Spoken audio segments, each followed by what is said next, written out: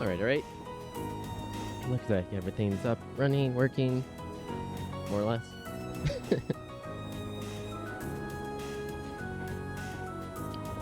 Let's, Hey, Windows, what do you want?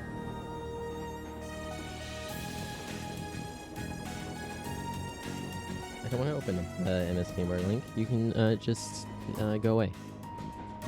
Anyways, thanks, Microsoft. You're lovely. Yeah. And... game. Okay. Let's see. I believe we saved... if I remember correctly, right after that lovely scene with Duke Cayenne, who is... and then, yeah. We did all of our missions, and we just have the one side one. Yeah, Golden Catch. And then we have... I think someone behind the inn I need to talk to? Sounds the inn.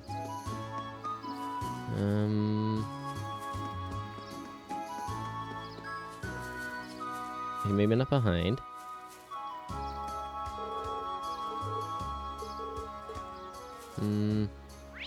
Please hold.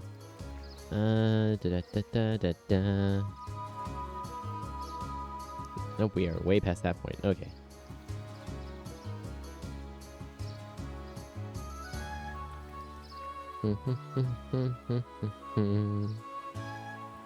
Yeah, just did the highway. Did that and that. Up into the parted, did that. Stuff in the mansion. Just gonna get request, did that. Did that. Did that. Oh, behind the Bracer Guild. I am good at this.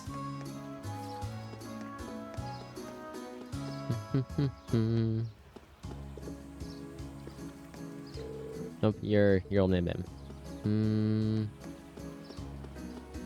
You Cindy? Hey there, Cindy. What brings you here? Not quite your voice, but okay. Oh, good day. You wouldn't happen to have seen Taval today, would you? I did, but I'm afraid he's currently out of town attending to some business. I see. Do you need something from the guild? It's nothing too important. Well, Taval did leave us in charge of the guild for the day. Oh yeah, we're right here. Just ask us if you need anything. That's right. Helping others is what the guild does, and it's what we're here for too. Hey, Laura, and I can't simply ask you to give up your time for my sake. But if you insist, I suppose.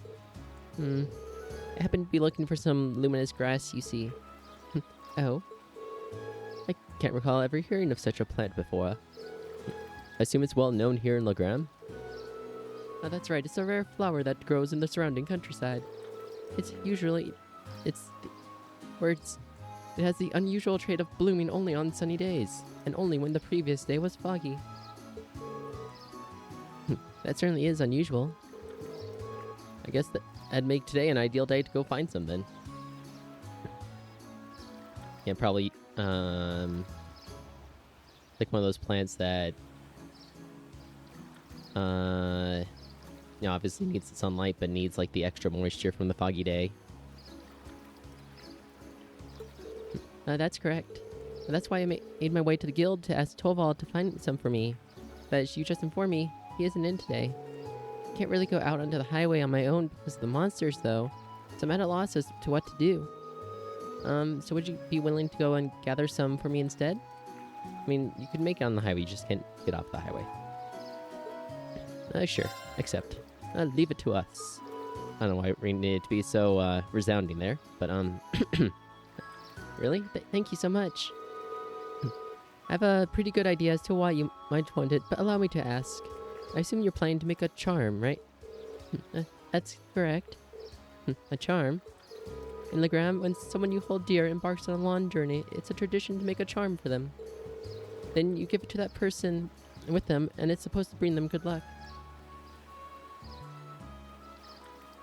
Or to take with them, even. Wow, I'd never heard of any tradition like that.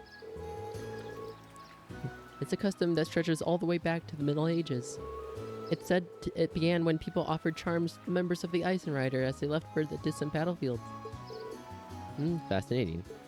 How is the luminous grass used to make these charms then? Well, the traditional way has you place one of the petals within the charm itself. Because of how the flower blooms, people believed they had the power to clear away fog. And because of that, the flower came to symbolize victory over chaos. Wow, that's pretty deep. Yeah, that actually sounds like a really cool charm. Have you ever been given one, Laura? I have, actually. Cindy gave me one right before I left for Thor's. Zaria and Chloe both gave me one too.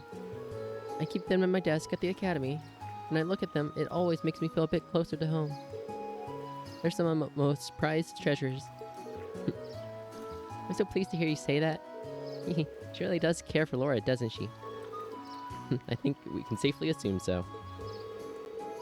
Back to the luminous grass, though. What exactly does it look like? It's the only flower with white petals that grows around here, so it'll be the easiest way to find it. They may be rare, but we should be able to find one if we search the Ibble Highway. I've heard they found more frequently at higher elevations. Particularly near steep cliffs and the like. Well, with that much information, we ought to be able to find one. Let's start the search while we still have plenty of daylight. Yeah, for flower power! Thank you very much. Good luck. Okay, charm the Eisenrider started. Let's see, is there anything we need to do in town real quick? It would help if I was over on this window. There we go.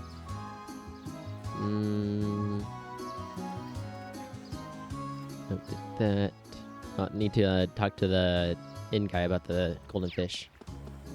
Back to the inn. Yep.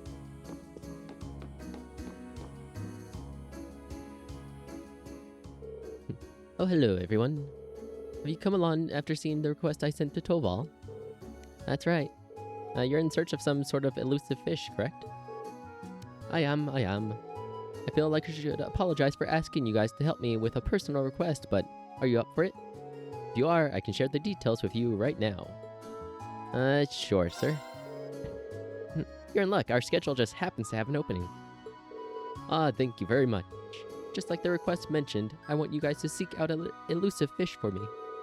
It's a particular variety of salmon known as gold salmon. Just like the name says, its body has a golden glow, not unlike the look of Goldia itself. That must be an exquisite fish. It sounds rather garish, honestly, but I just have to see it to judge for myself. Have you ever seen this fish before, Weber?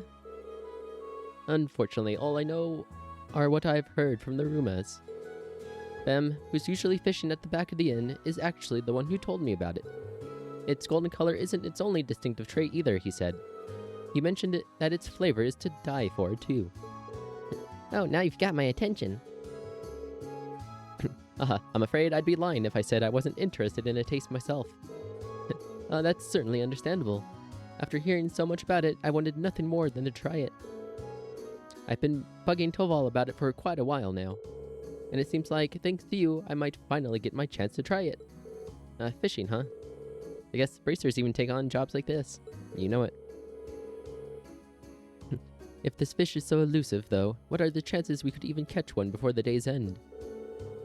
That does seem to be the most obvious issue here. Is it even possible to catch this fish in Lake Ebel? It doesn't seem so, unfortunately. Ben mentioned that he did catch several of them here at one point, but he hasn't found one on the end of his line for several decades now. I bet. Oh dear God. That doesn't exactly inspire confidence, you know. How would we go about catching it then, and where? Well, I've actually received some promising info from Toval that put me back on the trail.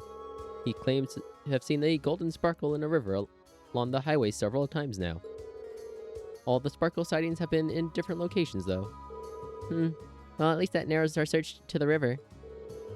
True. It'll be that much easier to search the lake, or than trying to search the lake, even. Oh, we might be able to find it, then. I know it won't be easy, but I'd be pleased as punch if you did catch one. But now that I think of it, do you have the right tools for the job? We have the Lake Lord rod, sir. Sure do. I brought my rod with me. Will this work? Let's see what you got here. Green showed his rod to Weber. Context. My word, this is the Lake Lord Company's highest grade fishing rod. The gold salmon is supposedly a hefty fish, but catching it should be no issue with this. You must have fishing in your blood if you have a rod this nice.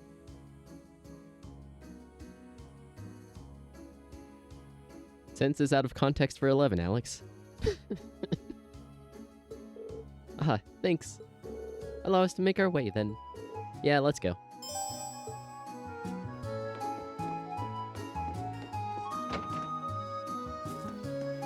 Okay, I think that's the last thing I needed in town. Yeah, start goal and catch. She's a plate. Yeah, we have that already. Fishing spot north of entrance request. Talk to the girl at fishing spot first. Cool. Then pick up the grass while we're out there. Yep. Don't hit that button.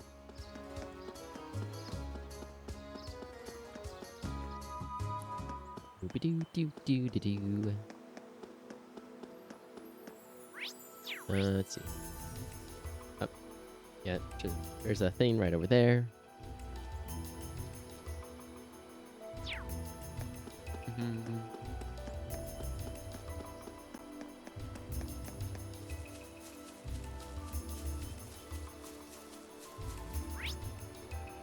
A little bit to the right. There she is. Oh. Sorry, ma'am. I meant to talk to you. That shiny golden glow. Oh, I simply can't wait to catch it. Seems like a good spot to fish, but I wasn't exactly expecting someone to be here already. But she seems to be an ordinary civilian, and a noble at that. I'm surprised she strayed this far from town. Should we try talking to her? Yeah, might as well. Excuse me, could we talk to you for a moment? Who are you? Wait, I recognize you. You're that military academy student who saved me in my hour of need several months ago. That's right. Oh yeah, I think we did meet once before. Oh, so you know her? Yeah, we ran into her while we were out in Keldic on our very first field study. That's why she looks familiar. Now I remember, one of our tasks involved delivering a lost wallet to its owner. And it just so happened that the wallet belonged to this lady in front of us. I see. I'm very grateful for what you did for me. Sadly, the wallet has become rather lighter since you returned it to me. Oh? Might we ask what brings you out here? I would have thought that it was obvious I'm trying to catch my dinner, of course. Some may think of fishing as a leisurely hobby, but I would beg to differ. It's proven to be an essential survival skill. How light did your wallet get home? I see. I don't remember her being anything like this last time. So what inspired you to come this far out of town to fish? Could have just sat on a dock in Legram, right? She could have, yes. Legram is conveniently situated right on the shores of Lake Elbow, after all. Surely it wasn't necessary to brave the dangers of the highway to come out here as far just to fish. Heh, that's where you're wrong, I'm afraid. A first-class angler needs a first-class spot. Easy fishing on the shores of a peaceful lake just wouldn't satisfy me. Oh my gosh, I'm a fishing enthusiast. What is with this woman? She's certainly a unique individual. Sounds like you're after something special, if I had to guess. Indeed I am. I've come here seeking the elusive gold salmon. I've heard tales of it from a gentleman in Legram by the name of Bem. But he also informed me that it cannot be found in Lake Elbow, which is what led me to this spot. And sure enough, not long ago, I finally caught a glimpse of a golden glimmer even. Beneath the water surface here. Golden glimmer? That sounds a lot like what Toval said he saw too. Looks like this must be the spot then. Hehe. I should have known that you would be searching for it too. Very well then. Let us compete to see who can catch the gold salmon first. That's not really what I had in mind when I came out here. That aside, we seem to have found our location. True enough, let's get fishing. Well then. This looks like a nice spot. There we go. Yep, Lake Lord Star. Fish. Huh.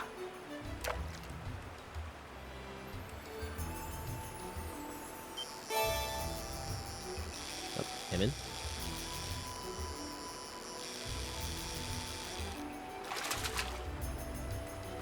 Now that's a catch. Ah, yeah. 120 base hit, that's dang. Impossible. You caught a gold salmon before me. How can this be happening? Unless we have the legendary rod. Now you make me feel kind of bad about it. But still, thank you very much for telling us about the gold glimmer you saw. We may not have thought to fish yet if not for your guidance. Fair play is a necessary element in any competition. Think nothing of it. Besides, I simply paid the price for underestimating you. It was my fault that I lost. I thought my experiences over the past several months strengthened me, but it seems like I still have room to improve. And improve I shall, until one day, I'm known across the land as the finest angler in all of Erebonia. Hee well then, I bid you good day. Yeah, more power to you. Cool beans.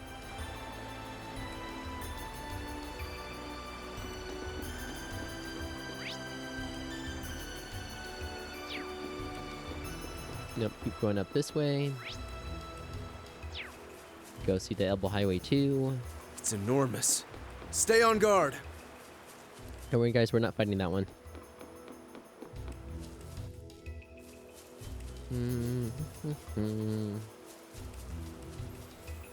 Let's see, this is about as high up as you get.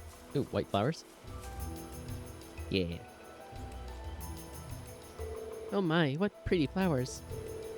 They look so clean and white. Are these luminous grass? They are. You can still see beads of dew clinging to them. The sunlight just shining through the droplets makes the flowers shine. They're so shiny. Here, allow me. Luminous grass. Alright, we should take this back to Cindy at once. Right, let's not waste time. Silly dokily.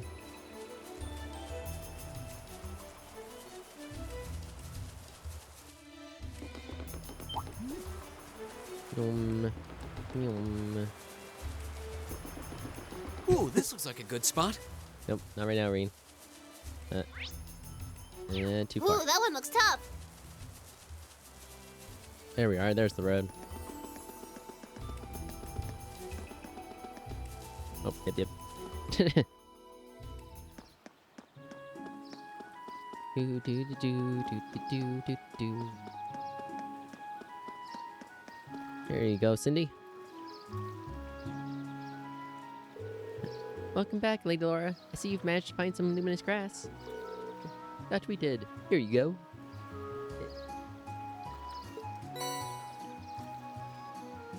Hand it over the grass. Thank you so much. Now all that's left is to make sure the petals don't wither away. Yeah, I see you're wasting no time. You have a special man in mind, don't you? I hope he turns your feeling. Oh, please don't misunderstand, Lady Laura. I might be making it for a man, but there's no special meaning or underlying feelings there. I'm just doing this as a way to offer my thanks to him. Uh-huh. Your thanks? Might I ask what it is you're thanking him for?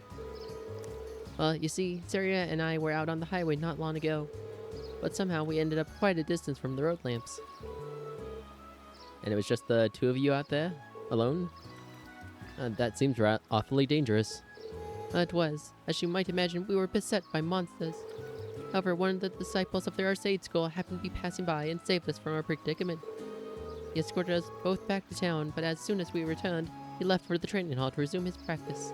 So in the end, we didn't really have the chance to thank him properly. Sounds like a pretty cool guy. I like how he departed so gallantly at the end, too. True, it was very dashing, but still. I did feel terrible about not being able to thank him for his selfless deed. Soon after, I learned that the disciples of their estate school all one day leave Legram to return to their homes. Oh, so you decided to make a charm for him. Your heart's in the right place, and your intentions are noble.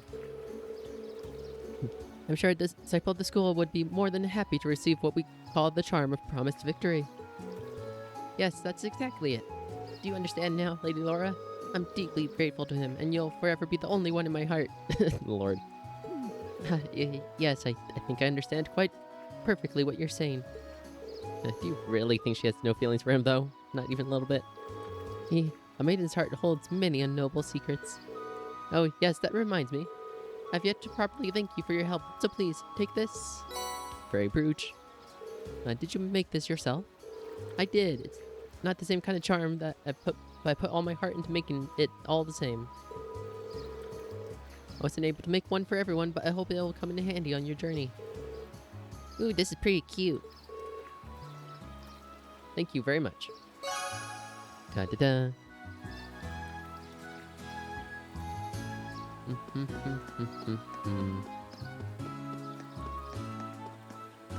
Nope. Oh, it's the Bracer Guild. There we are. Here's your salmon, sir. Hey there, everyone. Do my eyes deceive me, or is that the legendary golden salmon you have there? Defying all the odds, it is, actually. Here you go. Rain handed the golden salmon to the guy. Oh my, it's so beautiful. I can't really thank you enough. It's even more splendid than in Bem's Tall Tales. I can see why people liken its appearance to Goldia, too. So, when are you going to cook it for us? Really now? I see you're just as curious about its taste as I am.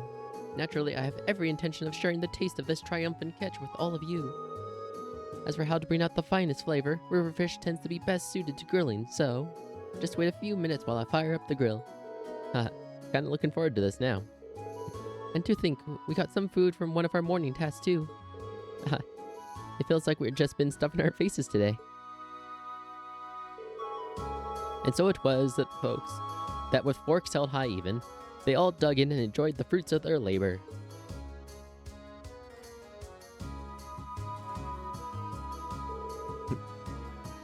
Well then, what do you guys think? Where do I even start? Well, the amount of fat was just perfect, sublime even. Agreed. I never would have imagined it would taste this exquisite. I'm glad to see my earlier skepticism was wholly unwarranted.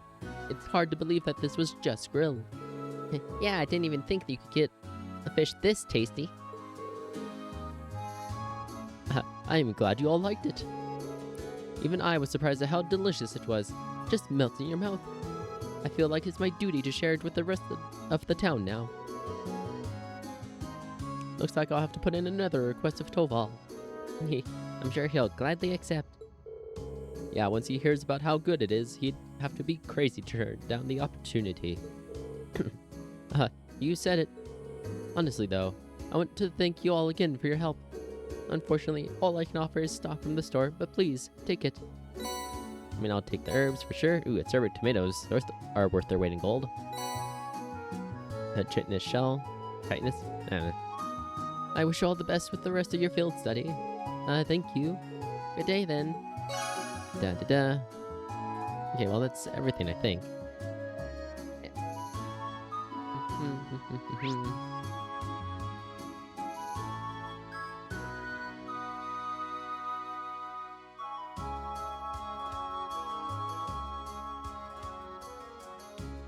Did that. Yep, to the Bracer Guild. Yeah. Okay. Right. Very well. Go! Should we head back to the guild and start filing everything away? After you file your reports, the time of day will advance. Yes. Return to the guild, please.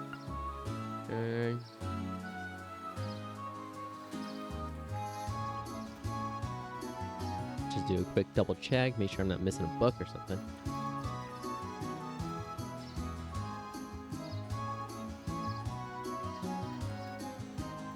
Cool, okay.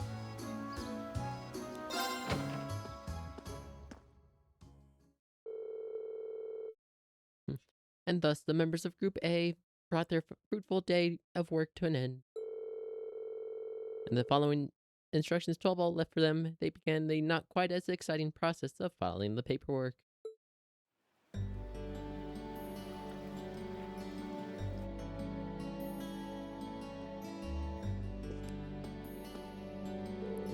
Oh, are you all finished?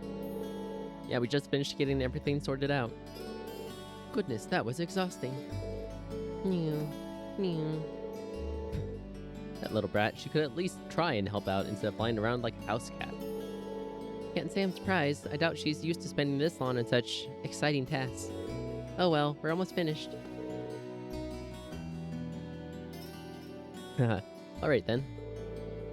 Still, it really goes to show just how top-rate Toval is. He fulfills a lot of requests on his own.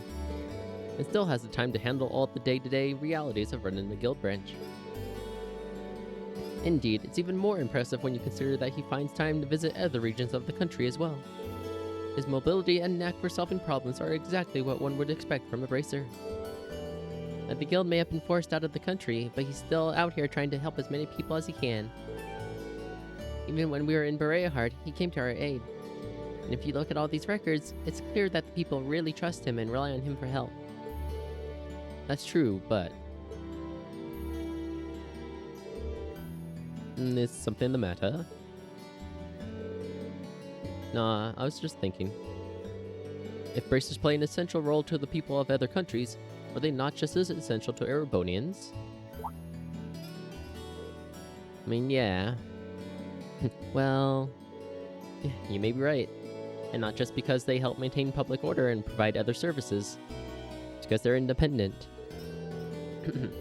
That ideal, prioritizing the protection of civilians above all else, is pretty noble. It's something people admire. That's certainly true. In many ways, it's that form of nobility that's beginning to fall by the wayside within Erebonia's aristocracy. I'm not sure the issue is as black and white as you'd have it. The Guild is an organization first and foremost, and one based far too much on idealism, and far too little on practicality. Donations and public funding can only go so far in covering its operating costs. That's why they're multinational. It's it's no stretch at all to say that with their empire as it is now, the Guild's removal was inevitable. That's what my brother said once when we discussed this. You sis.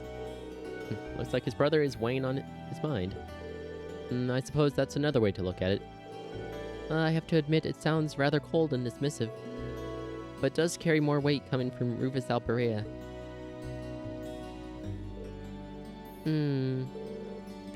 Emma, they're so big. And soft. Million?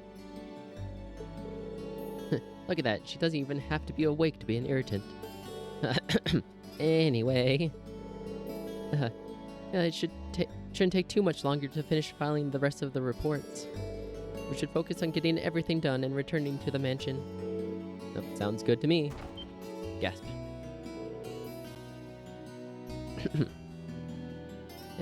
Excuse me, is anyone here? Oh, you're the girl who works at Watto's store, aren't you? Watto? Oh, Lady Laura. Is Tolval here by any chance?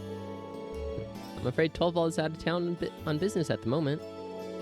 Is something the matter? They haven't come home. Julian and Carno still haven't come back home from the castle. Wait, you don't mean... Did those two go to Lohengrin Castle? Surely you don't mean to suggest they took a boat without any supervision? I'm afraid so. They said something about going on an adventure. Then they took one of the boats without even asking. It's evening now and they still haven't come back. This sounds like a serious problem. Yeah, and right when Toval is away from the guild, too. We'll just have to do whatever we can to help out.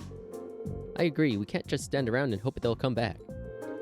If we're to search the lake, we'll need a boat ourselves. I'll have Claus prepare one for us at once. Well, while you do that, I'll wake up Milliam and see if we'll can have another look around the town and see if we find them. Splitting up and searching the town does seem to be the best course of action. Thank you. Rest assured, we'll do all we can to find them. The group searched the town from top to bottom, but found no sign of the missing children.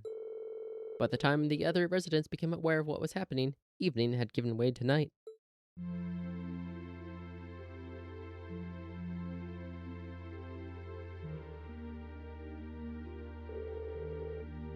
Well, I think it's safe to say the boys aren't in town.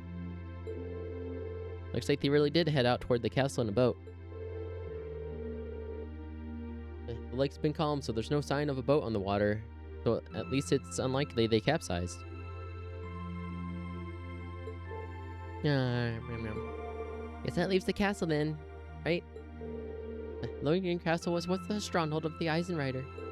And while the Arcade family is still stewards, it's rare that anyone ventures inside. I hope nothing terrible has happened to them. Their parents are really worried too. I've asked them to stay at home and wait for us to contact them, but at this point all we can do is venture into the castle and see what we find. We have use of a boat now, do we not? We do. A couple students from the Arcade School are preparing an orbital boat for us as we speak. It does worry me that it has started to grow misty again, though. Well, let's head down to the wharf. Let's make sure all of our equipment is sorted out and we have everything we need just in case. Right, let's hurry. To the wharf.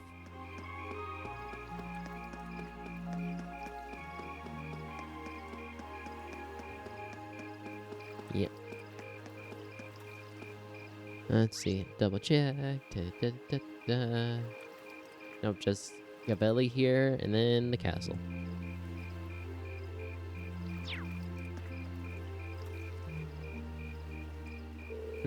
I see the orbital boat has been prepared. My lady. Yes, we just finished getting it ready for your departure. So it's an orbital boat, huh? Looks kind of fun. It hardly seems like the time to get excited for a boat ride. I've operated orbital boats before, so I'll steer us to our destination. Alright, we'll leave it to you then. My lady, please wait. I still feel that we ought to be the ones going out and searching. You shouldn't have to trouble yourself with matters like these. I'd like it as a noble's duty, sir. Like she's saying here. I appreciate your concern, but as the Viscount's daughter, I feel this is a part of my duty to the people of Legram. It also happens to fall under the scope of our field study. Can't deny that. We'll do all we can to support her. You needn't worry. Oh, very well. I doubt there's anything more I can say to get you to change your mind. That last patrol of the castle was just a few days ago, and there was no sign of anything unusual then. It shouldn't be that dangerous. Really? The wind blowing from the direction of the castle does feel pure. It's said that the castle's atmosphere is cold and clear due to its connections with St. Fanlot and the Eisenrider. It's highly uncommon for monsters to settle there, so the children are most likely safe. Although it's impossible to rule out that an accident may have befallen them. Either way, we need to get over there and find out as soon as possible. Indeed, we should depart at once. Is everyone ready to depart? Yes. Depart, please. Yeah, we're ready. And please take care, my lady. I and the other students will be awaiting your safe return. Thank you. I promise that whatever's out there, we'll take care of it. Okay, let's get this show moving. Thank you, Milliam.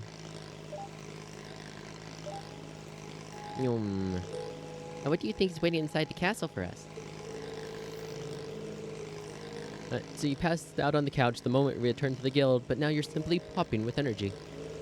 Milliam, you know this isn't a game, right? I know. As long as Lammy's with us, there's nothing to worry about. Let's just grab those kids so we can go exploring. William? She doesn't seem nervous in the slightest. Oh, bells. Did you guys just hear a bell? Yeah, it came from the direction of the castle. Well, Lohengrin Castle does have a bell tower. But as far as I was aware, access to it had been sealed off. Then who's ringing it? Bell tolling at night in the old stronghold of the Eisenrider. We'd best be prepared for anything. Well, we're almost there. Let's make sure we're prepared before we head ashore. Oh, we are prepared 6 ways from Sunday. Well, here we are. Oh, look, a boat. Or another boat. Hey, do you think that's the boat the children took? I can't imagine who else it would be otherwise. At least they appear to have reached the castle safely. Then it's safe to assume they went inside as well.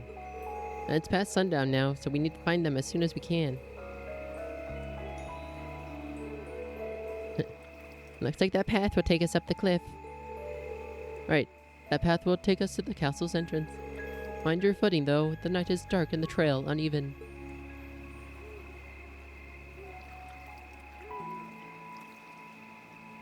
Okie dokie.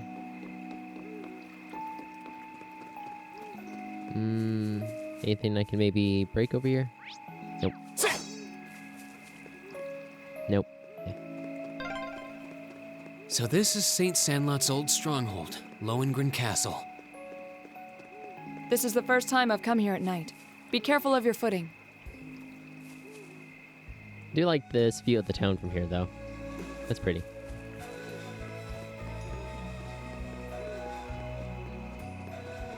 Up to the good old haunted castle. Whoa, what's that? Something strange about the castle. Is that glow just the moonlight? Nope. That is self-illuminating and not a reflection.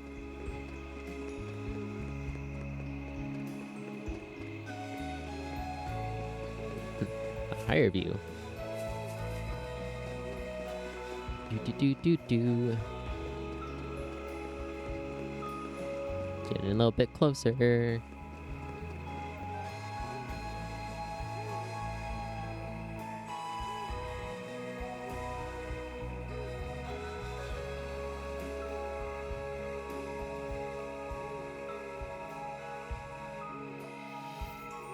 Lohengrin Castle.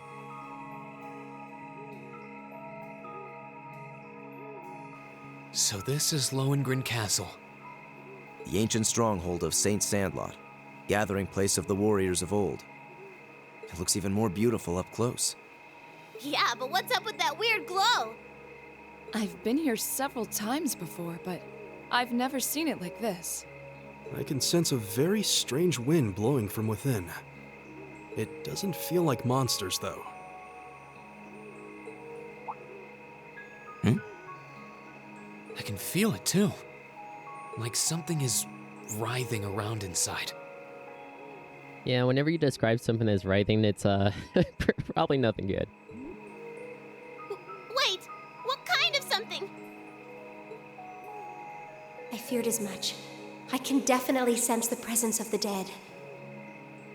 Emma? I'm all right, but we're going to need to tread carefully in there. Right. There's no telling what may happen when we venture inside. No, we just need light magic. We should make certain we're ready before entering. Oh, we are ready 6 ways from Sunday again. I think that's like the 4th time they said we need to be prepared in the last like 5 minutes. Number 5.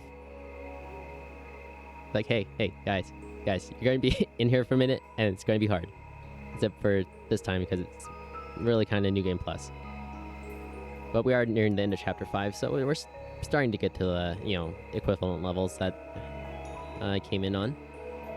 But, there's something very strange happening here. Let's make sure we're ready for whatever we may find inside. Should we go in right away? Yes.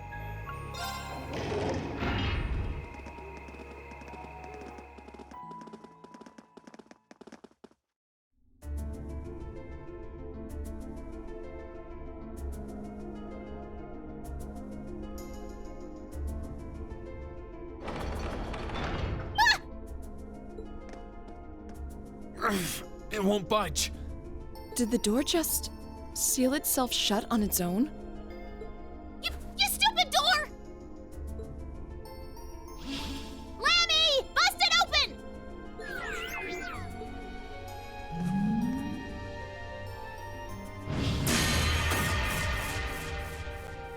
Like, nope, that's the seal. Well, that was unexpected. No! So not even Air Getlum can break us out of here? It appears that there's a barrier in place. What kind of barrier? Are you talking about that strange symbol that appeared on the door for a moment? How would you know something like that, Emma? Like, it's kind of my specialty. Well, I've always had a pretty strong sixth sense about these kinds of things. So sometimes I can sense things that aren't visible to the naked eye. Sixth sense? Fascinating. Come to think of it, this isn't the first time you've reacted strangely to unusual phenomena. Would you care to elaborate? Eustace has a point. I've heard that people from the church can make use of some strange powers. Thaumaturgy. So are you a sister of the church or something? Kind of the opposite. Oh, you got me. I've always been a big supporter of the church. We totally didn't hear you earlier. I'm not sure what you're getting at. Emma, just who are you?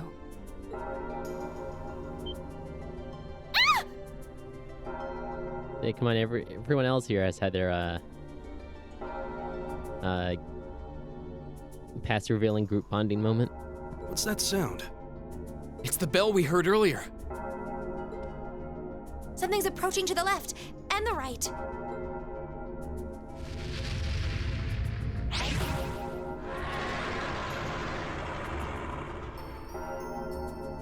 Monsters, is it? Fiends, even. No. These are no ordinary beasts. But we're going to have to fight them all the same.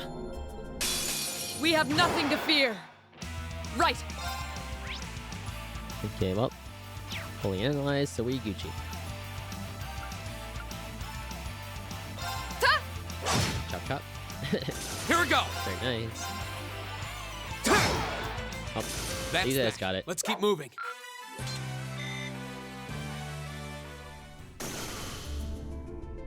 Looks like we beat them. Are you all right, Milliam? What were those things? Mysterious spirits.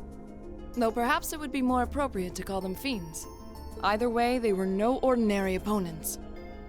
The higher elements seem to be present here as well. And I suspect that's true of the whole castle. Yeah, it did feel that way. Though I'm still not sure what the ringing bell from earlier has to do with anything. This place seems to be even more dangerous than we could have anticipated. And as long as that barrier remains in place, so will we.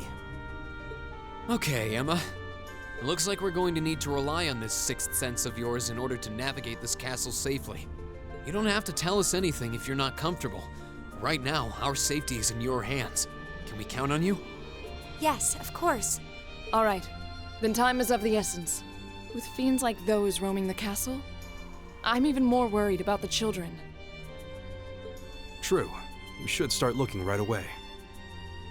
We're going already! Can't we rest here a little longer? Those fiends scare the strength right out of your legs?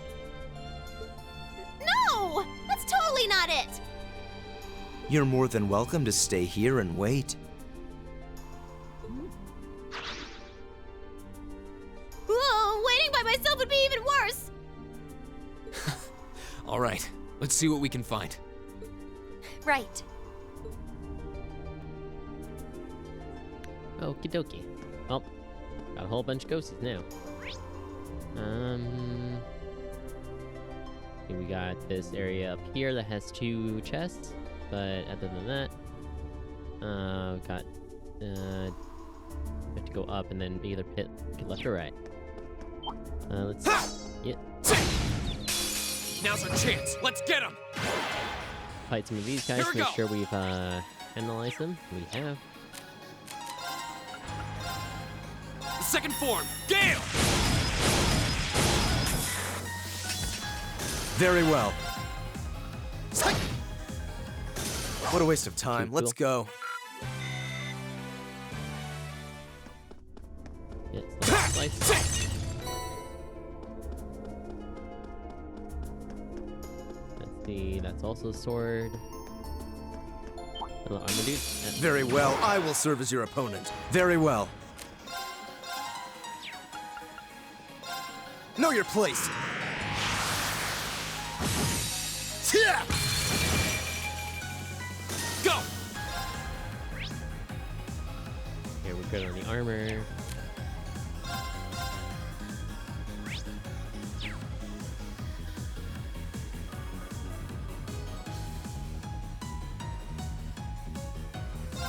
There! Yeah! Status attack.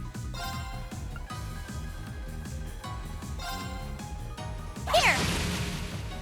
Right! I don't really want to vanish. I went. Oh.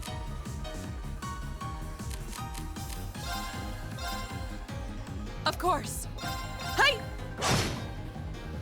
Here we go! It's like I want the XP, but it's like I'm not going to get much from this anyways. Just move, please. My turn. What a waste of time. Let's go.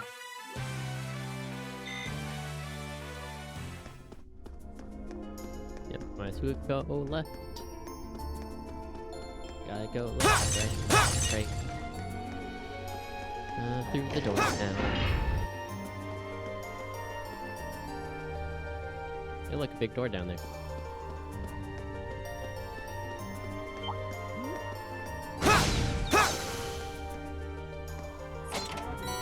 EV charge 3.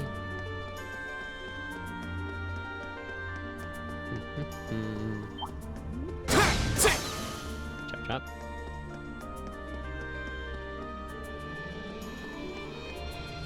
Ooh, shiny. Look, there's something over there. Seems to be some kind of pedestal.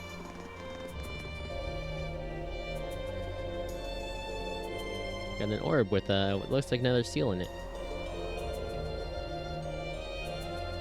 I suspect this orb has the power to disable a barrier.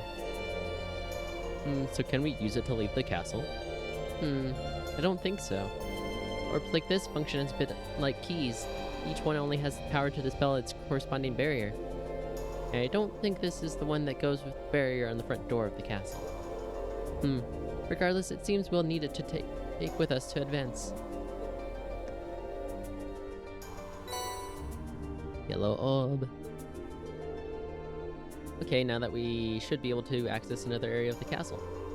But you know, I'm curious about something else. This. Wow, that's one huge door. Had my eyes on it ever since we entered this room. Doesn't it look like a little more... like more than a little similar to the door on the 4th floor of the old schoolhouse? You're right, it looks a lot like the red door that giant armor was hidden behind. I seldom visit the castle, so I'm afraid there's not much I can tell you. There's always the possibility that the children might have gone inside. We should check it just to be sure.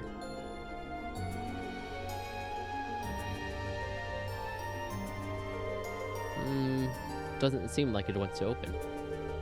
It seems as steadfast as the wall around it, if not more so.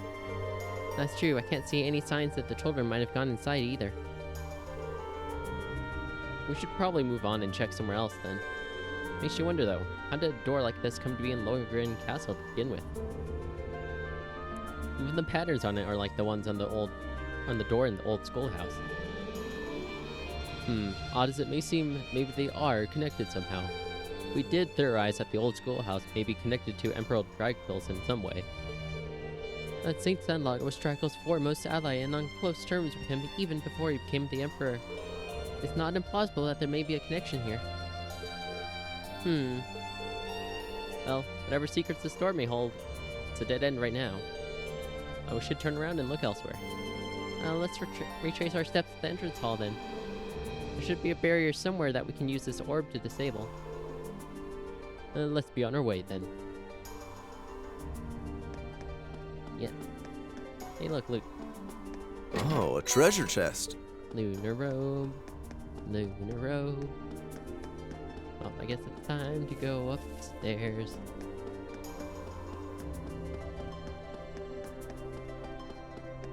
I mean, it's definitely a long, winding staircase even, leading down to the store.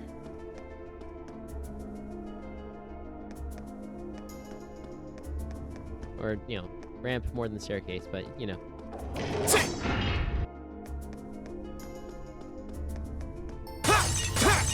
Chop, chop, chop, chop. Walking around, going chop, chop, chop, chop. We have the advantage. My turn. Go! An opening!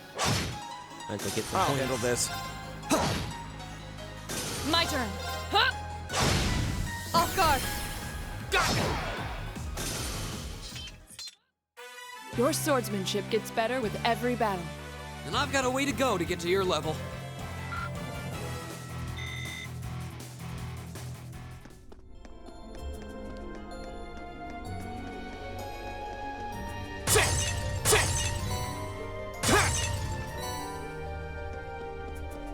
You see, we need the orb anyway.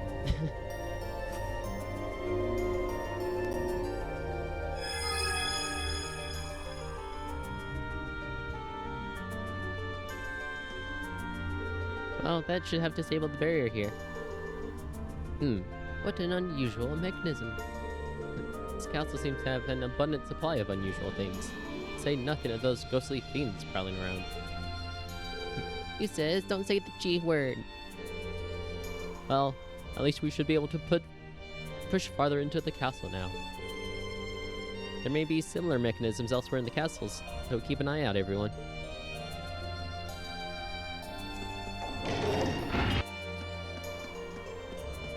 Hey, look, these are stairs.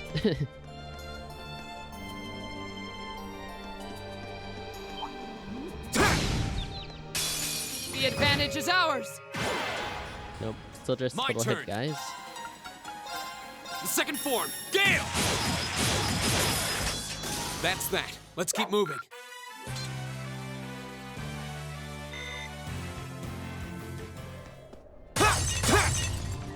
Chop chop.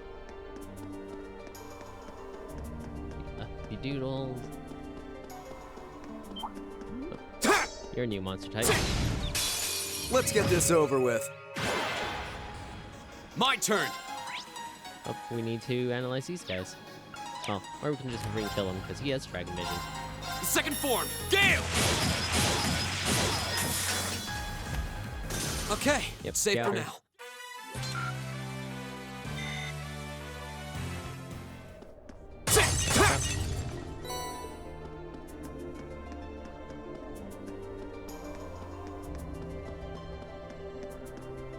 Loot.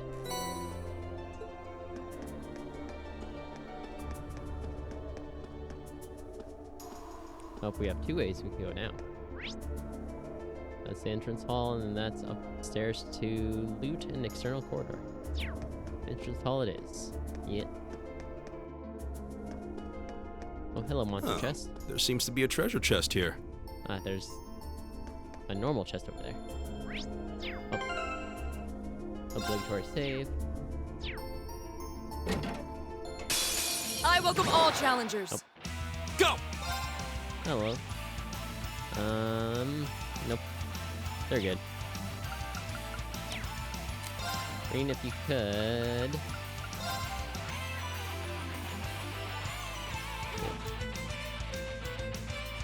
But can we, right between them? Ooh. Gale centered on that one. There we go. The second form, Gale! Of course. Laura, Earth, Cleva. Ah! My turn. Oh, some didn't die. Gasp. How dare you not get hit? Know your place. Yeah!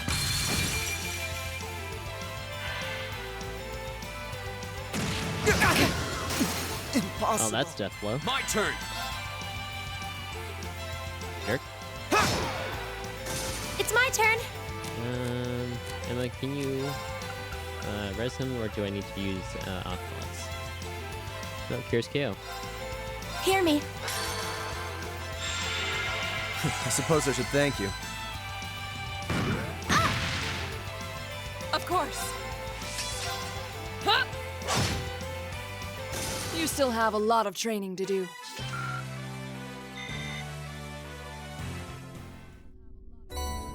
Serum powder. Okay. Back this way. Excuse me, monster.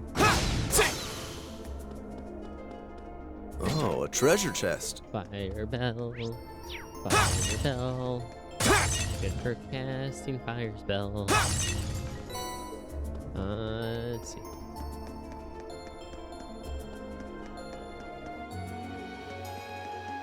An external corridor.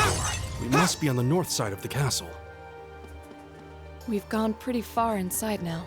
I hope the children are safe. Yep. Terra bomb. See.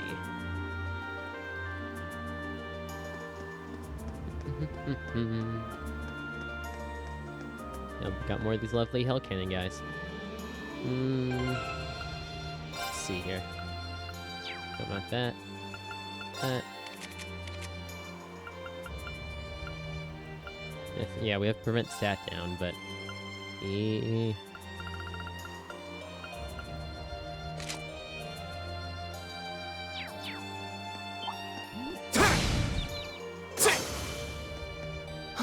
Is that a treasure chest? Ooh, Judgment Bolt. I'll take it. I think I have a Judgment Bolt R. It's fine. All the ports. Oh, that's a seal. But is there loot? Nope. Oh, another barrier. Let's see if we can find the orb that dispels it. This all seems strangely normal to her. Sure does.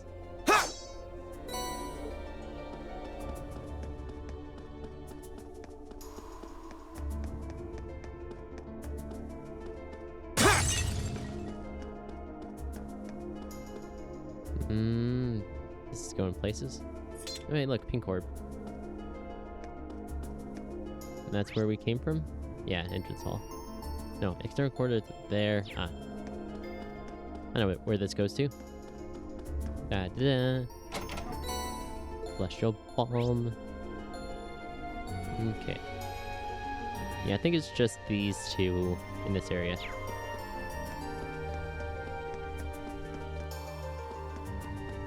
So down the ladder. Left hand, right hand, left hand, right hand. See, left, right, left, right. Nothing but trouble. Yep.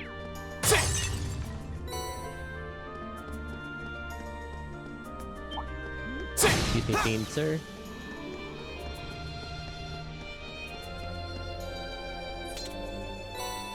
Red orb.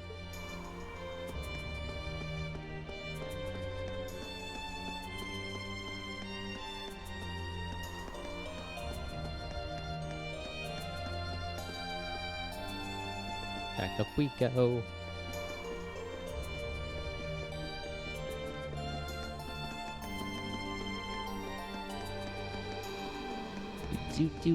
Do.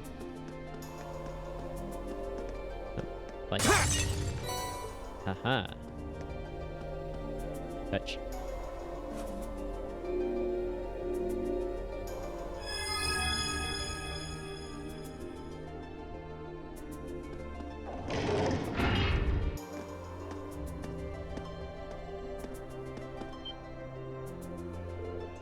Hey, those are.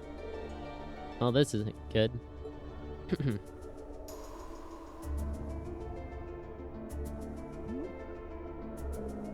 Julian. Go away, you monsters. The great knight Julian will never forgive you if you hurt Carno. Ah. Goddess, please help us. Stand back.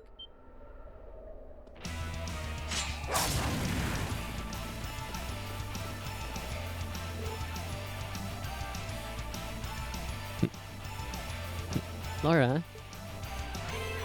Thank goodness you are both safe. We're okay. More fiends, and they don't seem pleased with that we've robbed them of their quarry. We can do this, just don't let them near the children. No way, Lammy. You're in my way. My turn! It's your arts. Aw, small. Ew. Might as well take advantage of it. Ha!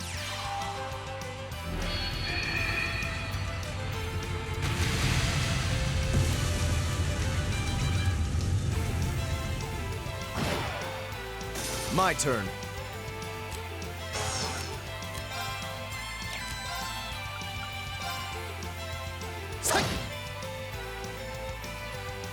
What? Yeah.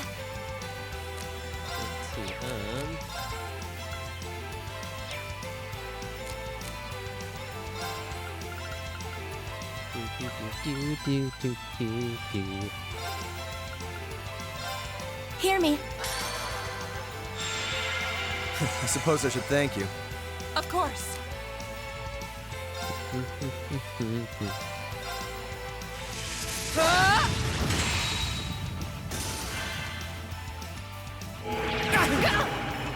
Aha. Very well. Here we go! We'll cut our own path! Da, da, da, da, da, da.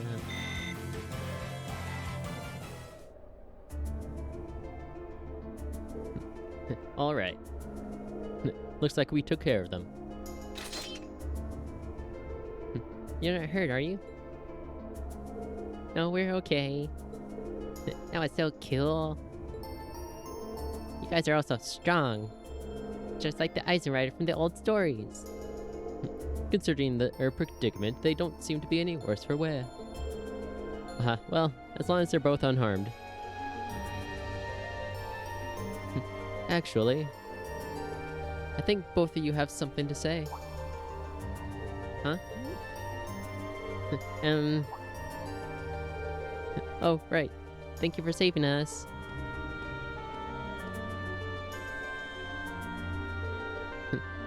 That's not what I meant. You stole a boat and entered property that is off limits to you without telling anyone where you were going. What do you think would have happened if we hadn't come looking for you? Who would have saved you? Do you have any idea how worried your parents and everyone else in town are about you? Laura... I'm sorry. I'm sorry. If you realize what you did wrong, I have nothing further to say on the matter.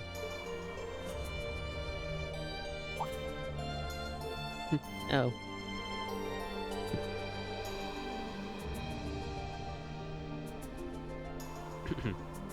I admire your bravery in stepping forward to defend Carno like you did. But you're still young and inexperienced, like I am. It's one thing to aspire to the qualities of a knight, but no good will come of rushing to that goal. Right, I'm sorry. Thank you for coming for us, everyone. Don't worry about it. At least try to be a little less reckless in the future, would you? You, sis, are you actually embarrassed you got thanked by a kid? Hush, you imprudent brat. Well, we found them and they're safe. That's a huge relief. Now all that's left is finding a way out of this castle. Come to think of it, we couldn't even enter this room until we disabled the barrier. So how did the two of you get inside? When we first came in here, everything was normal. We were on our way to the top floor. As soon as we came in here, suddenly there was a pale haze everywhere. Then these strange circles appeared on the door and we couldn't open it anymore. We didn't know what to do. So you ended up locked in. There doesn't seem to be any other access to this room either. Seems as though if we want to leave, we'll have to deal with whatever's causing all of this. Surely there must be some way to disable that barrier on the front door. Hold on a moment. Emma? I can sense something coming from the top floor of the castle. A mysterious energy flowing out from there like a wellspring. What? You can sense something like that? Well, more or less, yes. That's about the only clue we have to go on right now, so we might as well go up and take a look. Maybe it's me, but it almost feels as she's starting to be more forthcoming with her insights. But what about the children? Can't just leave them here. Better just take them with us then. There's enough of us that we'll be able to keep them safe. Yeah, no telling what kind of danger we'll run into, but it makes sense to bring them along so we can keep an eye on them. Oh, what do the two of you think? Would you prefer to stay with us? Of course. I feel way safer with you guys. Hey, very well then. Fine, fine. I suppose we'll take responsibility for your safety then. Alright, let's head for the top floor. Let's have ourselves a look at that source of the mysterious energy Emma was talking about. Let's be on our way then. Hey look, loot. Huh? Is that a treasure chest? Rakshasha. Love that one.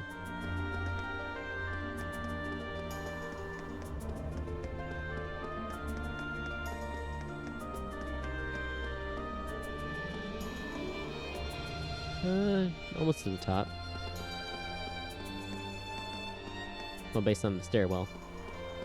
External corridor 2. This looks like... We've reached the uppermost floor. The bell tower is ahead. The energy source is nearby, almost there. Yep. EP charge 1. Water step times 30. Slice, slice.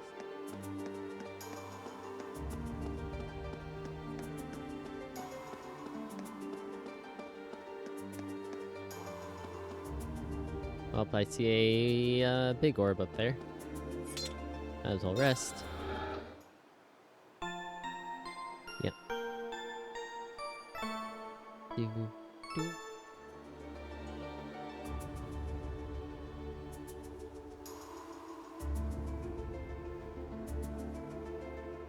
Do, do, do, do, do, do, do. Nope. Okay, let's see.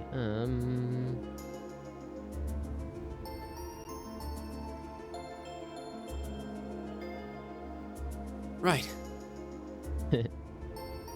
Yes, Jesrine.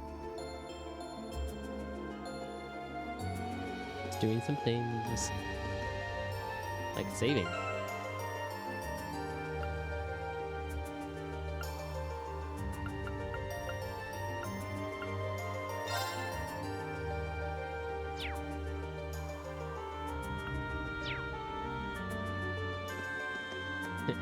Got 2 kids in our party now. Funny. I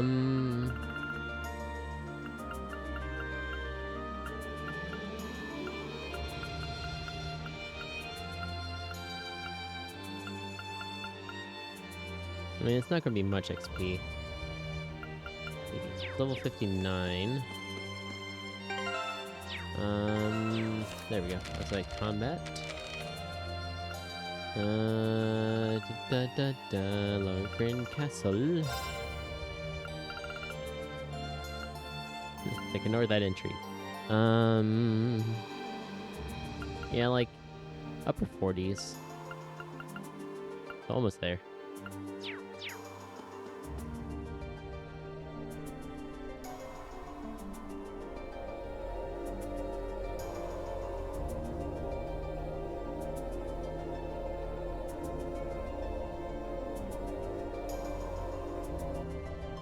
What is that? It's the final barrier key.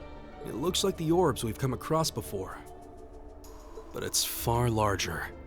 I have an uneasy feeling about it. There's a cold, pale light flickering inside of it. Man, it's huge! It's kinda pretty. I definitely sense some kind of power coming from it. Is this the source of the energy you were sensing earlier, Emma? There's no doubt about it. I suspect this orb is the cause of all the strange things going on in this castle.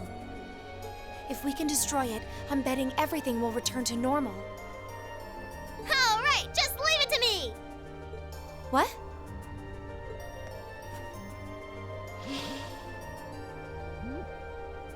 Hold on, Milliam. Don't sweat it. Lemmy's busted up tougher looking stuff than this. Let's smash this orb and get out of this creepy castle already! You idiot, we have no idea what it might do. Go, go, Lemmy! Like, that's not gonna stop her.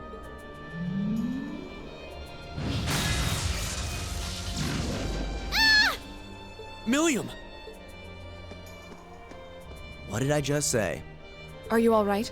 Oh, I forgot about those stupid barriers. I guess it makes sense that it would be protected by one of those barriers. Wait, something's wrong.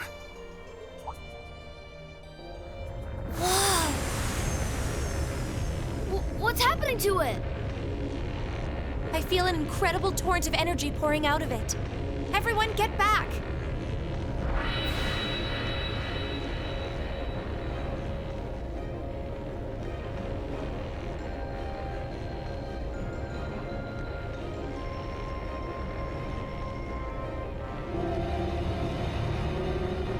Immortal King Nosferatu.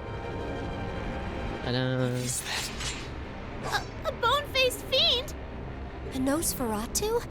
How could it manifest something like that in the real world? It's on a completely different level than the foes we've encountered so far. Julian, Carno, get behind us! There's no way we can afford to lose. Not here. Let's give it everything we've got. Right. This one looks dangerous. Be careful! Right! Yeah, we got it. Okay. Craft, brilliant spin. There we go. No escape! Very well. Let's see, noble sword. Yep. Know your place.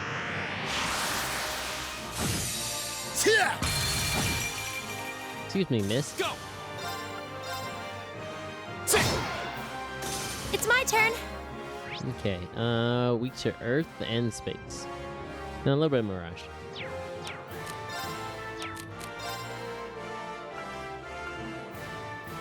Let's just do a phantom phobia. Bonk. Here we go! 20% chance to burn. Or 50 makes that not a lot, but hey. Burn to Never X! say never. Nope.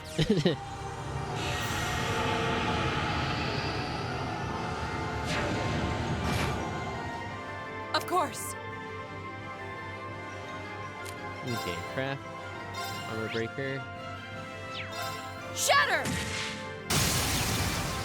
Off guard! Our time is now! Right! Leave it to I'll me! handle this.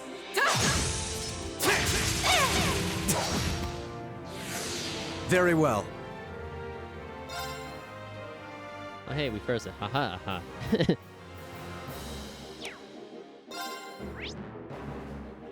Considering there's it's only 20% effective, that's actually rather impressive.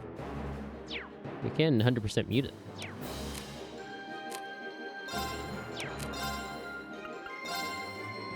Now is our chance. Don't let it pass. Right, leave it to me! My turn!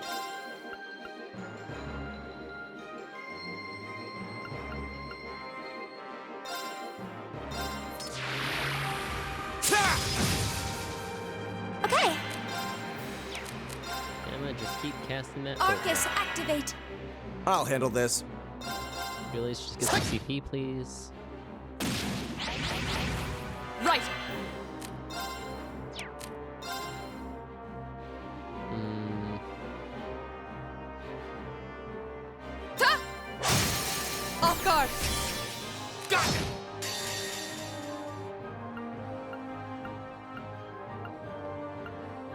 Yeah, that one we can get at least 2 things with it. Behold the might of the Arcade School!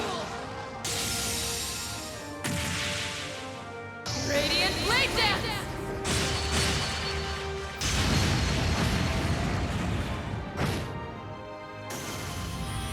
Nice.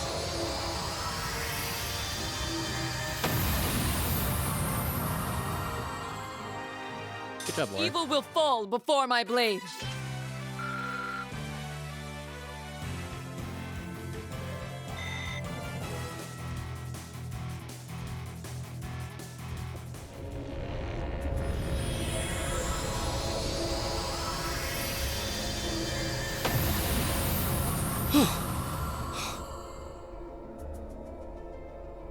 Did we win? What a terrifying opponent. So that was... Careful. Something still feels wrong. What? Watch out!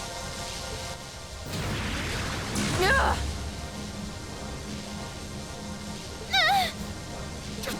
Damn it! How could I have been so careless? I had no idea it had this much power left. Laura! Are you okay?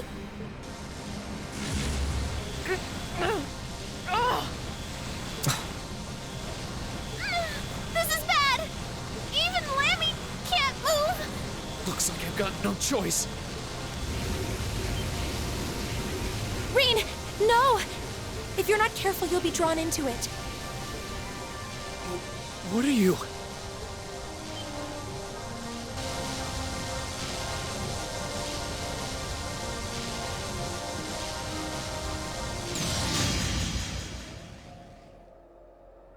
What? Oh, that was a spear. Or I should say a lance. Huh? What was that?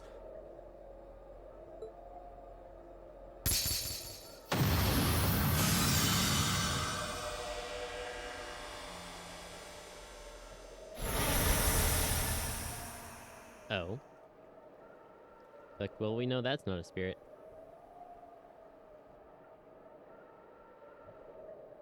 Ugh.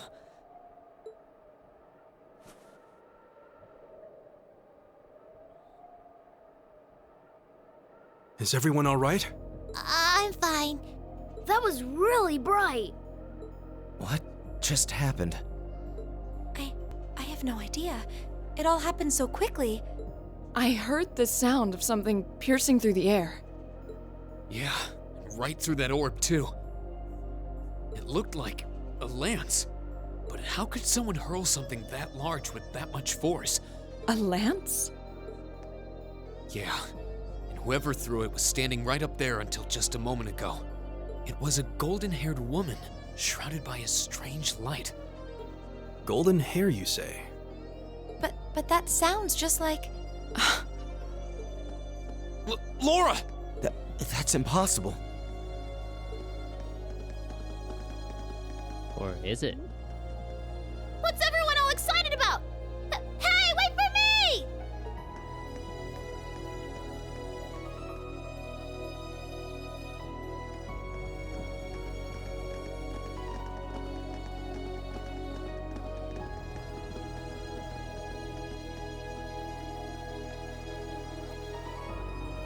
Gun, gun.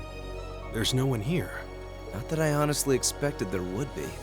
That pale glow surrounding the castle seems to have disappeared, too. Is that because the orb was destroyed? But that would mean the lance that destroyed it. The Lance Maiden. Yes. I mean, she's not wrong. Just, very much alive. I thought it might have been her, but it seems like it was the Steel Maiden. Still, we really are out of time.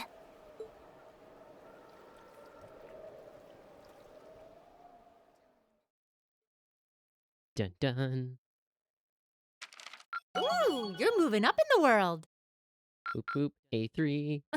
I've got a little reward here for you. Hey, another girl locket. I'll take it. Keep up the good work.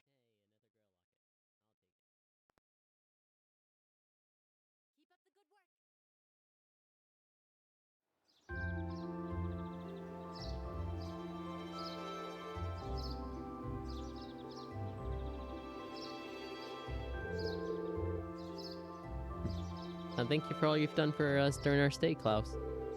Oh, please, have a safe journey, everyone.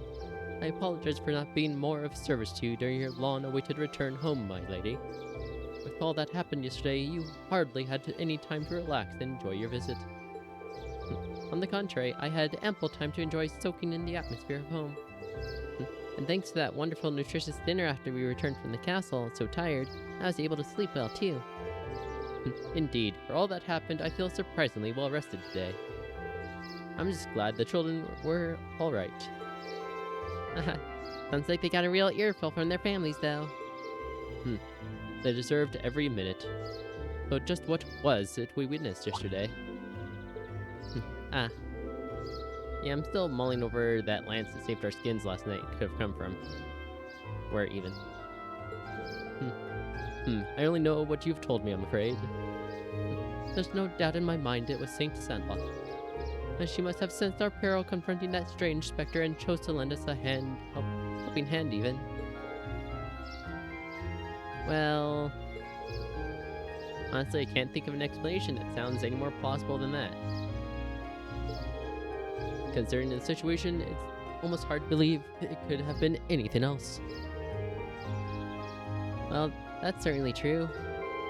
Feels like everything that happened last night was just some grand dream. I think that all of us, you have perhaps the least right to say that. Oh, actually, one of the accounts of St. Sandlot's death places it right around this time of year. So it's almost the anniversary, and last night was a full moon. So it doesn't seem all that impossible that her spirit might manifest itself somewhere like the castle. I've heard of the account of St. Sandlot's death before. Hold on a minute.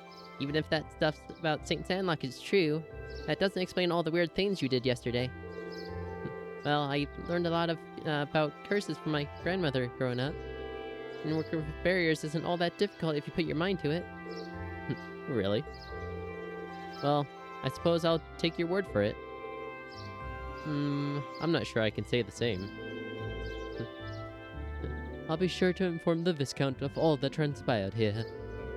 In the meantime, you should be heading off to your next location, to visit for your field study. I hope your journey is a safe and pleasant one. Thank you. Take care, Klaus, and give my regards to Father. The same to you, my lady. I hope we shall all have the opportunity to meet again. As do I. I'd enjoy the opportunity to test my own swordsmanship against you in the future. I wish you all the best. We still have some time left before the train comes, so we can tell everyone goodbye as we make our way to the station. That sounds good. Let us be off then.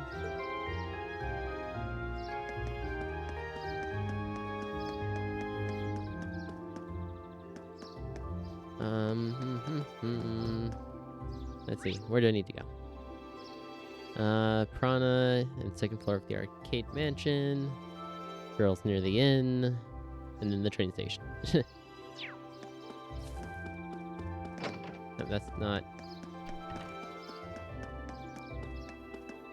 Sorry, Klaus, forgot something in my room. Bye.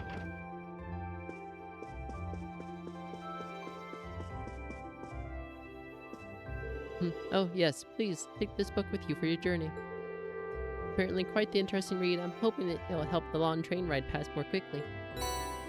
Red Moon Rose, Chapter 11.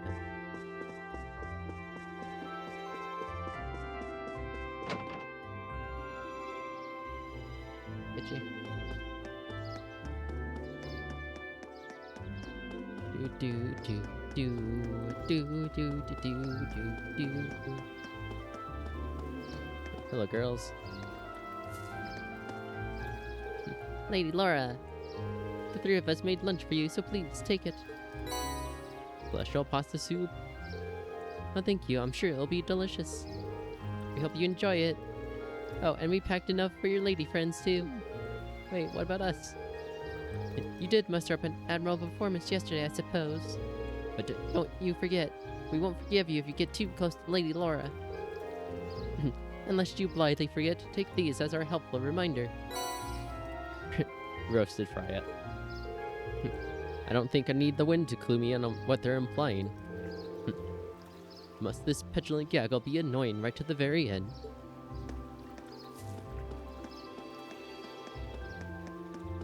Yeah.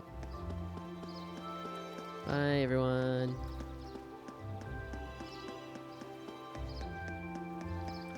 Suppose I can talk to these kids. It's been like this ever since we got back. I'm really sorry for making everyone worry last night. I don't deserve to call myself a man after making my mom cry. True that. Maybe I should just put my junior ice and rider dreams on hold until I become a more dependable man. I'm really in your debt for saving Cardinal last night. I told him it was dangerous, but he just wouldn't listen. Come on, Mom, I'm fine now. Don't you realize just how much I worried about you? I know, so just stop crying, okay? Hi, Pero. I'll catch you later, doggy. Woof woof.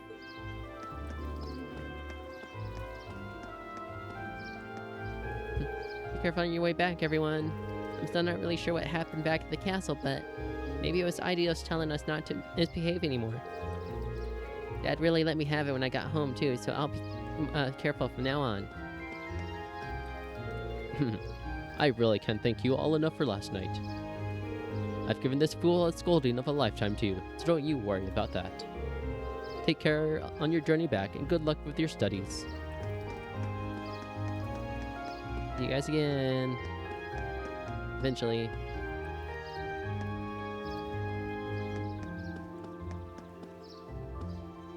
The Gram Station. We still have a little time left before the next train leaves. Oh, what should we do? It might be best just to wait in the station until the train arrives.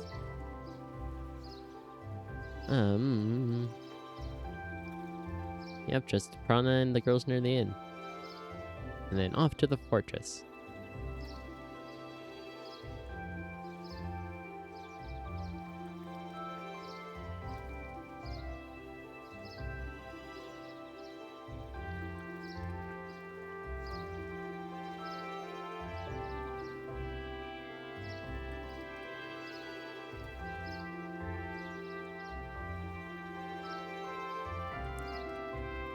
Let's see here.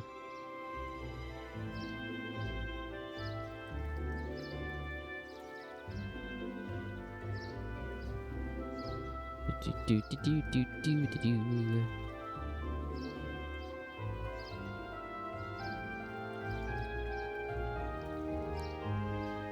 Nope. Okay, I think that's it. Okay. Wait in the station. Yeah, let's go inside. We need to buy our tickets for the trip to Garrelia Fortress, too. Hey, Eustace, want to buy me some snacks? Buy your own food. Haha. Lively as ever, I see. Haha. Let's head in, then.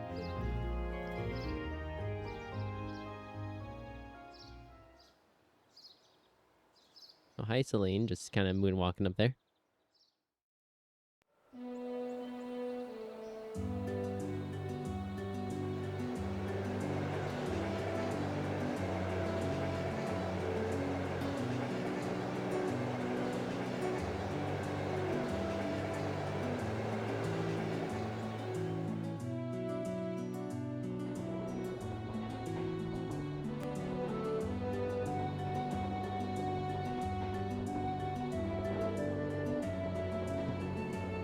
Oh, I could see the castle for a second there.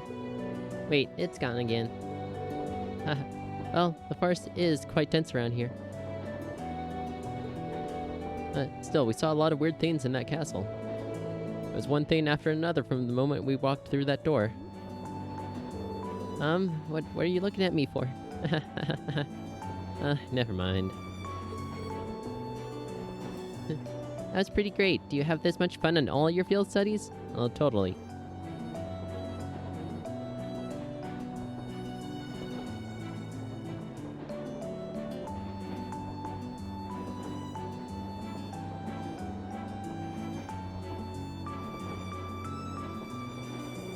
I just wish it was a little longer. Those 2 days went by so quickly.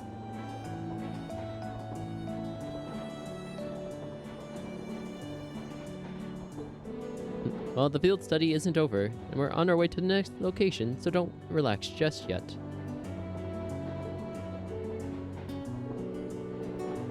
It looks like I must say farewell to Legram once again, for the time being. I wasn't expecting to, but I can't help but feel a little homesick already. I can understand why. It was a really welcoming place. I didn't get the sense that social classes were keeping people apart. True. It seems like a place that we nobles could learn much from. I'd definitely like to visit again in the future. It would be great to bring Fee and the others next time too. You're all more than welcome in Legram anytime. I can only hope I'll continue to learn and grow between now and when I next return.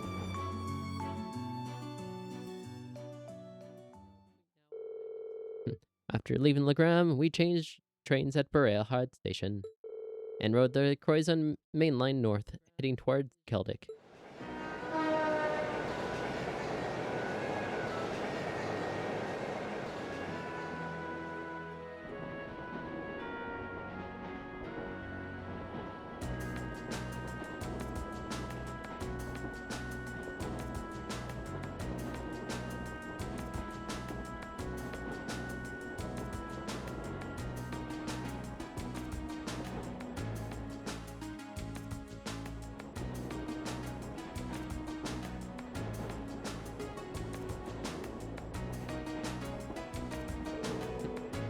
Alright, let's go over our schedule again. We're currently en route to Keldic, where we'll rendezvous with Group B. From there, we'll take the Transcontinental Railroad to Corellia Fortress on the Empire's eastern border.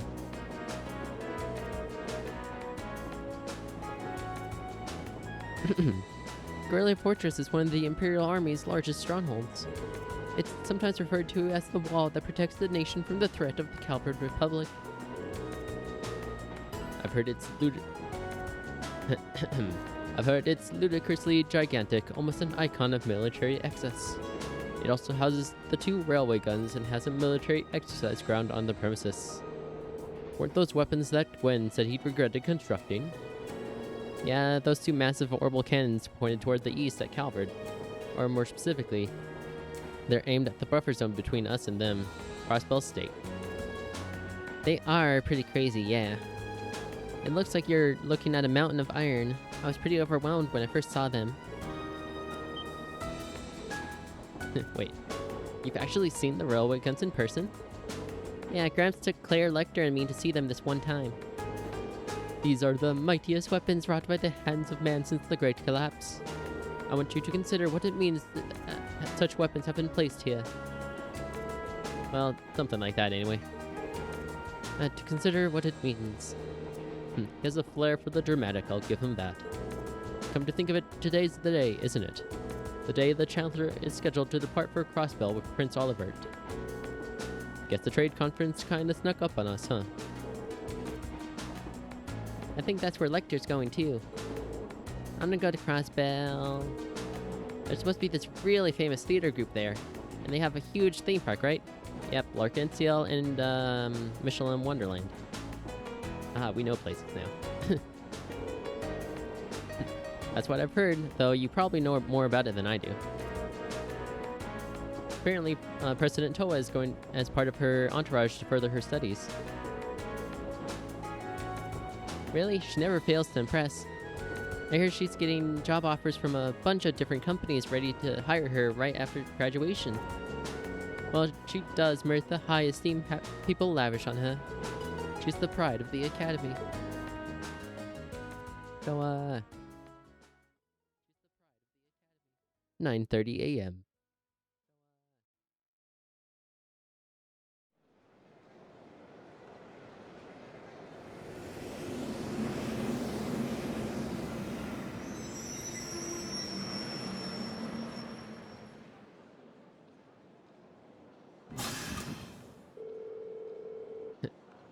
All passengers disembark in here in Celtic. Please exit the platform via the bridge. I repeat, do not approach the rope barriers on platform 1. You didn't say that in the first place, but whatever. Passengers wishing to travel on the Transcontinental Railroad, please wait on platform 2.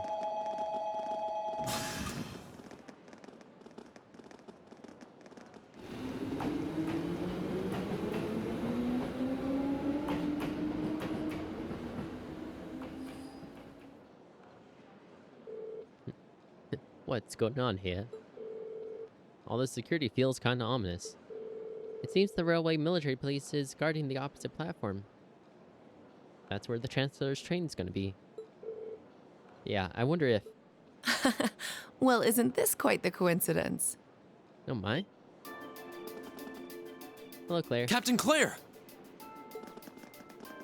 It's Claire! Did you come to see me? Just a coincidence, I'm afraid.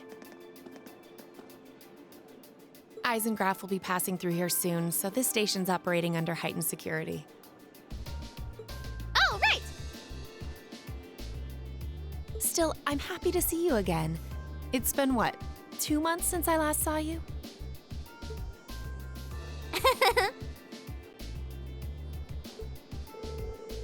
She really is attached to Captain Claire. Yeah, almost like sisters. Hard to believe both of them are Ironbloods. At any rate, good day, everyone. Let me thank you again for all your help during the recent crisis in Heimdall. Don't worry about it. No, we simply did our duty as citizens of the Empire. And more importantly, what's the meaning of all of this extra security? And just what is this Eisengraf you mentioned? As in Iron Count, right? You'll see what I mean soon enough.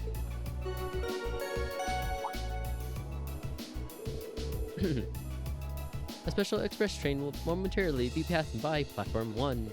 This train will be passing through at high speed, so travelers on the platform are advised to exercise caution. Be sure you stay well behind that yellow line. A special express train, huh? It couldn't be. Ah, right on time.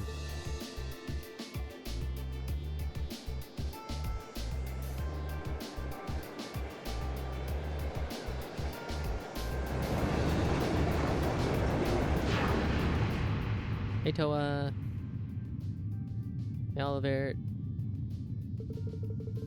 There's Toa. And there's Prince Olivert.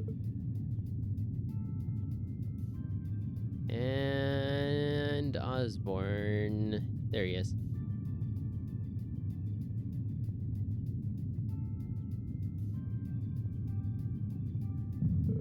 Gasp.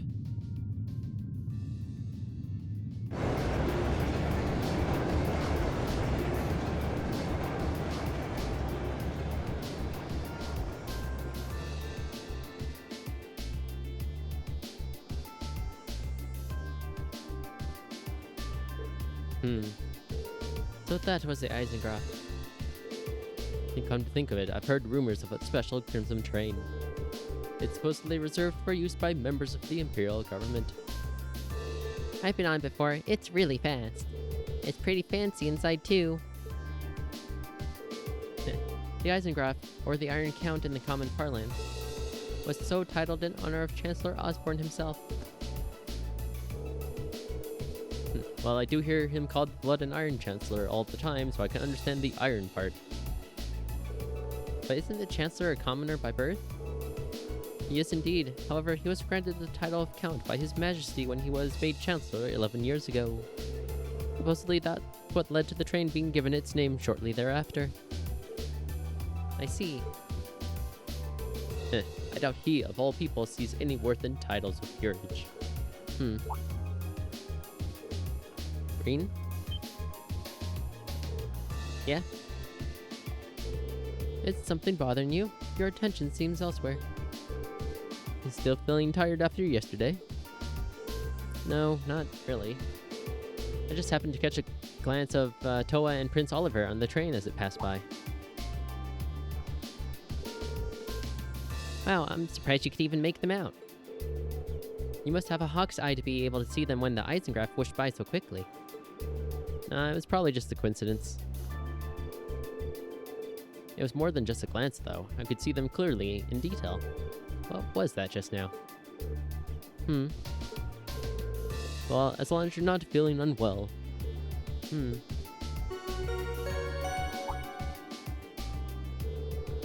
We would like to thank all passengers for their cooperation with today's security measures. Transcontinental Railway Service bound for Crossville State, now arriving on Platform 2. Nope, here it comes. Yeah, looks like we didn't have to wait long after all.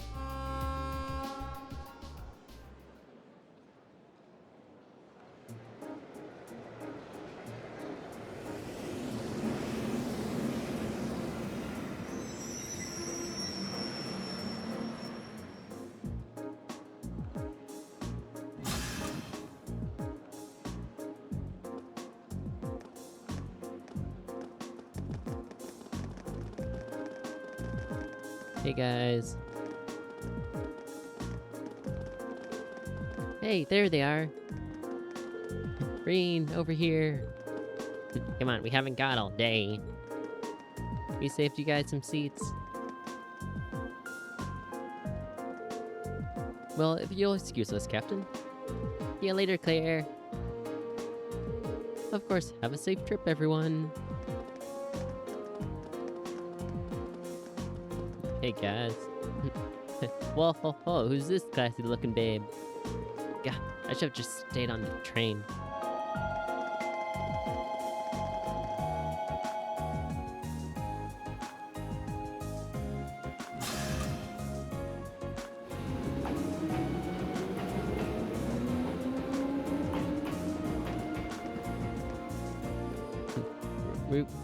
We've received word from Squad 8. No unusual movements have been detected near the Twin Dragons Bridge.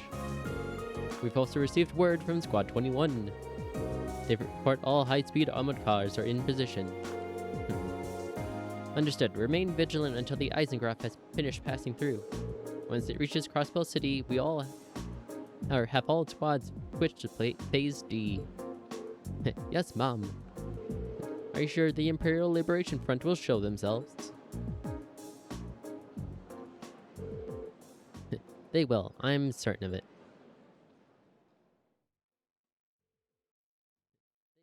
Because they are after him, after all.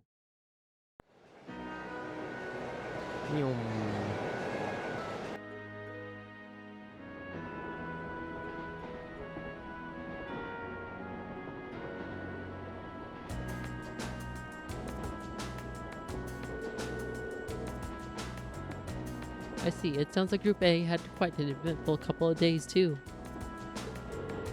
Yeah, though I find it hard to believe you could have seen the ghost of Leanne Sandlot. That's ridiculous. Are you sure you weren't hallucinating or something? You can think whatever you like. You totally saw her, I swear. Well, ghost or not, there was definitely someone there beside us. Anyway, that's enough about ghosts and spirits for the time being. I'm more concerned about the affairs of the living, like where Tolval and the Radiant Blade Master went. Sounds like Duke Cayenne is up to something too, and he's not someone we can afford to take lightly. We didn't run into anything special in the dry economic zone, though I guess that makes sense seeing as it's under the direct control of the Imperial government and not a noble. I seem to recall that it was annexed 8 years ago, is that right? Yeah, the Empire stitched it on nice and neat without much opposition. So they say. Now it's prospering as a special economic zone on the coast. Seems like a pretty fancy place to live. Or lively, even. And the revenue generated from taxes there goes directly to the Imperial government's coffers, instead of the pockets of nobility. It's hardly a mystery why the reformers think so highly of it. Well, that aside, I'm a little concerned about the upcoming trade conference in Crossbell. Same goes for the Imperial Liberation Front. They've been awfully quiet since they showed that show they put on last month. Now that you mention it, that does seem rather suspicious. Is that related to why we're going to Corellia Fortress? Well, it's not the main reason, but it's not entirely unrelated. I'll let you look forward to finding out all about it when you get to the fortress yourself. Anyway, just how many have passed through Corellia Fortress by train before? That makes 2. 4, maybe. I see. Just us, huh? Can't wait to see everyone's first reactions. True. Why's that? Well, I've seen it in photographs at least. A camera can't really capture how ridiculous it is. Yep, it's supposed to be this macho gateway to the Empire, but it seems like it's just trying way too hard. What's that supposed to mean? The gateway to the Empire and one of the largest military bases in the country. I look forward to the chance to see it in person then.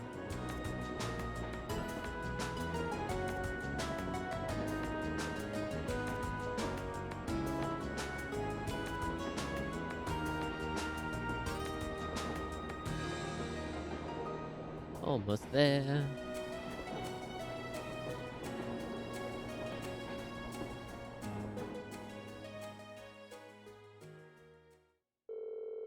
The train carrying Class 7 continued its ride on the transcontinental line, headed toward the east even. They passed through the Twin Dragons Bridge, a Croydon Provincial Army base, and several stations later. It was finally time to pass through Corellia Fortress, which loomed large on the border with Crossbell State.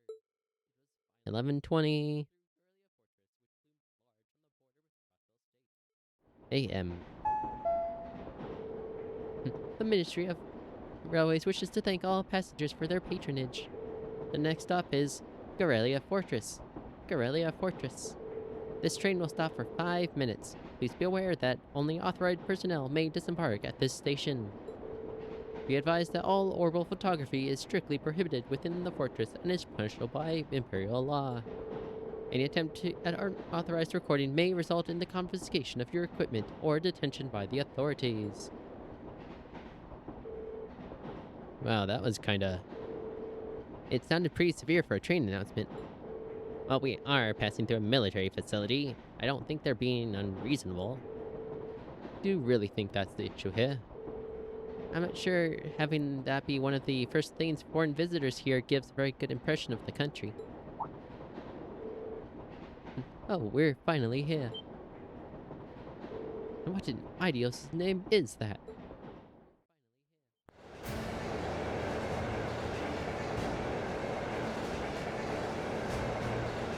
Yep.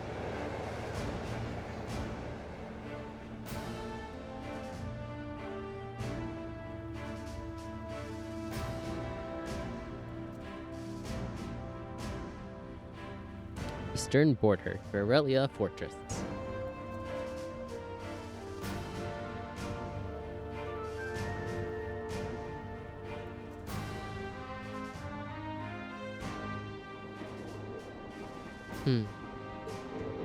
The scale is just... This is Corellia Fortress? This entire place is built from iron and concrete. Just how much money has the army dumped into building all of this? Yup, that's about as entertaining as I'd hoped. I'm not sure I'm surprised. I thought the same things when I first saw it. From Crossbow side, all you can see is a cliff, though. Yeah, but those 2 railway guns are still poke out through it. Hey, instructor? Why did you bring us out here to show us? Or what? What else? We're here so you can see the true essence of what makes an army. What compromises the military's strength and forms its foundation. And what other place in the Empire has that on display as clearly as here?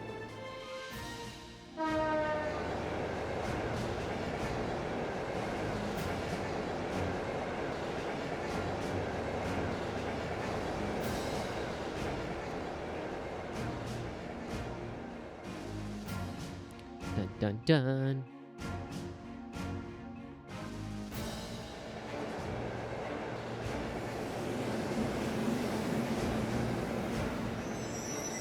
Yum.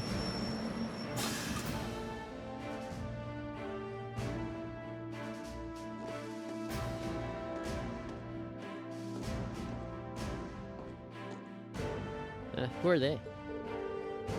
Engineers, tradesmen mostly. You'll see a lot of them around here.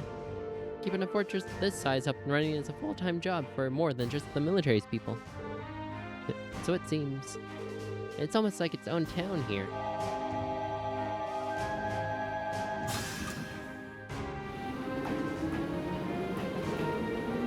On the other side of this fortress is more or less a straight shot to Crossbell City, right? To think that such a bustling center of trade is so close to a massive military facility like this. Yeah, Crossbow City is only about 30 minutes away by train. From the top of the fortress, you can even see the skyscraper where the trade conference is going to take place. I see you've arrived. Oh, hi, Reinhardt.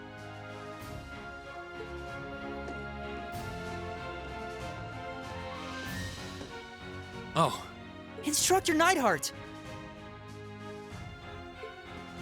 Good morning, Major Neidhart. Instructor Valestein of Thor's Military Academy, homeroom teacher for Class 7. Reporting the arrival of myself and all students in my care.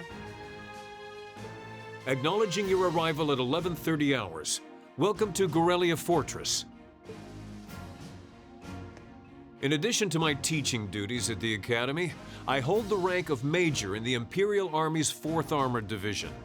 I'll be acting as your guide, as well as your instructor for special lectures during your time here at the fortress.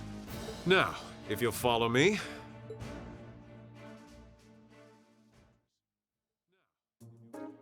Do do do do do do.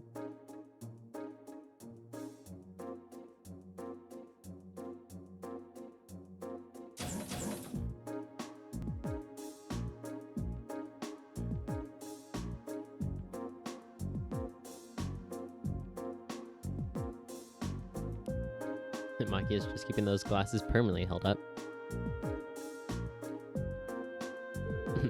Including today, you have 2 days remaining in this month's field study. However, we won't be assigning you any tasks during that time. Instead, you'll be participating in a series of special lectures and a field trip. A field trip? Here? So what exactly does that entail, instructor? At 1400 hours today, a joint military exercise will be taking place at Gorelia's Proving Ground. The 4th and 5th Armored Divisions will be both participating, and you'll be observing it. We're going to be watching a military exercise? The 4th Armored Division, huh? The 4th Armored Division is led by none other than Elliot's dad, Lieutenant General Olaf Craig. By all accounts, it's one of the strongest armored divisions in the Imperial Army. And did you know our friend the Major here is their most promising young member? It's true. Moving on. As I said, you'll only be observing this exercise, not actively participating. I imagine that some of you feel rather relieved, doesn't it? Or has some of you feeling rather relieved? It does sound all like a pretty easy assignment after all. But we'll see how many of you feel the same after experiencing it for yourselves. That's all for me. It's currently 11:50 hours. Lunch has been prepared for you in the mess hall. I'd advise you all to eat. Your field trip isn't something to be taken on an empty stomach.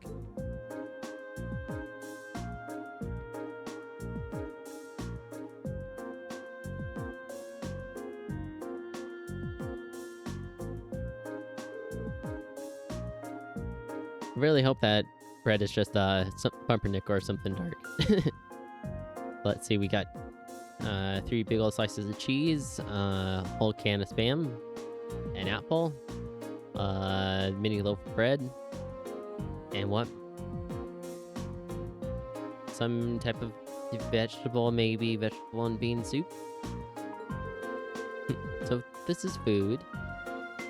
We have salty corned beef, and I think I'm getting a hint of peas from the soup, apparently split pea. You could use this bread as a lethal projectile. I do think it wouldn't hurt to use a few more herbs, or flavors in general. Calling this edible would be generous. I've heard plenty of rumors about the food they serve the Imperial Army, but I guess wouldn't have guessed they'd all be true. Huh. I didn't think the food they served in the mess hall at Zendergate was all that bad, though. I don't think it would kill them to serve something a little more appetizing. This is exactly the same they served when I came here with my class last year. Probably from the same batch too, by the looks of it. Ah, it really brings back the memories. I was pretty surprised the first time my dad brought me to eat here too. Huh, you guys really think it's that bad? It brings back memories for me too. I like there's some cheese and an apple. The food served in the army makes use of common ingredients that are easy to preserve and store. Doesn't mean you have to suck at cooking though. The ingredients used to make all the food on your trays can be easily stockpiled in large quantities. So even if a war were to break out, a meal like this could still be served without any trouble. So that explains it. I see. So the army serves simple foods all the time to avoid the decrease in morale from wartime rationing? Well, not all the time. However, one can think of this food as a philosophical statement from the continent's strongest army. In the sense that it suggests that soldiers should live and work each day as though a war effort depends on them. Every day? So they should just be as tense during times of peace as during times of war. Well, a bit too much mind over matter idealism for my taste, but it's worth being aware of. And to throw a different words. And to throw a different perspective in the mix here, the food the provincial armies serve is actually pretty good. Good enough that you can't help but wonder how they cope if an actual war ever was to break out. Well, it's not like serving good food means you have a crappy army. I hear a neighbor liberal serves up some pretty tasty food in their army. He sure does. The Pharaoh's army is fairly elite. Probably because the threat of being neighbors to the Empire keeps them tense. I feel a little conflicted hearing you say that. Well, all these things are about finding a good balance. Variety is the spice of life, you know. If you eat nothing but dull, bland food all the time, well, you know what they say, you are what you eat. I could do with fewer of your pithy remarks in my diet, Instructor Valentine.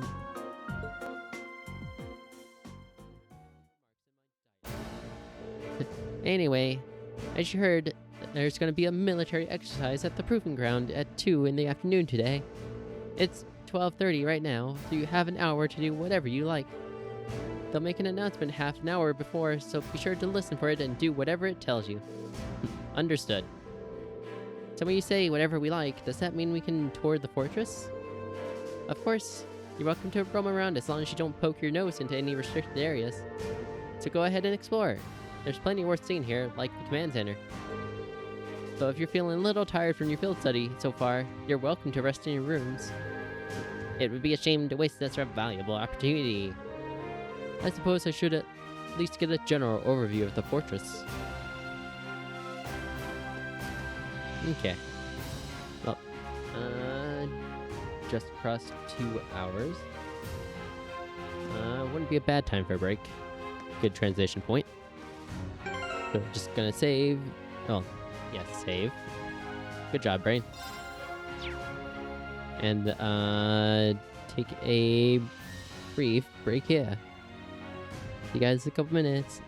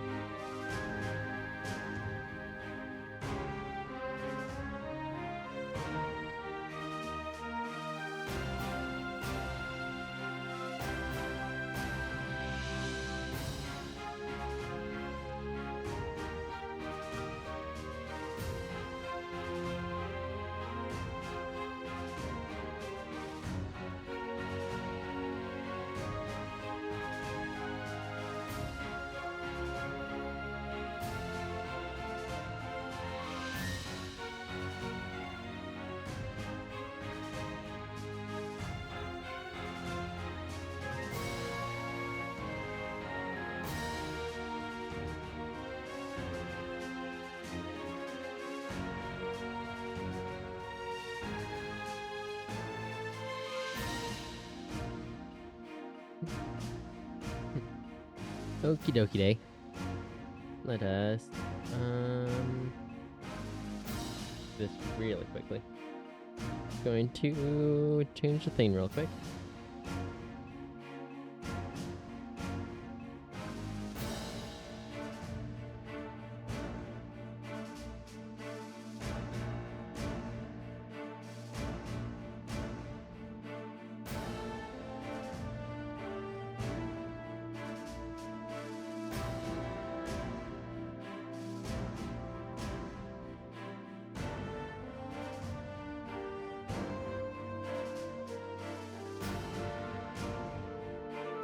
Okay then.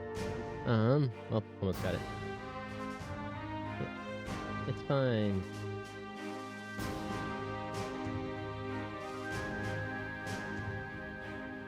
Okay, anyways.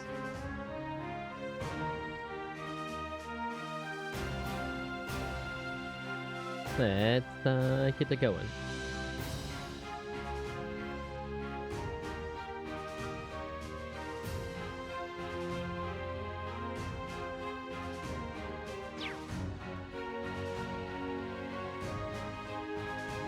Really quickly though.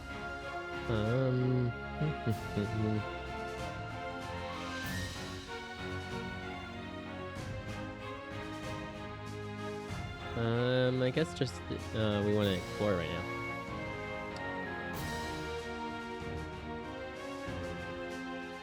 Yeah, purchase books from the store. We're probably good there. Yeah, and speak to all members. Okay.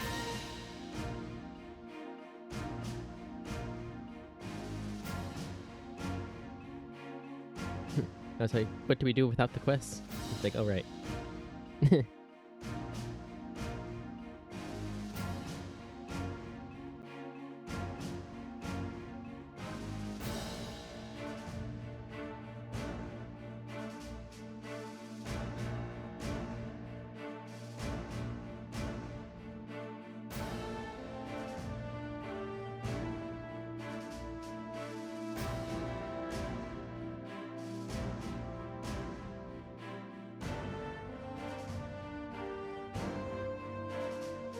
Yeah, we can do that a bit. And then just, pardon me. Doing it live.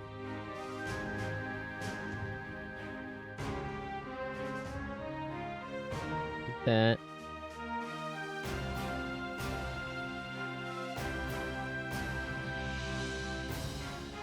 And then do that. And refresh.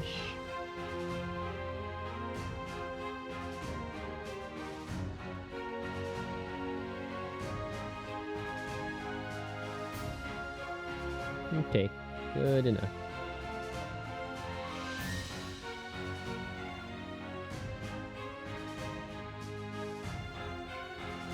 Okay. Anyways.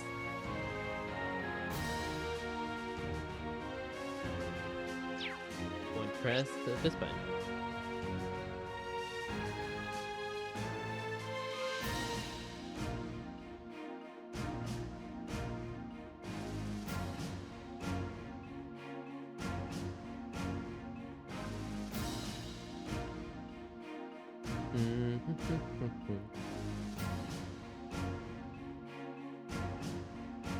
Okay, so we are right there in the corner room right now.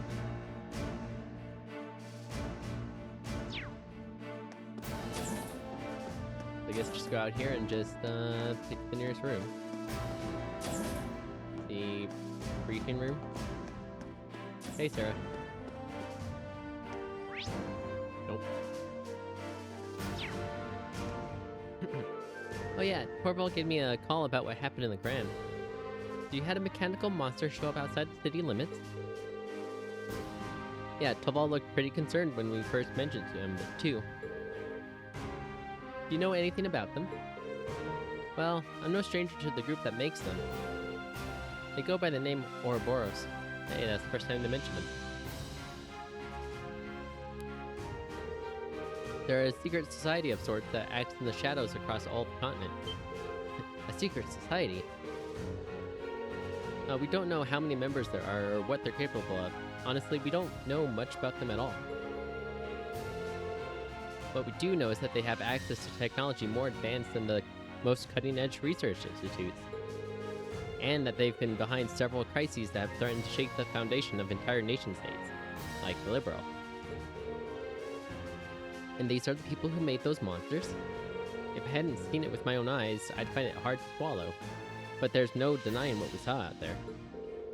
Well, you don't need to come to grips with it just yet. We call the mechanical monsters, like the ones you guys bought, archaisms.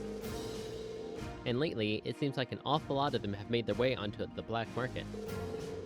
There seems to be one sighting after another these days, all over the Empire and beyond. Wow, that's heavy. Does that mean there's a chance they might be plotting something here in Erebonia? Oh yes, for sure. Especially because they're... Oh.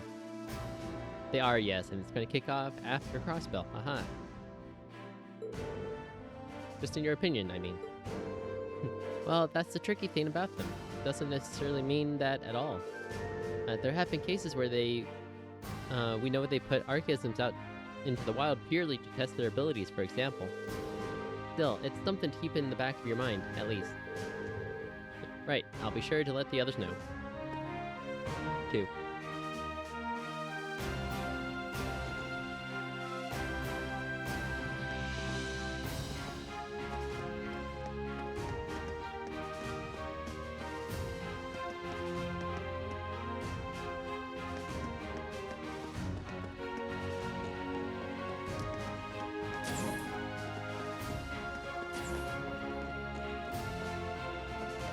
Hey, Emma. So, anything you want to talk about? Oh, are you taking a rest, Emma? I did take a short walk around, but everything about this fortress is so imposing. It made me feel like a little faint. So you're there. Looking at Emma now, it's hard to believe she's the same person who almost single-handedly guided us through the castle. Green? Nah, never mind. But there is one thing that's been bugging me lately, ever since we arrived in Legram. I feel like just out of the corner of my eye, I catch small glimpses of this small black shadow following us. But ever since we got to the fortress, I haven't seen it. Really? Maybe you were possessed by something. Possessed? Yikes. That's kind of an unsettling thought. It is, isn't it? Whew. Glad I told her to go back when we reached Celtic.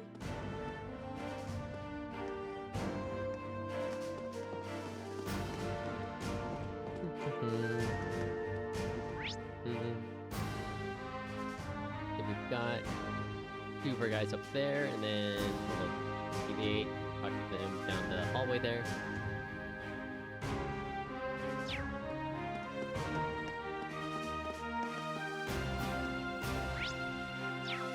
As we run the opposite direction. Yeah.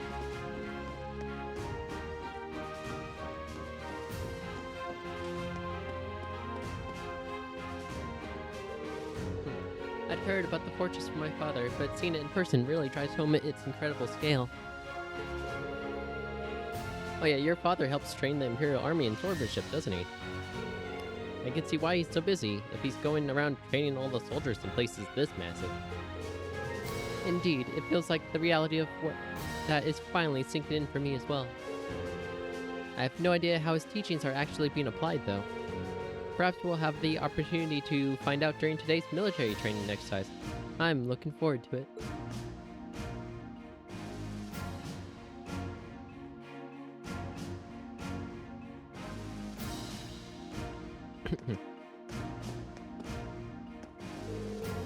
The soldiers here seem pretty well trained. Pretty well equipped if you'd expect, like you'd expect from the Empire's biggest fortress. You'd need to put in some serious prep time if you wanted to topple it. Fee? I'm not sure that's something you should say within earshot of the soldiers. Old habits die hard.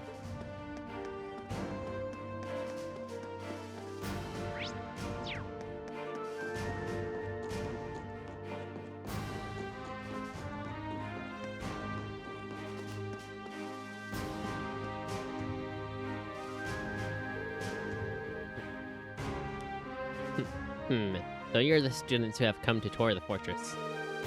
Yes, sir. He's wearing an officer's uniform. I wonder if he's... This is Lieutenant General Walter, commander of Guerrilla Fortress. He also serves the division as the division commander for the 5th Armored Division, which is stationed here. I apologize for not greeting you sooner, sir. Thank you for granting us the opportunity to tour the fortress. It really is an honor.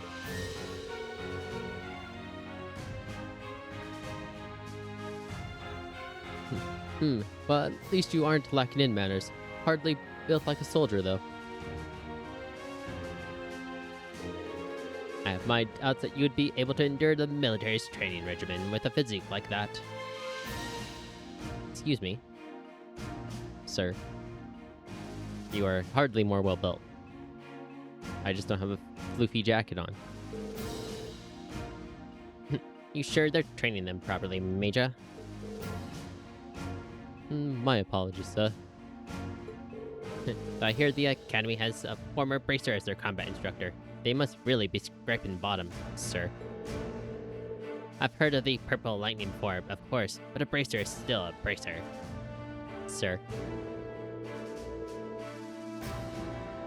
Leaving an important role in the hands of a civilian is ridiculous. A famous Thor's isn't what it used to be. Excuse me, ma'am.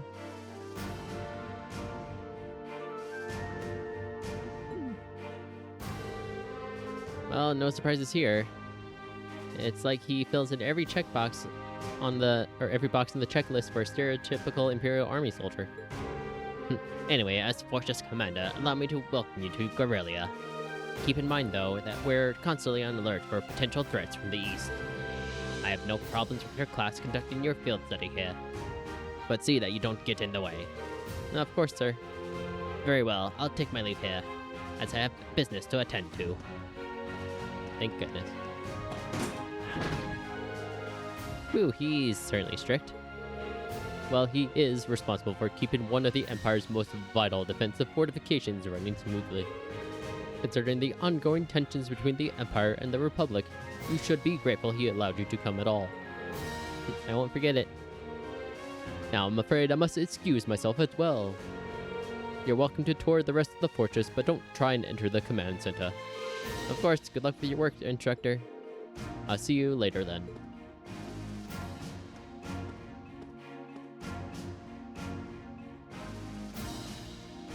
Okay, let's see. That's it for here.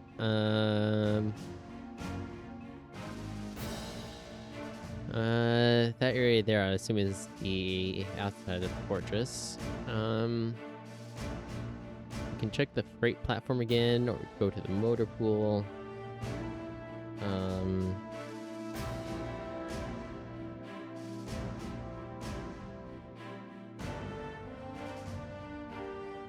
Let's see.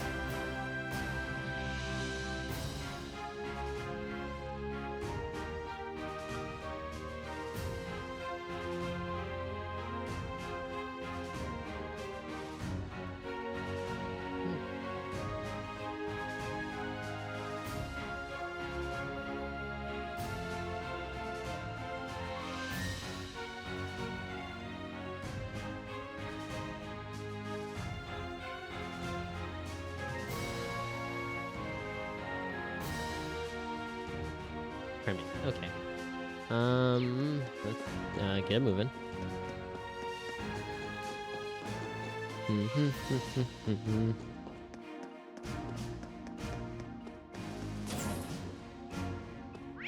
No one out here. Anyone in the barracks? Nope, it's locked for now. Cool. Anyway. Okay, guys. Motor pool. Yep, there's 2 of us down there.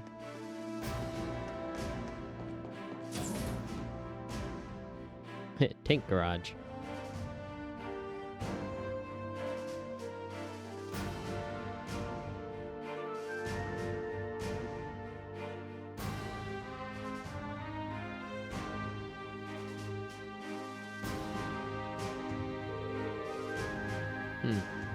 Seems like this is the hangar for tanks and armored cars.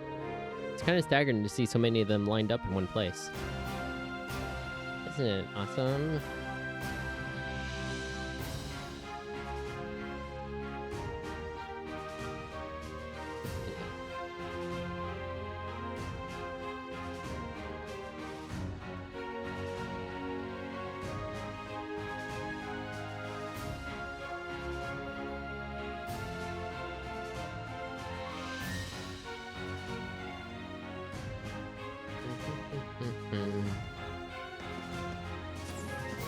Let's go right down here and see Elliot and Alyssa. I'm not looking forward to this.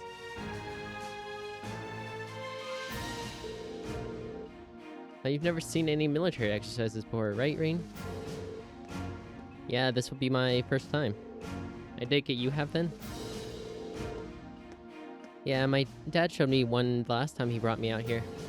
He really does want me to join the military, but I really don't think I'll ever be suited for it the way he is. I get where you're coming from. The more I hear about his dad, the more curious I get. I mean, he's not a bad guy, he just really wants a bear of a son like Neidhart.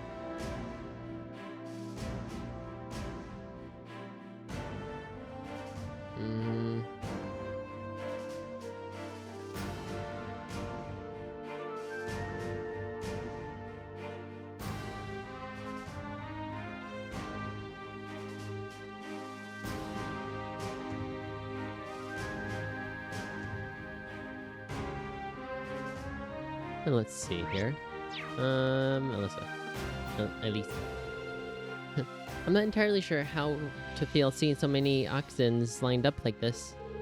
The Rhineford Company makes these, don't they? Unfortunately so. I'm sure they'll be using them for this military exercise too. As far as I can tell, they'll be pitted against the older automated models. That sounds pretty brutal. Older tanks won't stand a chance. Well, that's kind of the point. They want to show off just how easily the Oxens can dominate them. Well, you don't get the chance to go eyes on with this stuff every day. I'll take the opportunity to see for myself just how competent they are. That's just like her. Oh, yeah. There we go.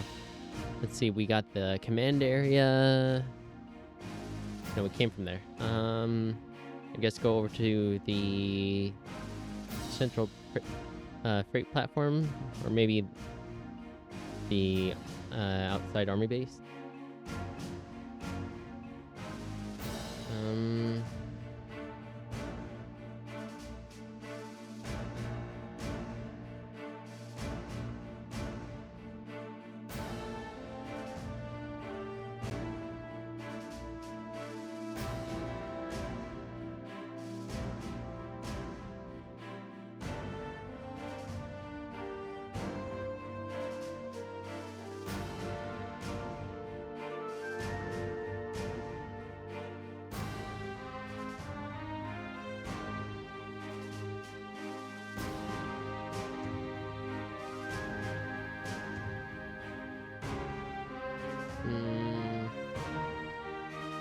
Let's see, just...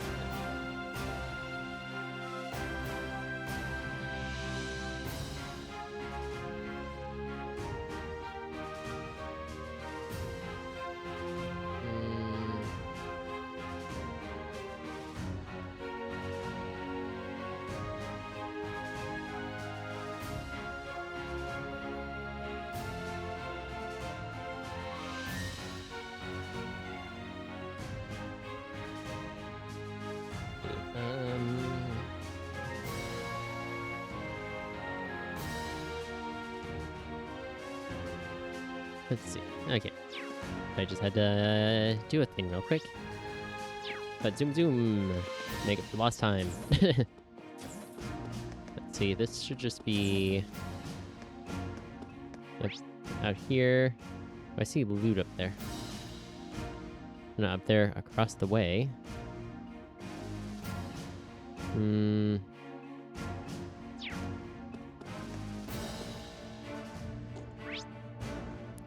Doesn't look like there's a way to cross from here. So let's go back up.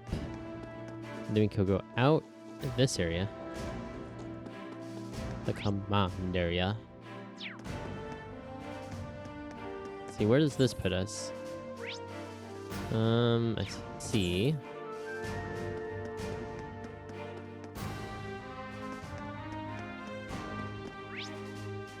Let's go, yeah, just straight out there to the fortress there.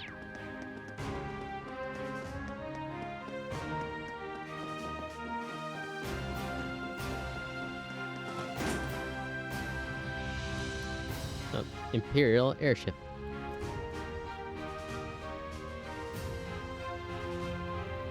It looks like this is the fortress's airport.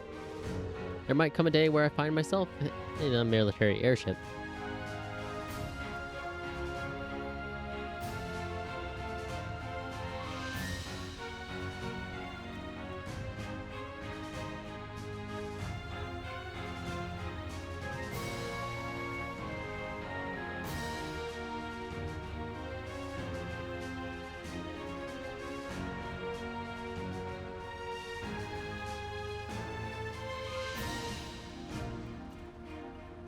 Right.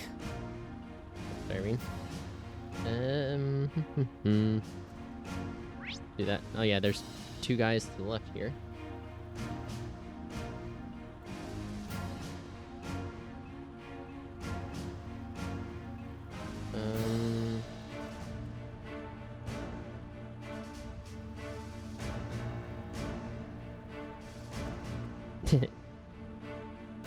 Yeah.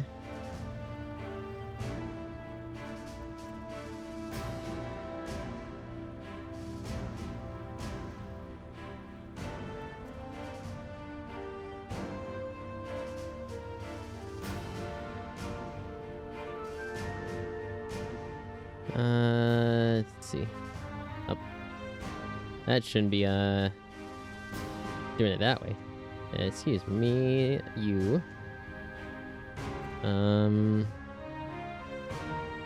Text settings.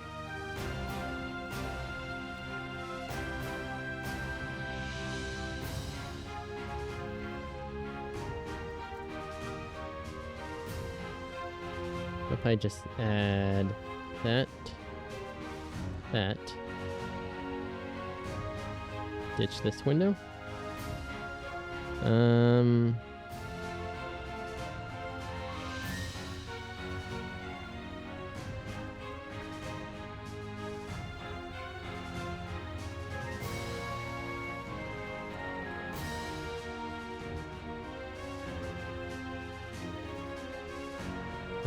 Let's see here.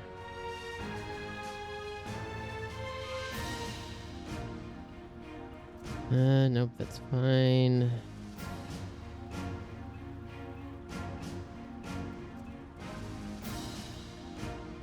Delay by 5 seconds. Pardon me while we do this bit.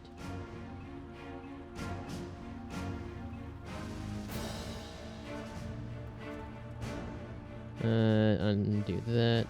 Do that.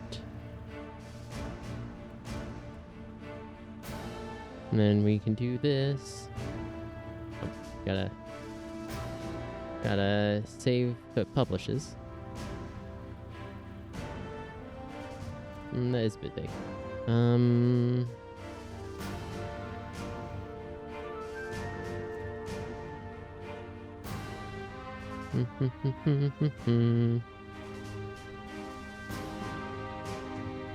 Our positions. If we make you 225. Oh lord. Nope, without the 4, please. And 375.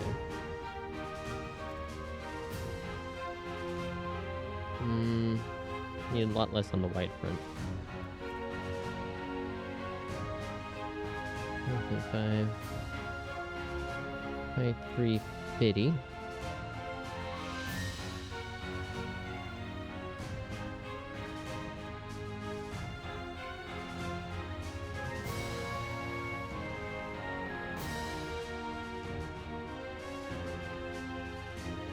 There we are. Okay. And then move the whole bit down so it's not floating. Live stream production, haha. Should I be using studio mode? Probably. It's fine. Anyways, let's go talk to our friends over here. No good. Crazy, it really is night and day. Yeah, it's hard to imagine two places more diametrically opposed. What's wrong, you two? Oh, we were just talking about how different this place is to Jurai. Jurai was super lively, but this place... I think Crow's having withdrawals now that he's somewhere without easy access to a casino at all times. I can imagine. Seems like everyone's talking about Jurai these days, though. Was it really that amazing? I didn't know what to expect, but with the recent annexation by Erebonia, but everything looked fine to me. It has offices and entertainment district, and all of the people I saw were thoroughly enjoying themselves. I'd go as far to say that they're happy to be under the Imperial government's control. Everyone alive, that is. I don't know if I'd go that far. Oh? A little bird told me that Chancellor Osborne was the one behind the annexation in the first place. It also told me that he used some pretty forceful tactics to get them to agree. Of course, most of their tax money takes a brand new detour straight into the Imperial government's pockets. I wouldn't be surprised if he made the annexation happen just to fatten his pocketbook. But paying taxes is a citizen's duty. Like, yes, but then it's also, those taxes need to be spent responsibly. Ideally on the citizens, by the people with the power to do so. But hey, it's only natural that they'd want to do so now that they're under Erebonia's protection, right? Nope, I feel some tea dumplings in the future. Sounds like this is a pretty complicated issue. Aha, aha, aha, aha.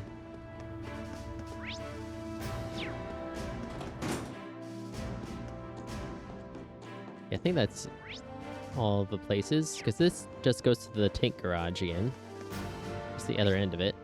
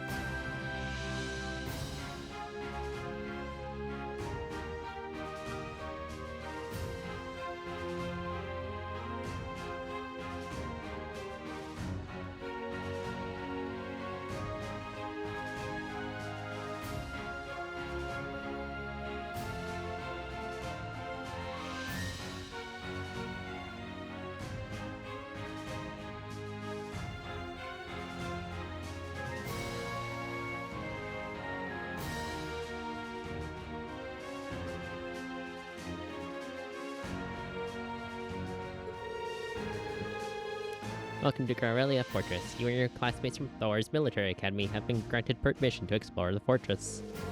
As long as you don't stray outside the permitted area, you're free to go wherever you would like. Yes. About that. Can I get to the barracks now? Nope. Everywhere else off limits, blah blah blah blah blah blah. It's interesting that it lets me go out there just to be like, nope. I try and get in here now? Nope. They seem really busy. Maybe I should look somewhere else. Okay.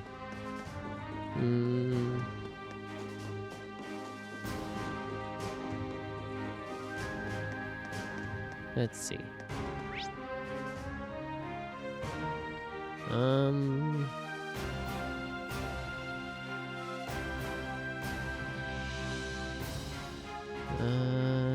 Because it just came from there. That's the airport area. That's just the tank garage.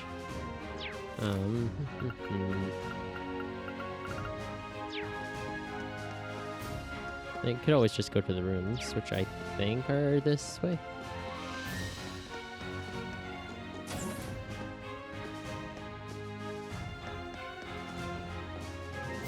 One of these beds is mine.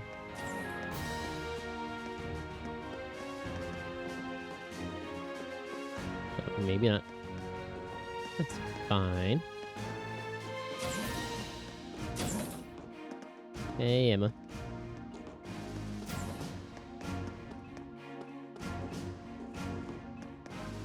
Nope, I guess not. Okay. Let's see here.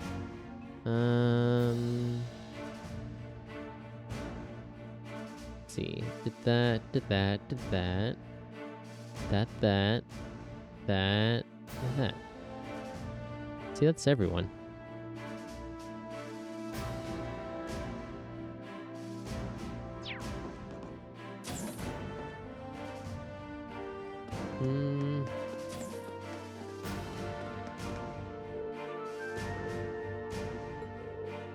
Let's see here. Maybe we just try going to the mess hall? Just because. That's the briefing room. And we kind of started in the mess hall.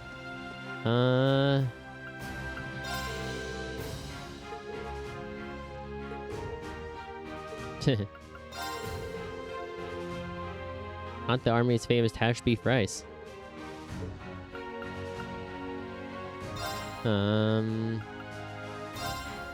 100 Mira.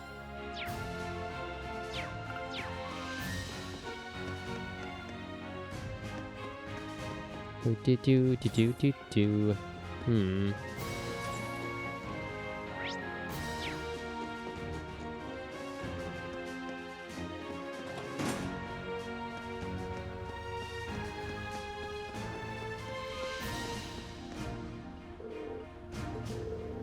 Right, that should do it.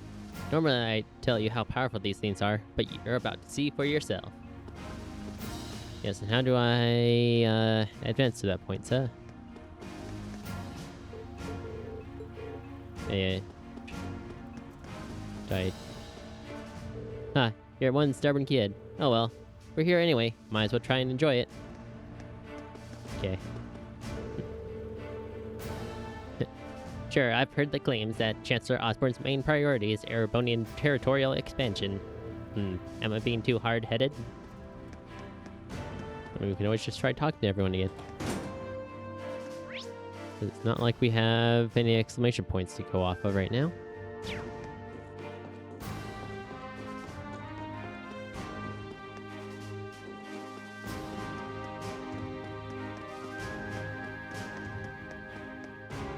And then that's the main door. This here's called the Orbital Net. We got it hooked up after the Rhineford Company asked us to test it out. Gotta say, it's pretty darn impressive. You can pretty much access it whenever you want, and you can give way more specific orders than you can on the phone. To be honest, this overtime would have been a huge nightmare if it weren't for this.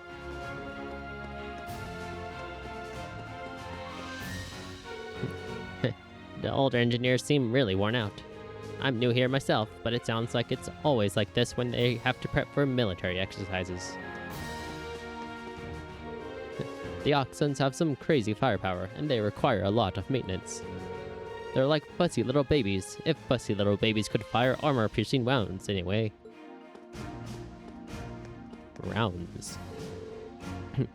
God, sir, don't say that. That's a flag.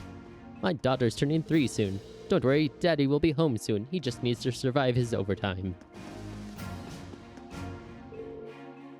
The legendary Craig the Red will be overseeing our military exercise today. He's the man every soldier should aspire to be, a strong fighter and a brilliant tactician rolled into one. You can just feel the excitement in the air. Oh, hey guys.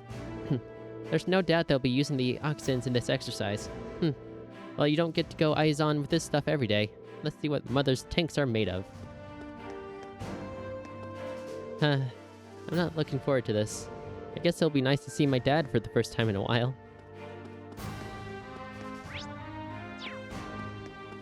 Let's see, can't open that door. Or that door. It just goes out here. Oh, hello. Wow. Missed that one.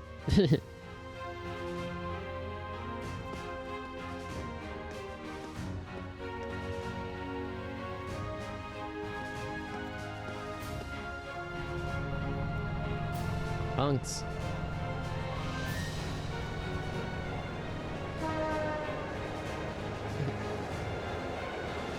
Choo-choo. I can't believe the size of this place. Oh, given that uniform, you must be one of those SOAR students. Feel free to look around all you like, but try and stay out of our way. We're all incredibly busy at the moment. So if you don't mind, I'd ask you to make your way to the corridor over there instead of hanging around here. Understood. Thank you very much. Might as well head over there. Turn the fortress for a second. Oh yes, this giant door here I completely spaced over. Anyways. Nyum. Oh yes, there's the rest of the people I need to talk to.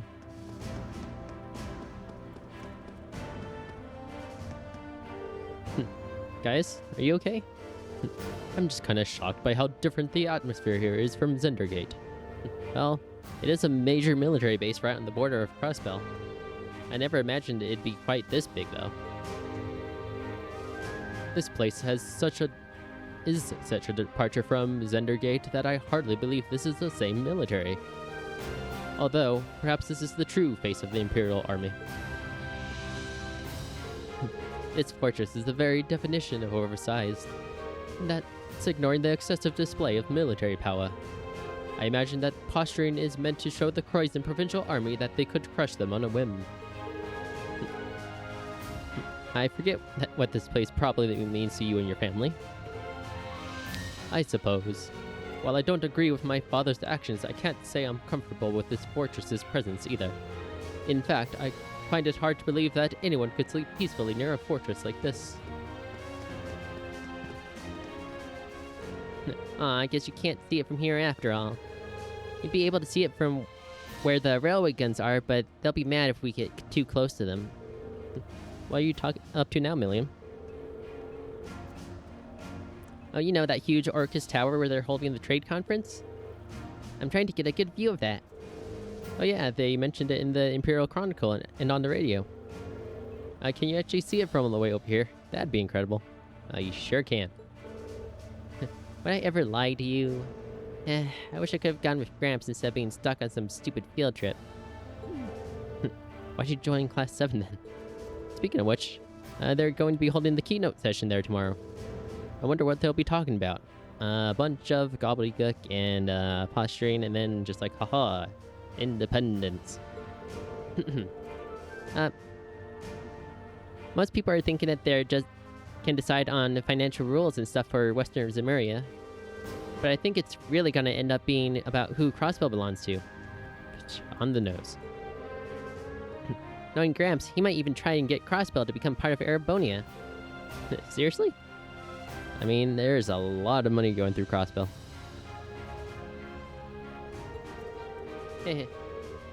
The prince is going to be there too, so he's probably going to try and shake everybody up a bit. Unbelievable. Thor's there too, though, so here's hoping things go well.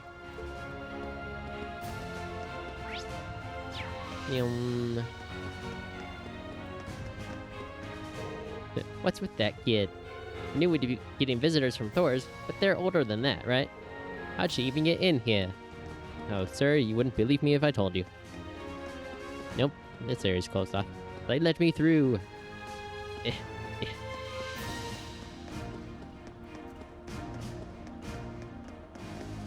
Yum. Yum, yum, yum, yum, yum.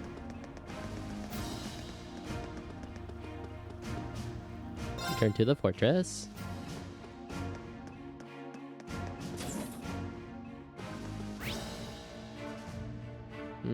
Still that loot over there taunting me. Yeah, I have to go through the barracks and then down and around there.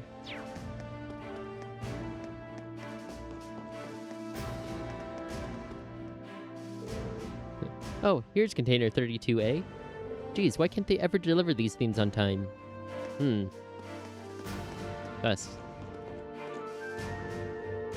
The train schedules have all been changed up while the trade conference is going on. It's supposed to be a special security measure, but really, all it's done is put us on edge. Guess you're a visitor. Try not to wander anywhere that's off limits. Things are pretty crazy right now. Ain't a soldier here who wouldn't leap at the chance for a full night's rest. Huh? Where'd this container come from? I don't remember anyone ordering it. Cough. Past noon already. No wonder I'm starving. That military exercise has really worked up our workload. I just want to get this over with and grab a bite to eat. Mysterious containers, you say? Surely this won't be relevant in a couple of minutes.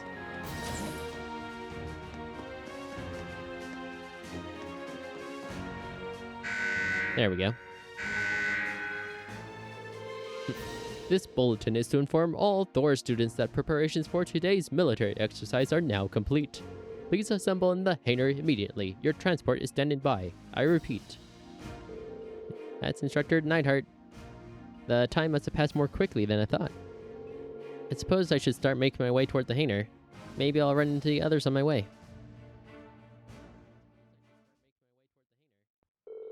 We boarded the armored cars and set off toward the proving ground.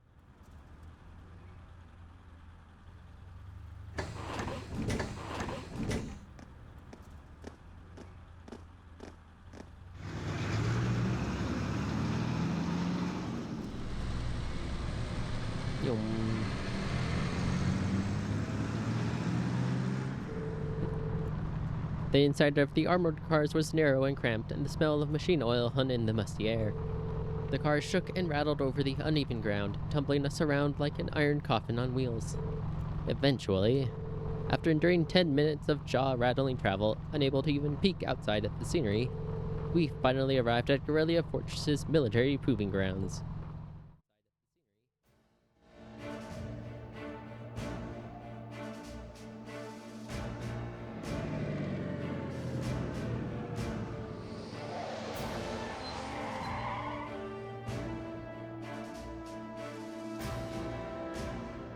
Military training.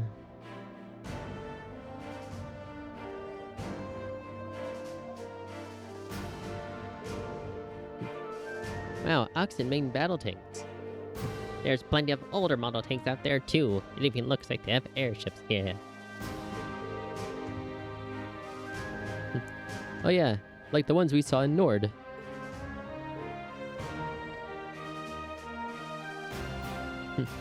Welcome. Oh.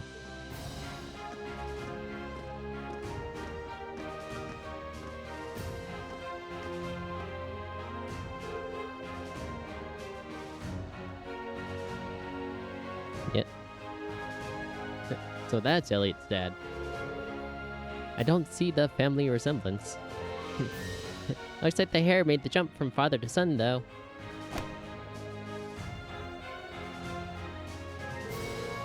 Reporting, Lieutenant General. Very good, Neidhart. And Instructor Valentin, I believe, pleased to meet you. It's an honor to make your acquaintance, Lieutenant General Craig. Allow me to extend my deepest thanks for agreeing to cooperate with us for the Academy's curriculum today. Think nothing of it. Many of the fine youngsters may one day hold positions in the Imperial Army after all. Besides, I owe a lot to old General Van Dyke.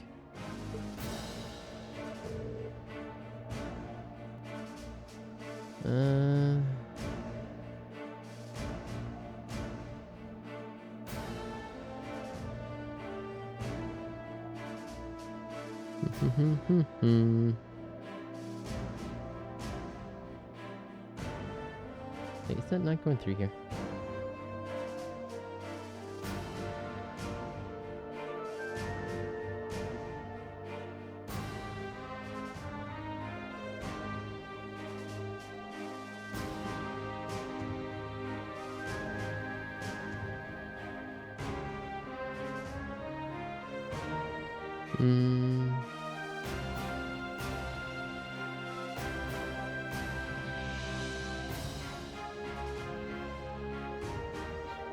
Ah, these must be. What a piercing stare.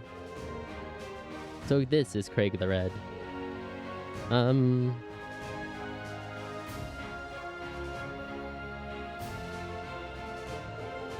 Elliot, my boy, it's so good to see you again. Huh? Yes. Womp. It must be half a year since I last saw you. How have you been? That's a sharp-looking uniform you've got, too. I've seen the photos, but it looks even better on you in person. Dad, come on. You still got a long way to go if you want to put on some real muscle. There's a part of me that hopes you'll stay my little cherub forever. But you're a man of Erebonia, and the men of the Empire must be strong, stout, and ready for action.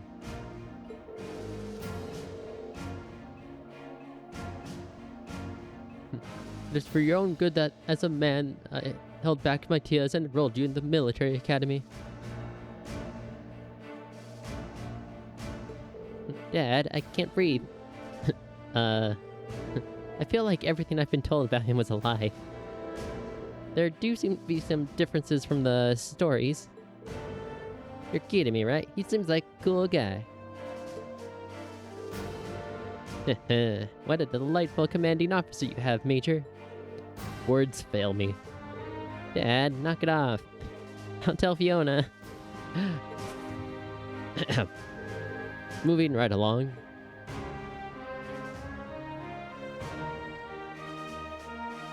Lieutenant General Olaf Craig. I'm Lieutenant General Olaf Craig, commander of the Imperial Army's 4th Armored Division.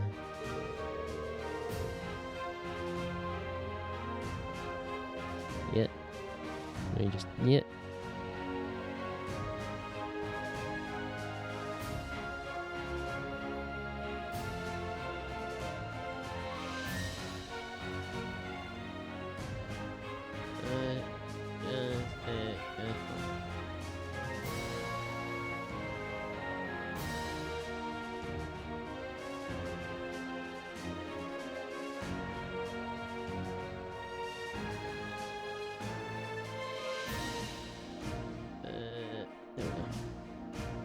There we go, that should actually reflect.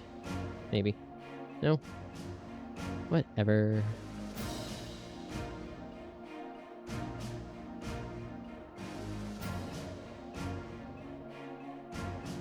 Sometimes I wonder. I've been entrusted with the role of overseeing today's joint military exercise. Please make your acquaintance. Likewise, sir. It's a pleasure, sir. You've got one heck of a dad, Elliot. Believe me, I feel it in my bones. Now let me give you a brief rundown of what will be happening. This exercise will consist of a simulated battle conducted by 2 of our armored divisions. Armored regiments at the Formation Center, infantry, armored cars, and airships will work in tandem, using their maneuverability to the fullest to obliterate the targets. As our targets today, we'll be using previous model tanks that have been decommissioned from service. Autopilot functionality will allow them to evade and return fire, but they've only been armed with paint bullets. However, all other regiments taking part in today's exercise have been equipped with live ammunition. Do you intend to actually destroy the other tanks? It would hardly be a live fire exercise if we didn't. The current time is 1400 hours, right on schedule.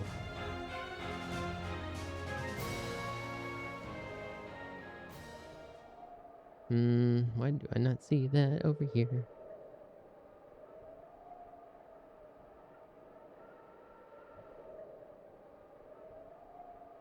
We'll now begin today's joint military exercise. Armored Divisions 4 and 5 commence combat operations. Glory to the Empire and the Imperial Army. Begin. Yes, sir. Anyways.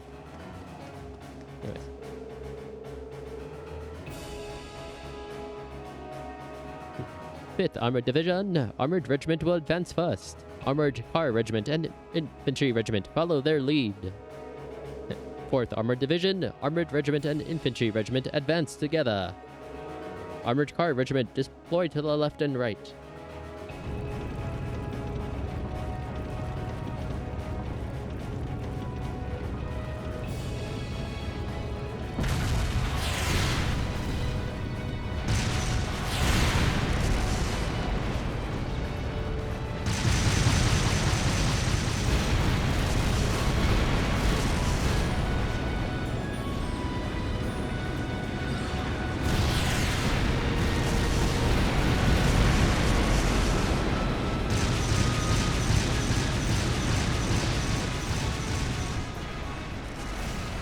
Pew.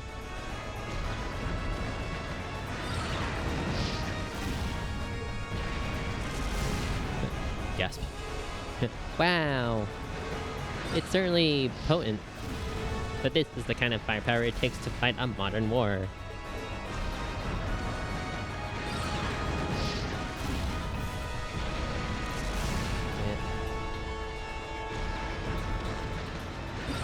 And that shows up. Whatever.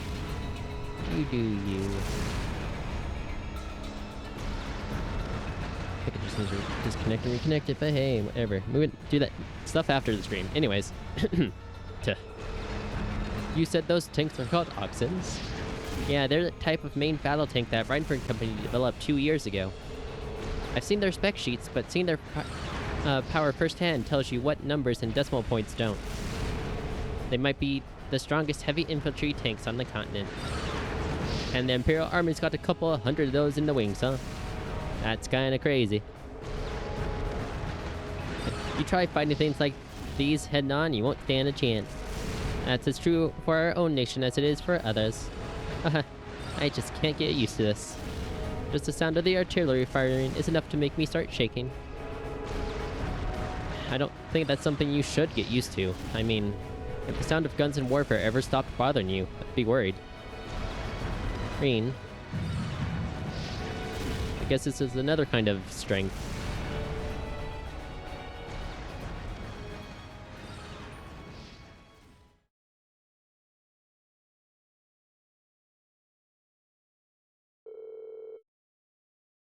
Let's see. Yeah.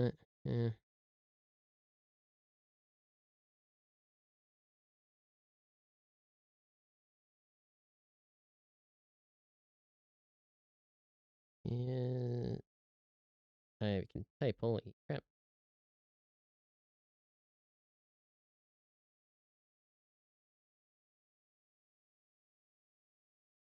There we go.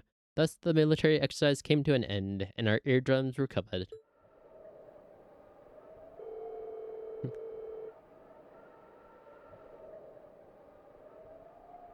The 4th Armored Division, led by Lieutenant General Craig, withdrew to an encampment near the fortress. Meanwhile, we returned to the fortress where Major Neidhart outlined the results of the training exercise. After that,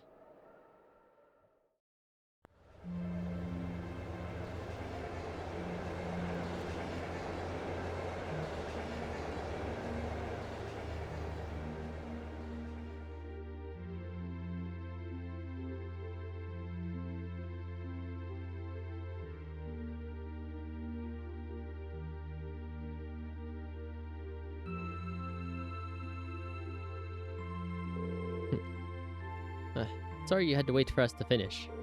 Oh, don't worry about it. We're the guests here after all. But thanks for your consideration. At the very least, I'd say dinner's a million times better than lunch was. I mean, it's hash beef day. Haha, that's an Imperial Army tradition, isn't it? Oh, the smell's just making me hungry. Oh yeah, where'd your instructor go? She's a real looker. I was hoping to get a chance to talk to her. She went to see the Fortress Commander with Instructor Neidhart. She did ask us to eat without her tonight. Alright, well, if she's with Major Neidhart, it's hard to compete with those guys from the 4th Armored Division. It'd be enough if they just had Craig the Red, but they've got the Major too, and he's kinda scary. Haha. Like a division of muscle men. Anyway, we shouldn't keep you tied up here any longer. Your hash beef's gonna go cold. See you tomorrow, guys. Yum.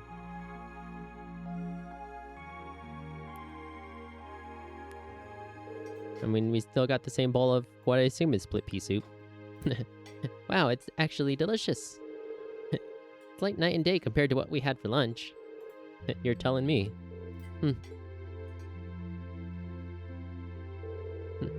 Aw, come on guys, what's with all the gloomy faces? Think you guys might have had a bit too rosy of an outlook you were expecting to see out here? I'm sure you can understand at least a little of how we feel. It's like everything we've learned in our time at the Academy been for nothing. Academics, the arts, individual skill in combat. None of those matter in the slightest in real warfare, do they? It's true. If you're all looking to do is fight a war, you don't need any of those. All you need is plenty of troops at your command, the latest weaponry, and overwhelming firepower. Assuming you know the tactics to use them well, and a strategy that employs them effectively, I suppose. The accents are even more powerful than I was expecting them to be, too. I remember my mother boasting about their capabilities when she was trying to sell them to the army 2 years ago, but to be honest, I'm feeling somewhat disheartened as well. Can't see there being a place for swords on a battlefield with weapons like those on the front lines. Well, I don't think that means that individual combat skill doesn't matter at all. I mean, wide open fields, yes, we can't fit a tank everywhere though. Still, I think maybe we've been misunderstanding something important all this time. What we saw in that military exercise today was power in its purest form. It has no morality of its own. But it exists to bring about a result, regardless of the ideals or principles of those who wield it. That's true. In a sense, the same could be said of a sword or a gun. And all the way up to something as huge as Corellia's railway guns, too. I think I'm finally understanding why they wanted us to watch that military exercise in the first place. They could have taught us in a less roundabout fashion. Well, looks like you guys didn't wait for me to get the party started.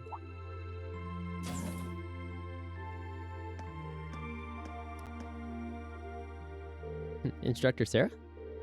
I saw you spoke with the commander? Sure did. We've got up-to-date info on the trade conference, too.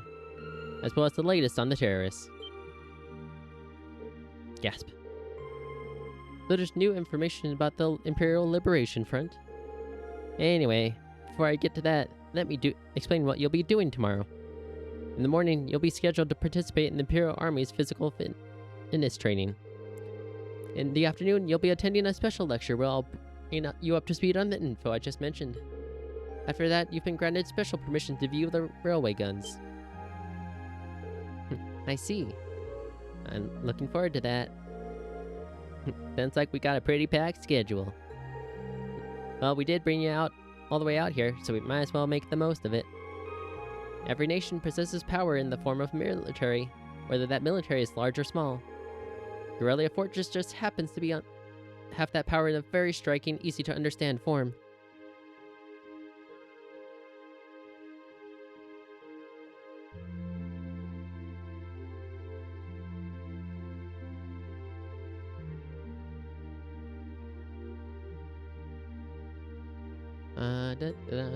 As students of a military academy, you have an obligation to know the scale of the power the Empire of Urbonia wields at present, a power you might one day be in charge of yourselves.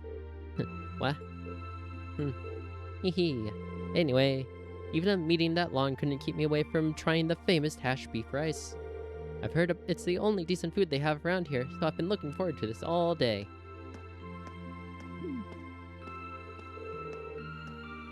We should probably finish eating. Yeah, though it's gotten a bit cold now. Maybe I'll go ask for seconds. Oh, Eustace, if you don't want the rest of yours, can I have it? I'd sooner throw it away than give it to you.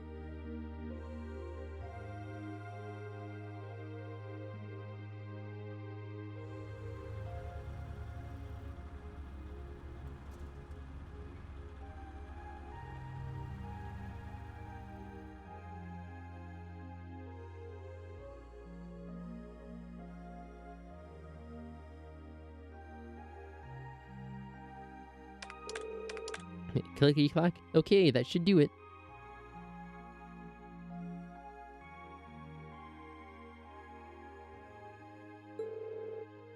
Alright, that covers today's quota. Ooh, I think I'm looking forward to a nice lawn bath. Well, you know how every time there's a military exercise coming up, the workload gets pretty crazy like this. Still, at least managing inventory has gotten a lot easier thanks to the Orbital Net. They've got everything hooked up on the network over in Crossbell, right? Wish the Empire would get on that a bit more. Think of the utility. Well, from the sound of it, you need special equipment to send signals through a wired connection to make use of it. And considering the size of the Empire, it's probably going to be quite a while before it's a widespread thing here. I mean, depends. Crossbell's able to do it wirelessly in certain circumstances. But yay, internet. Explanation of internet workage. Huh? An orb mail. Looks like it's from HQ. Oh, you've got to be kidding me. This right here is the problem with the Orbital Net. There's no such thing as off hours when they can just send you your orders round the clock. Huh? What's going on? To get this, they're planning on doing some extra exercise tomorrow. That means we've got to outfit 20 oxens with C units by tomorrow. 20! Seriously? Might as well start up another pot of coffee. We're in for an all-nighter for sure. Do we even have that many C units left? Actually, a lot came by freight just this evening, conveniently. Exactly 20, if you can believe it. That's not sus. Guess we'll just have to get it done. Crap, at least let us take a shower. I'm gonna head down to the mess hall and grab some snacks. You guys want anything?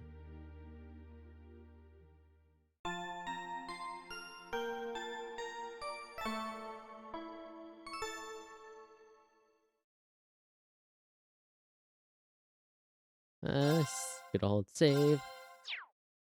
And continue. The next day.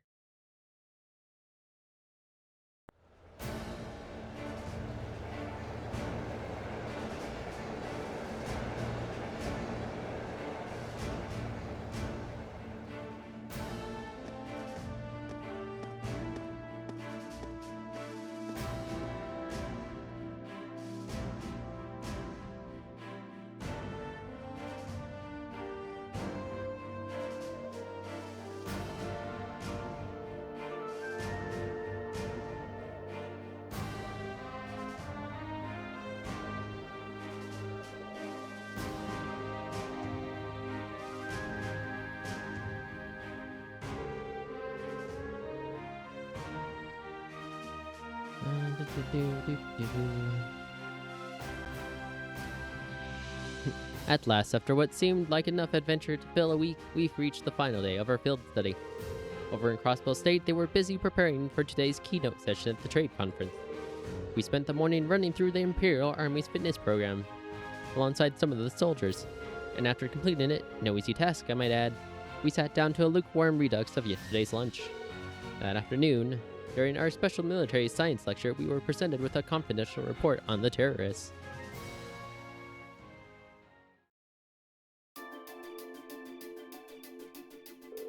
The Imperial Liberation Front is in Crossbell. That's right, or at least that's what the Intelligence Division believes. It looks like a known terrorist organization from the Calvard Republic has turned up in Crossbell, too. The situation over there is pretty touch and go right now. Oh no. What are the authorities doing?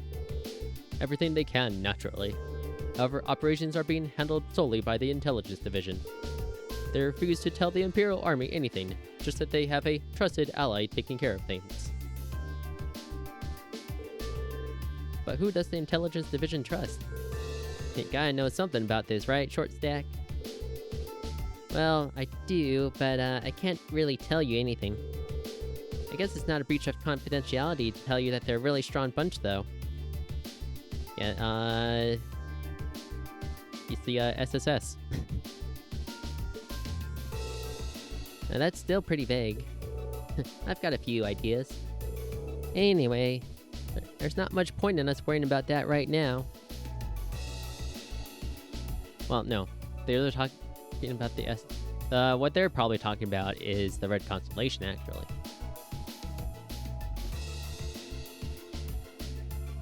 So the, SSS did all the work.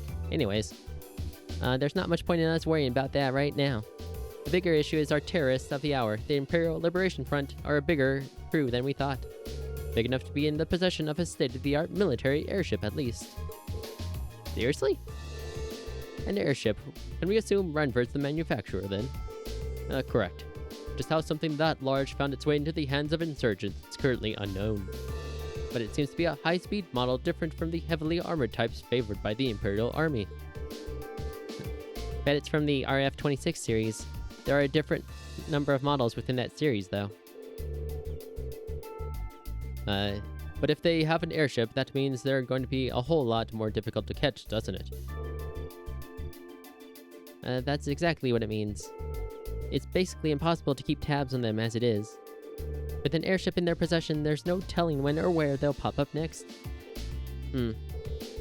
That's quite worrying, especially since Prince Oliver is attending the conference. And Toa is in Crossbell right now, too. Yeah. Damn, now you got me worrying. Aw, take it easy. I don't think you have anything to worry about with Gramps and Lecter over there. Well, that aside, if the terrorist attention is currently focused on Crossbell, does that mean the Empire is effectively safe right now? Oh, you raised a good point, Laura. They did target Princess Alphen during the summer festival last month. And it's possible it's just a feint. Maybe they want us to believe they're targeting the Chancellor. They definitely are, it's all they talk about. The Railway Military Police thought so too, which is why they've increased security here at home. The Emperor and everyone else connected to the Imperial family should be safe. They've also beefed up security anywhere that seemed short-handed. Just as well prepared as ever, I see. At any rate, you've finally uncovered some information on the terrorists' identities, correct? That's right. Though once again, we have the Intelligence Division to thank for that. If you turn your attention to the screen, please.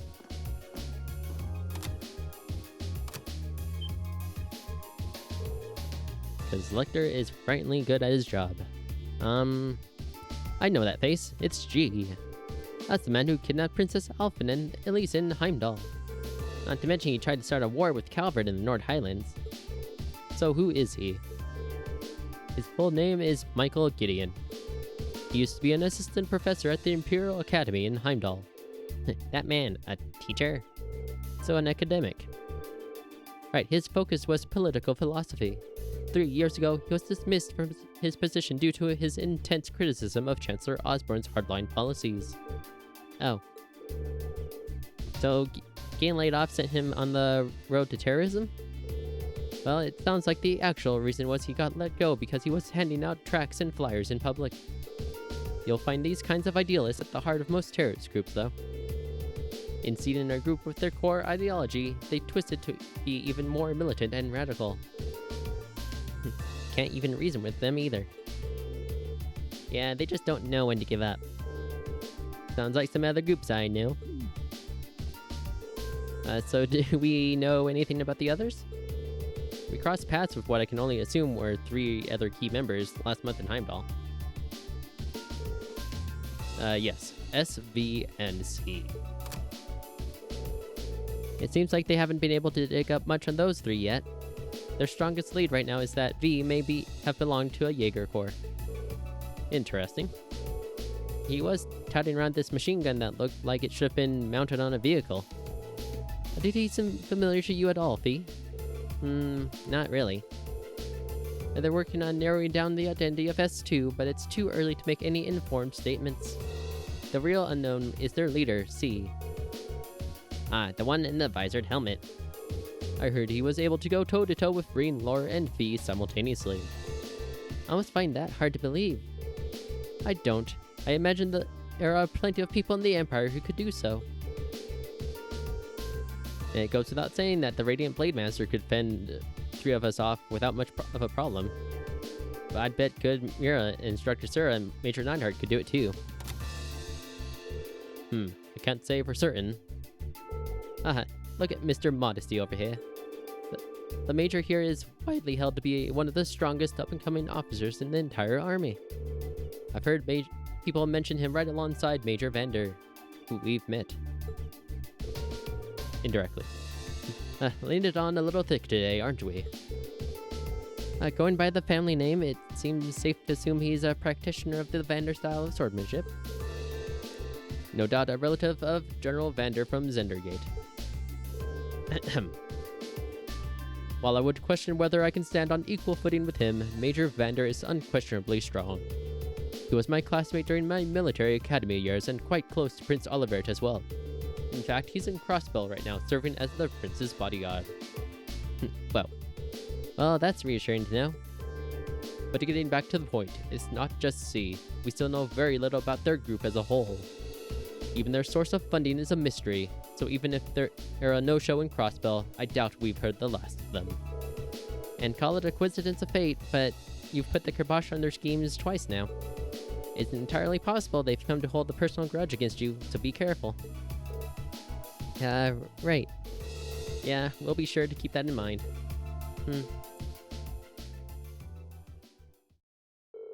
Eventually, the afternoon's series of special lectures came to an end, and it was finally time to get a peek at Guerrilla Fortress's infamous railway gun. 15:30, or 3:30 p.m.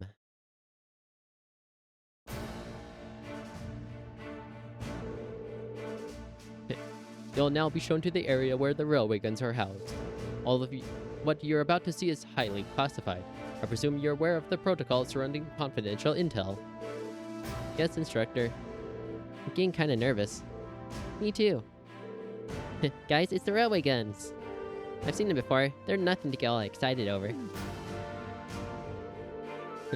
Orion, this is part of the field study. It isn't mandatory for you. If you'd like to stay here and wait for us, you'd be more than okay. Geez, I'm kidding. I don't want to be the only one left behind. Honestly. Excuse me a moment. This is Neidhart speaking. Yes, hello, Commander Walter. Wait, Muller wants to speak to me. Of course, put him through. What could you possibly be calling at a time like this? What? What's happening? Is he taking a call from someone outside Fortress on his Arcus? Sure looks that way. Understood. We'll be on alert here as well. Yes, right. Take care out there. Did something happen in Crossbell? I'm afraid so. A short while ago, the skyscraper where the conference is taking place came under attack by the Imperial Liberation Front. The attack was carried out via airship. Fortunately, they were able to repel the terrorists, and Prince Oliver, Chancellor Osborne, and the others are unharmed. However, it's too early to tell if the danger has truly passed. They really did attack the conference. How foolish. But that's not all, is it? Something else strange happened. What was it? The terrorists were somehow able to gain access to the orbital net and manipulate the shutters that partition the building. Furthermore, they had with them a force of mechanical monsters. I don't like the sound of that. You found something like that in the Gram, right? Yeah, we ran into one on the highway there. And they broke into the orbital net. Major, how much of Guerrilla's Fortress is connected to the network? At present, it's only used for inventory equipment management by the maintenance staff. Yeah, that was good old Campanella. Oh, can't be. Nope. What was that? A tremor? Came from right below us. Below the hangar. Dun dun dun.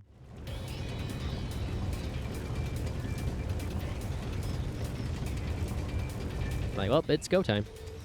What the hell? The accents. Ugh. What happened here? They just started moving. No one's inside. They just started moving on their own. Did the C unit start malfunctioning? No, they couldn't have. What's a C unit?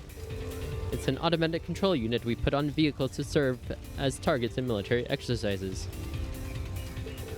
Or just, how did the C units end up attached to our most advanced tanks?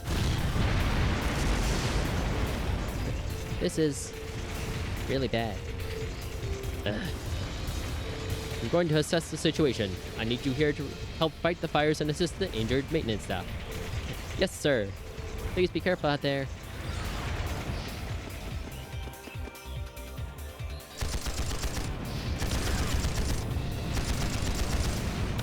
It's go time.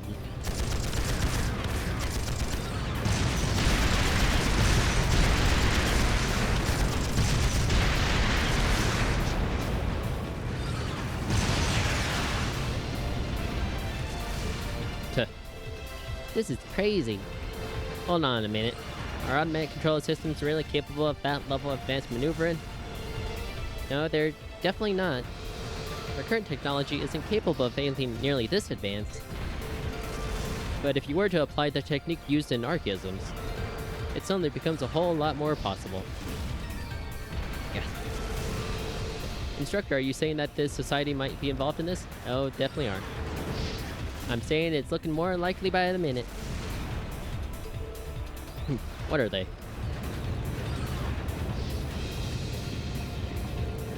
Isn't the proving ground we visited yesterday out that way? Or just what are they planning?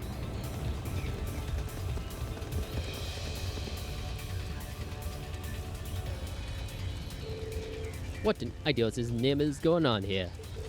Why are unmanned tanks roving around blasting the hell out of this base on their own? Well, it seems that last night headquarters sent an order to the engineers to fit those units with C units. Preposterous, I gave no such order. But never mind that. Right now we need to focus on extinguishing the fires and quelling the confusion. And send a request for assistance to the 4th Armored Division.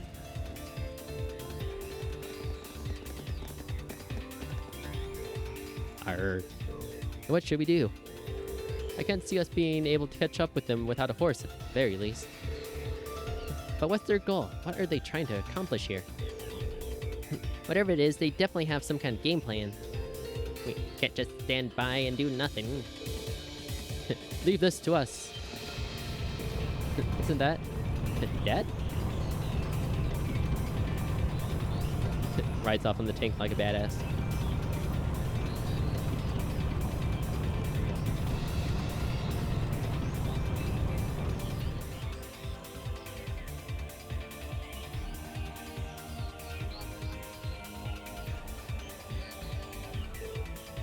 General, HQ apprised me of the situation.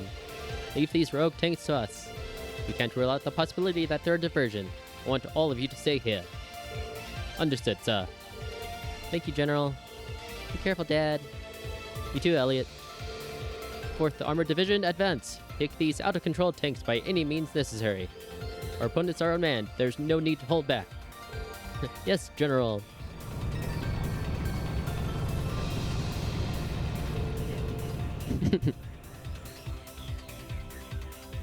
Oh, your dad's really something else, Elliot. I admit, he is pretty cool when he takes charge like that.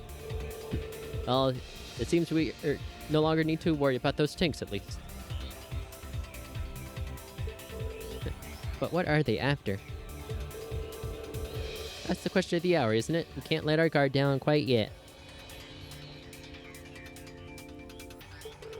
Might I suggest we fall back to the fortress, Major?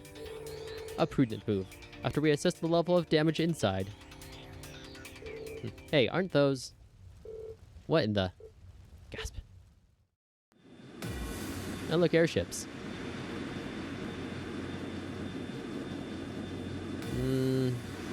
Halberd style, I believe. The Imperial Liberation Front? Whoa, there's 2 of them. There's no way we could have known they had another forest lion in wait. Ah, the Hainer. Those jerks.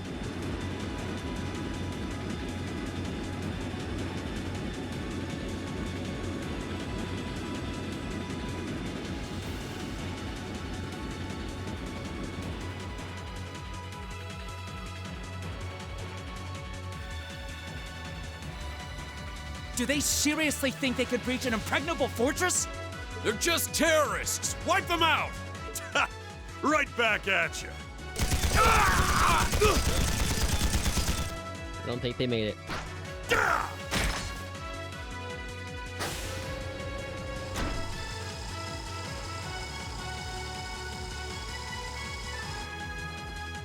All right, let's get this party started then. We're headed straight for the left railway gun. If anyone gets in our way, fill them full of holes. Yeah!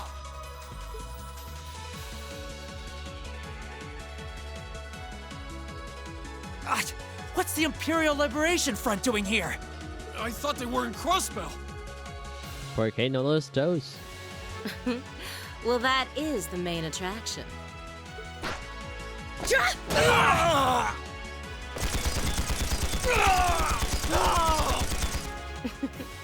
They sure didn't put up much of a fight, did they?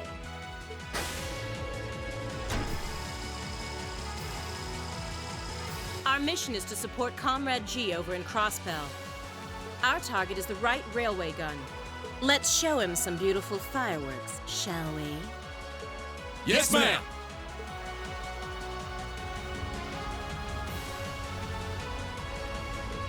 Oh. They're going straight for both the left and right wings. Shit. It's the railway guns they're after? No. Are they gonna fire them at the trade conference where the Chancellor is? If a shot from one of the railway guns hits that building, it'll blow the place to smithereens. So that's what they're after. This situation has escalated far beyond the scope of your field study. I want you all to stand by here. No way. You can't just stand idle while these insurgents run amok. If you won't take us with you, then we'll take action ourselves. Tuh. Look, time's one luxury we don't have. I think it's best to have them help us. Listen up, we're going back into the fortress. Group A and B, you're with me. Let's do this, everyone.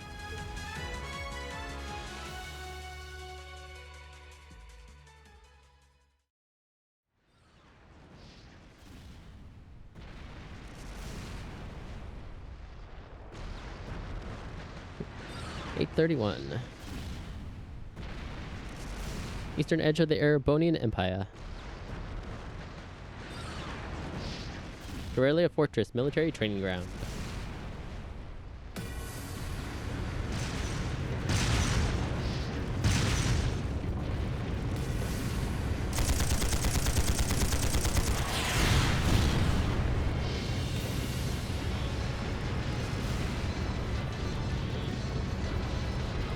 It's no use!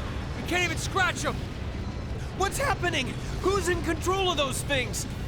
Get in touch with the 4th Armored Division! We need backup from Lieutenant General Craig! He's already on the way.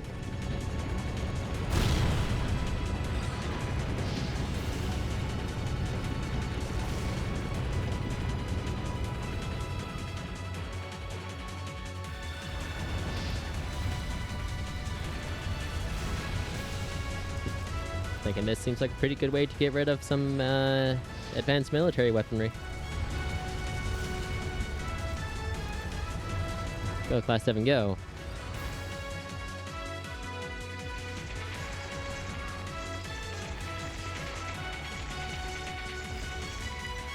Yep. And if this looks familiar, this is the exact scene we started the game with. This is awful. Here. How terrible. I can smell smoke. Are they using gunpowder? They've completely blindsided us. It appears that everything else they've done today was to serve as a decoy, even making the tanks go haywire. Right. It looks like their real target was the railway guns all along. Which means they must be serious about targeting that trade conference in Crossbell City. They wouldn't! How low can they possibly sink? So, they're intent on taking the Chancellor's head after all. By any means necessary. Resorting to such wanton violence? This is absolutely outrageous. This does look kind of bad. Understatement of the year. Please, let us help. We don't know if reinforcements are on the way, and it doesn't look like we have much time left. We have to stop them before they can activate the railway guns. Green's right. I don't know how much we can really do, but considering the alternative, we have to try. Right. I'm not about to let those terrorists have their way. Looks like any attempt to convince you otherwise would fall on deaf ears. All right. Reen, you and the rest of Group A are with me. Group B, you'll be under the command of Major Neidhart. One group will secure the gun in the right wing. The other group will secure the left. This is an actual combat situation, with real lives at stake. I expect the best from each of you. Yes, sir! All right, Class 7. Our objective is to stop the activation of the railway guns. We've learned a lot at the Academy. It's time to put that knowledge to the test. Understood! Motivational speech activate. Sarah joined the party. While she is assigned to the active battle party, the number of support members is increased to 3.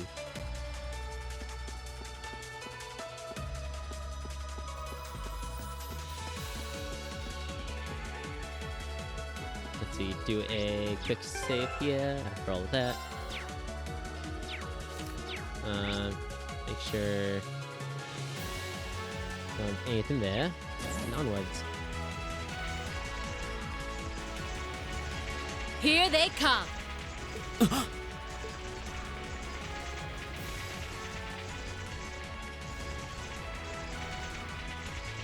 They look just like that thing we fought during our field study. Mechanical monstrosities. Save the talking for later. We need to take these things out. Got it! Enemy sighted! Take him out! Here we go! Reen, Gale there and take out a chunk of them. First link with Sarah.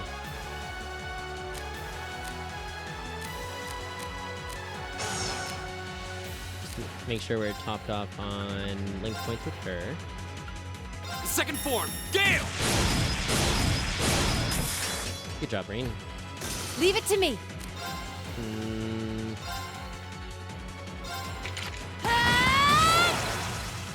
Okay. Alright, she needs, well, I don't know if I can give her better weaponry, now that I think about it. Yeah.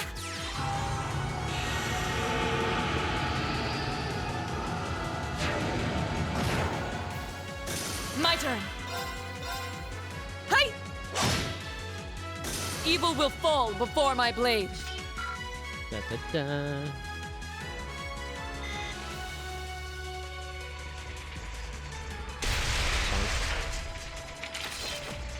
No doubt about it. Those things were the same as the one we fought outside Legram. It seems a large number of them are on the loose inside the fortress.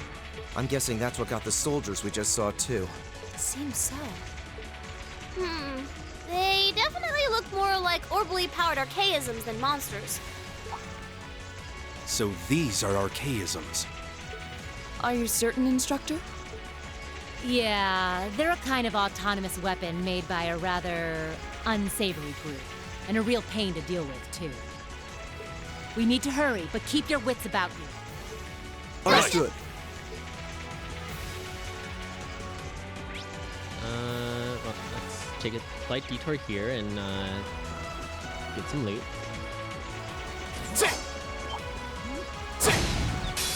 We have the advantage.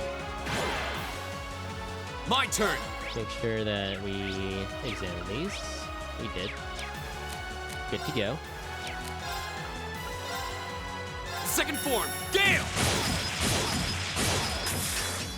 We'll cut our own path. Is that a treasure chest? Mine 3, don't mind if I do.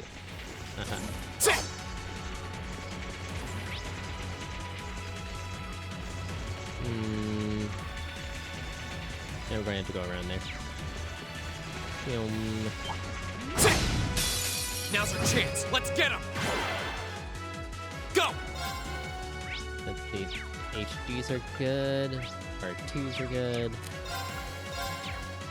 The second form, Gale! That's the power of the 8 leaves.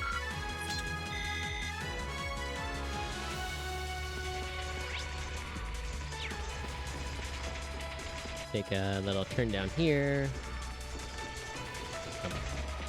Try hallways, some zoomies.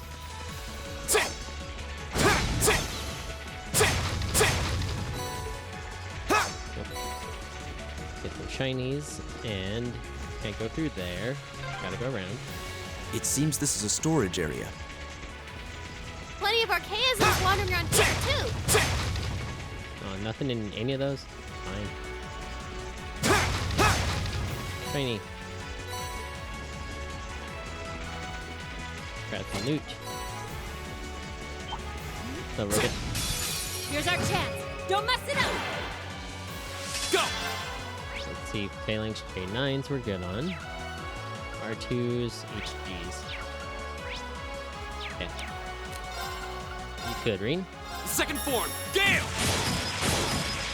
Thank you. We'll cut our own path. It's so great having him clear things because of his master quartz. He comes out CP positive. We can just keep on going.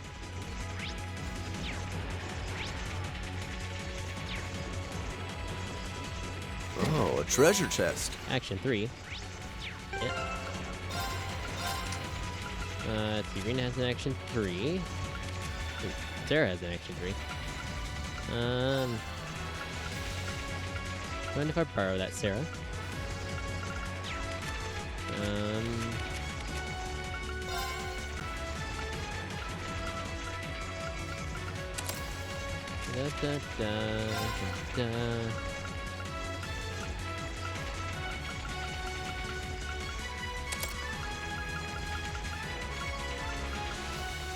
Yeah, all those are probably good. Oh, we should,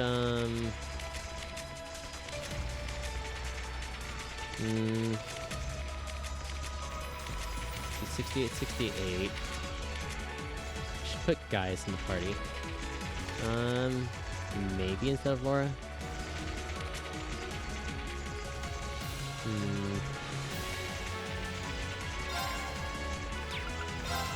We do need our spellcaster to have actually quartz equipped though. Do that really quickly. So burn enemies.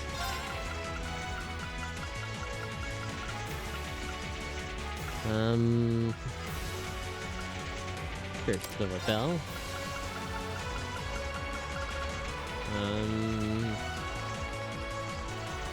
Saintly Force and Mirror.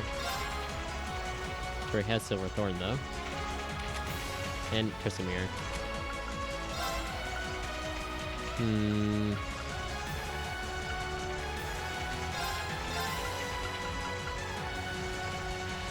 Yeah, if we just wanted Saintly Force, that's that. Yeah, give her that. Oh, no. Doesn't need the extra EP terribly.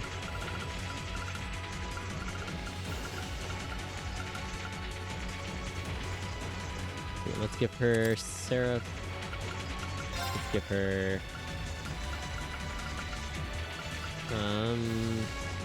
Blood. Let's give her...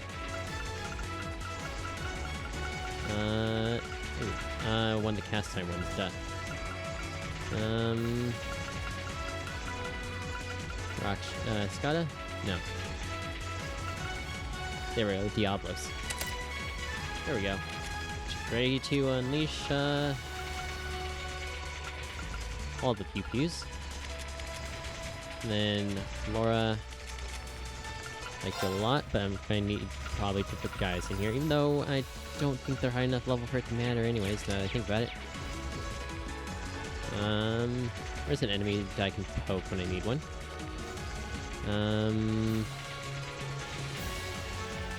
we came from that way because that treasure chest is open. Find the dots. So up this. Actually, but you'll do. The advantage is ours. My turn. Yeah, level 49. Probably still going to be like 1 XP per. I mean, it says 205, but Second form, Gale. what we get is a different story. My turn. My turn. Hey! Evil will fall before my blade.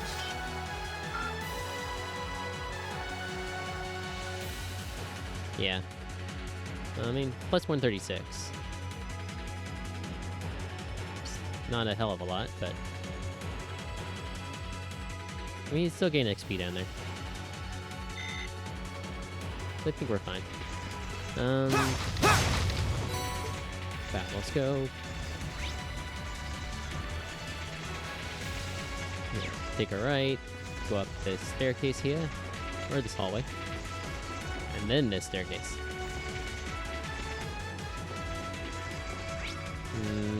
Space there, chest through here. Okay, excuse me, this is not your office. Is that a treasure chest? Flare bomb.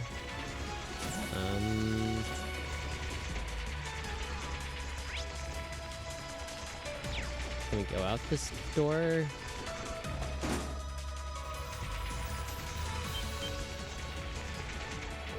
Huh.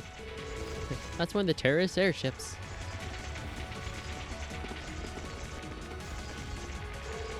I don't see any of them around. Why would they leave it unattended? Get back! Lammy!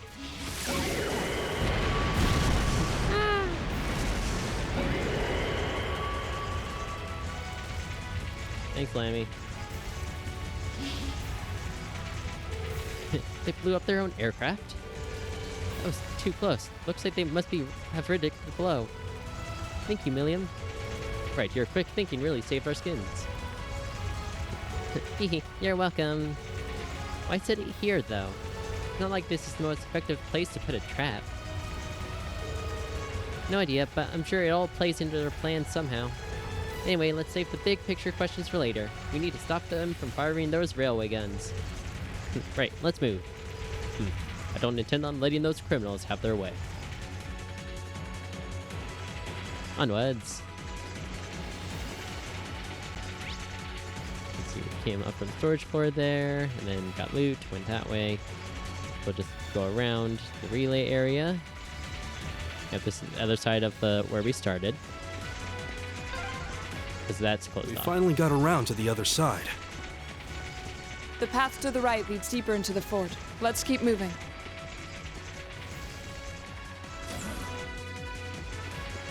Do do do do do do do do do. Excuse me, robot. Here's our chance. Don't mess it up.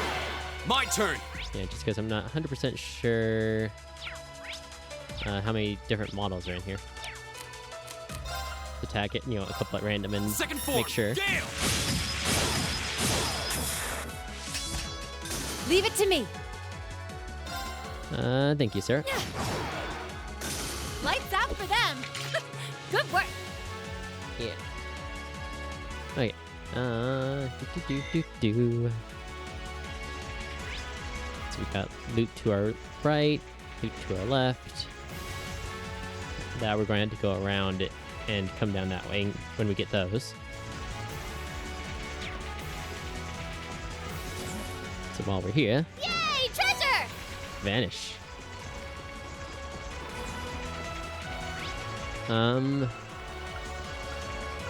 Probably just the vanish ailment. Yeah, 10% chance. Which, while sometimes terribly useful, not too much of a fan of, just because you don't Ooh, an Ormond charging station! get XP for vanished monsters. That door near it looks like it leads outside. Probably an external corridor. Everyone, follow me. Excuse me, I would like to use it. Well, if they're still vanished when the combat ends, they obviously stay vanished. So since they're not technically dead, you don't get the XP.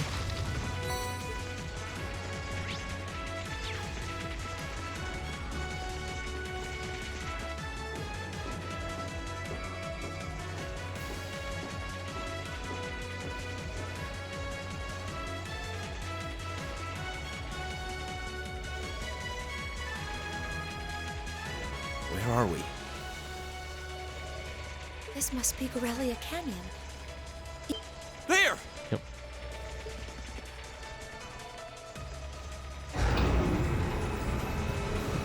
Uh-oh.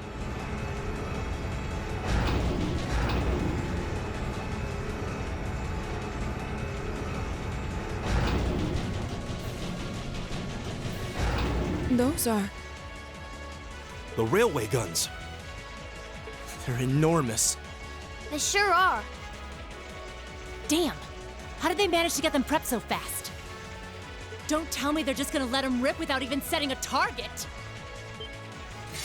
Instructor!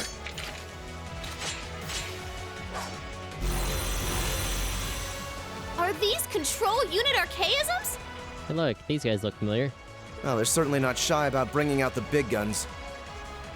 Ugh, we don't have time for this! We need to take these things out fast! Right there with you.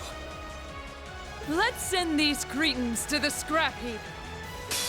Here they come! Be careful, everyone! Okay. Okay. Well, Sarah, first things first. Let's support self. I mean, it gives her insight, though. Okay, stat down good. Blind, burn, freeze, delay. Okay, good.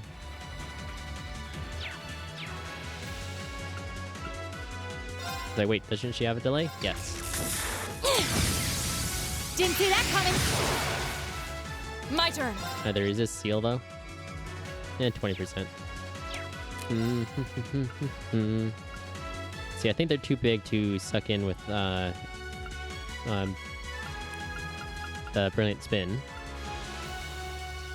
What if we just Armor Breaker? That one. Yeah, let's focus this one down. Here we go! Yeah, since they're too far apart to get a small area on both of them.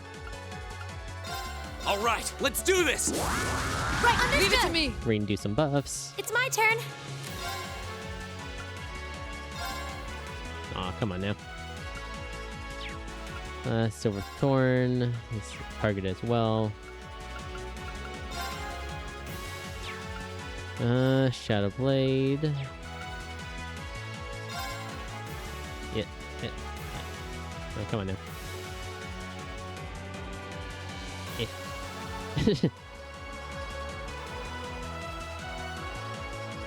So can we get it? That's a good question.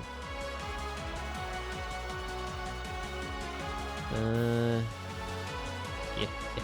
I mean, that's an excellent question. Yeah, anyways. Yeah, Phantom Foot will be one of them. She doesn't have any earth spells, though. Now!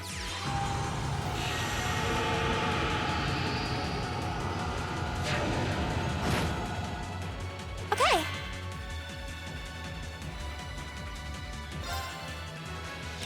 Let's see, she's up again. Master Player?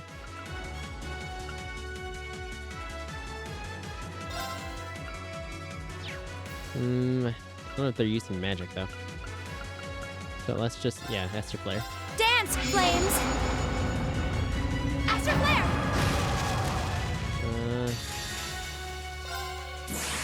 Rise, great towers!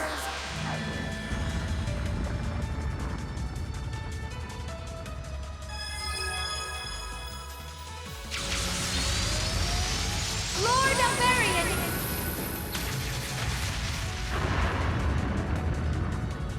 Rest in peace. Leave it to me.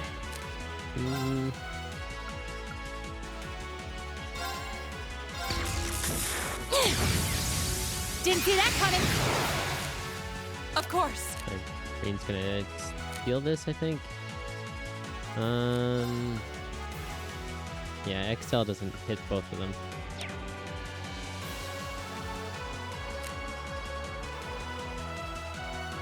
I don't know if Plasma Storm would. Azure Flames, gather on my blade! Only one way to find out. Strike!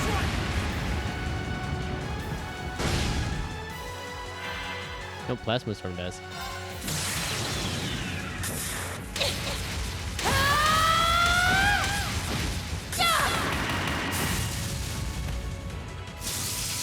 Let's see you live through this!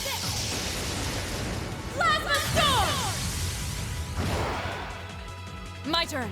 Nice. Good job, Sarah. Chop. Off guard. I'll help. My turn. Again.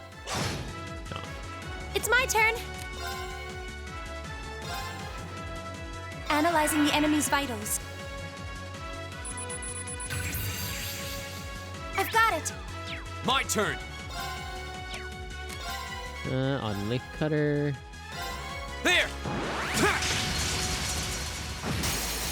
Go! And one for me! Okay. I'll just pew pew that one. Of course. Again. Go!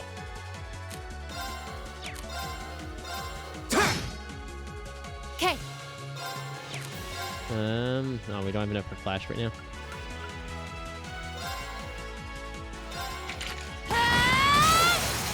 Now! Got it! My turn.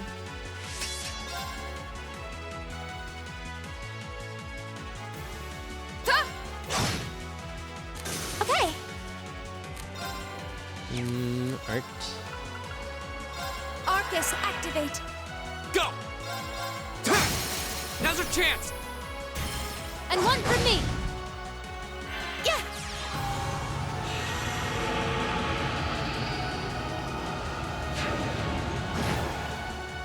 The battle's over, but stay alert, everyone.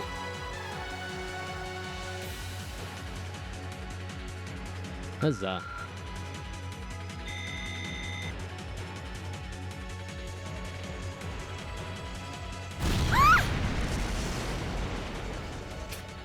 A self-destruct mechanism.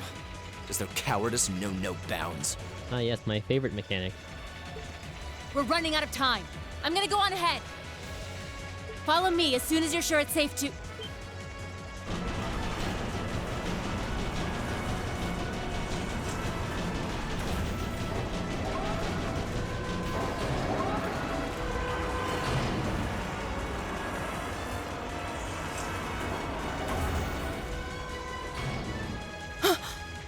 Railway guns. No, no, no! No. Don't!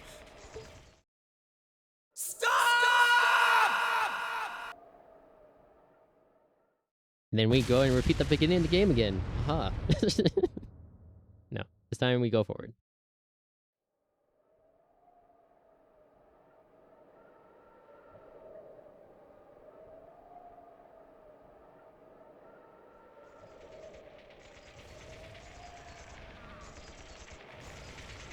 What? They didn't launch anything.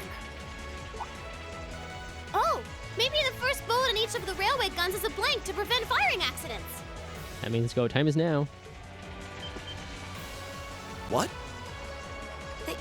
They do that? Sure seems that way. And now that they fired once, it's gonna take some time before they're ready to fire again. Then if we can reach them before that... Yeah. There's no way we're going to let them get off a second shot. Ta-da! Now we're caught up to current events.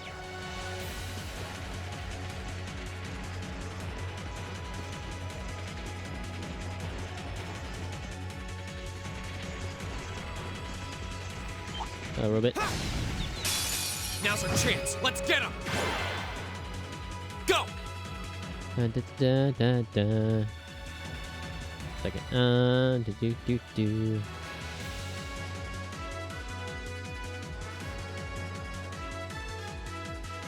No, that's fine. Do that instead. Anyways, craps. Gale. The second form, Gale! That's the power of the 8 leaves. Good job, Reen. We've got a whole bunch of loot here. Hey, monster chest. Sepith. Gerald Balm. Oh, a treasure. Yep, treasure chest. Obligatory save. Here they come. Stay focused, class. Here we go. If you could wipe out half of them, thank Second you. form, Gale! Close to half of them. And that one's sealed, so we're good there. Check it for CP though. Right. Earth Cleaver.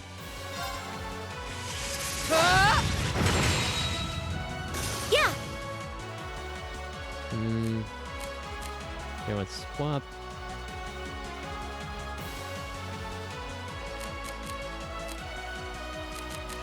I'm sorry for the trouble. With pleasure. Gale Stina. My turn. Okay.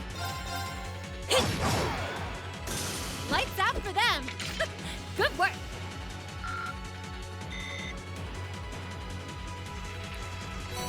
Deblocker. Okay, let's go forward and take care of this guy. And then we'll make a right and get the loot. Fine, thank you. Oh, there seems to be a treasure chest here. An orange cape. No capes.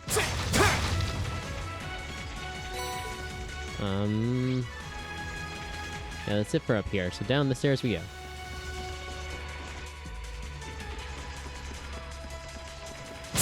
And chop chop. And then The advantage is ours. it's like, hold that thought, guys. My turn. Leave it to me. My turn. Huh? Evil will fall before my blade. Let's see, that would have been in here. It was Milliam. It looks like we have to hang left. We want to go through. Yep. See, that's the storage floor there. There's some loot down there.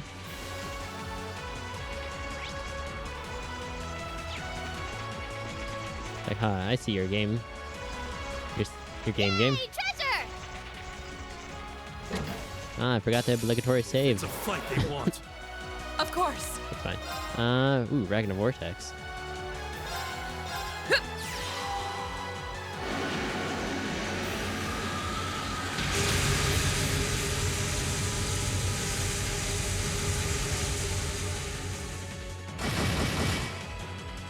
Go! Gale. Actually, yeah, we'll let Gale and have him still at crit. The second form, Gale! Leave it to me.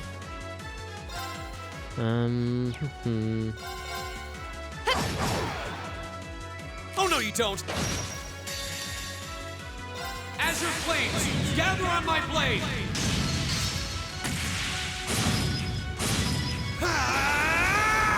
Strike! We'll cut our own path.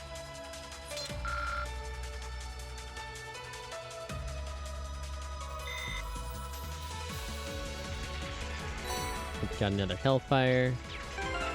Or Mint Quartz. Guys, if you could have cats on right now. May want to hit you with some better Sepith here. First, sleep blind, hit, evade, defense, etc.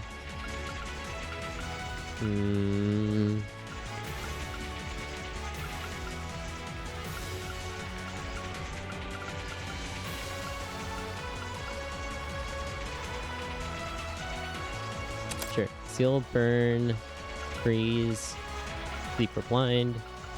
That'll just be our status effect guy for right now.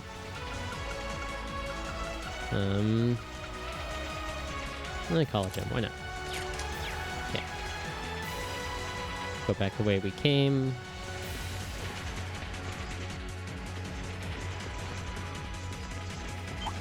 Chop, chop. Not literally the way we came. This way.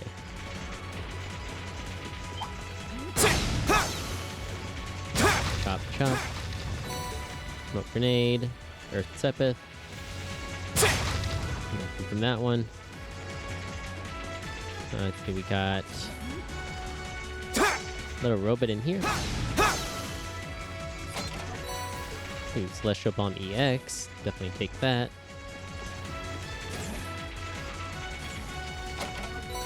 EP charge 3. On with Space Sepith, and that's it. Okay.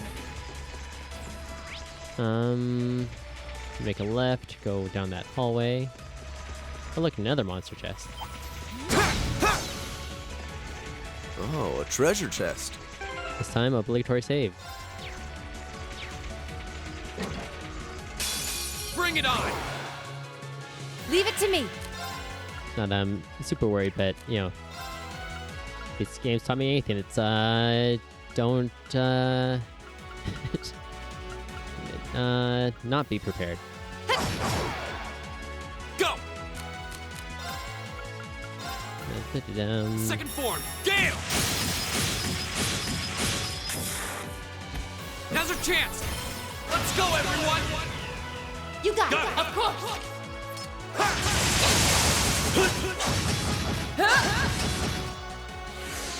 Right! All but one of them. Well, two, I guess. Earth Cleaver. Evil will fall before my blade. Nice, got treat level 5. Shadow Blade. 100% chance to absorb magic. Nice. Sorry, 20% EP at the start of battle. Oh hey, and the AT reduction. Onyx Bell, I believe. Domination. Oh, that's one of my favorite quartz. So good.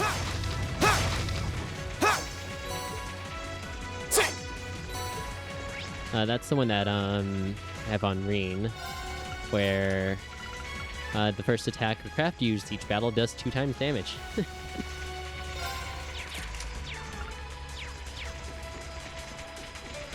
It's a farmer's best friend.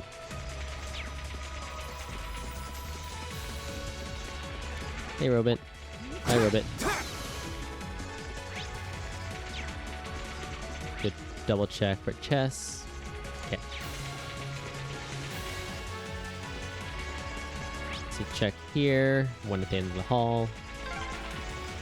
This is the freight platform. We finally made it to the other side. We've got to be close. Just need to head up that staircase over there. Yep, yep. Yay, treasure! Shield 3 and a battle scope.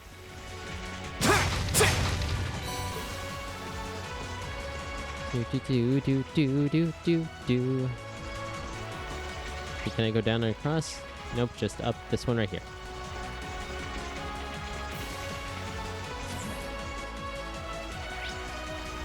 Let's see, just got one little dudo in here.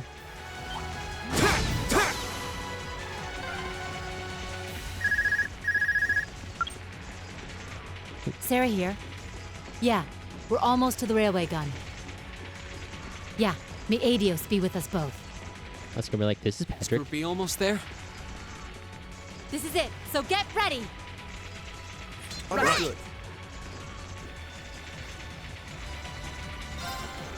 So, what little HP we've lost and some EP.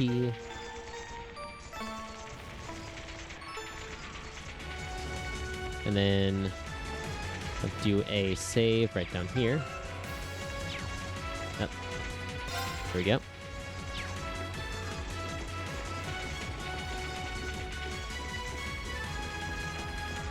Yep, railway guns.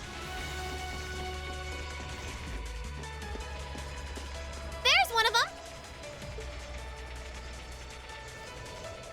So these are the railway guns. It's gigantic. And they intend to turn this on a city full of hundreds of thousands of innocent people. Yep, approximately 500,000.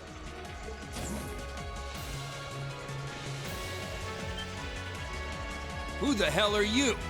To kill one guy. Are you those kids from the military academy? Stay away from the railway gun.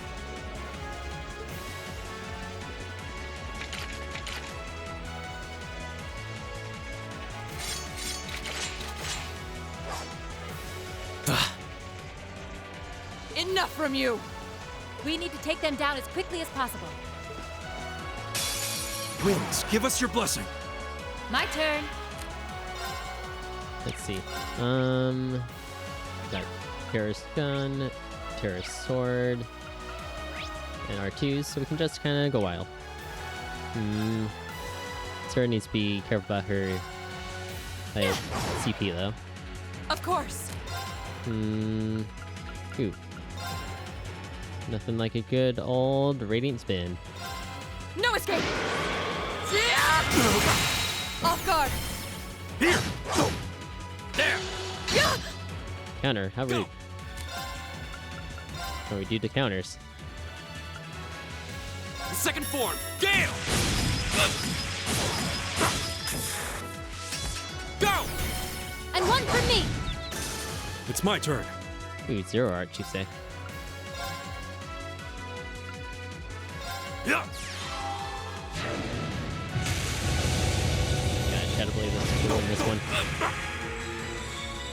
Damn!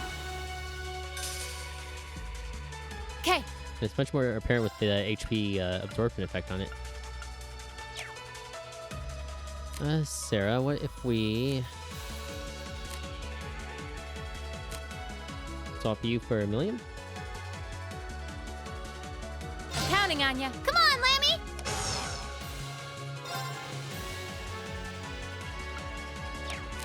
Crafts. Let's arm these goobers. Get him! Now!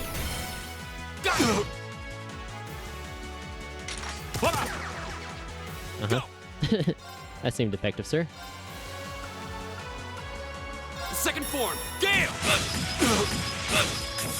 Oh, they actually have some HP on them. Leave it to me. Let's see, Savage Fang. Take this! Of course. Yeah, one's frozen, one's on fire, and they're both sleeping.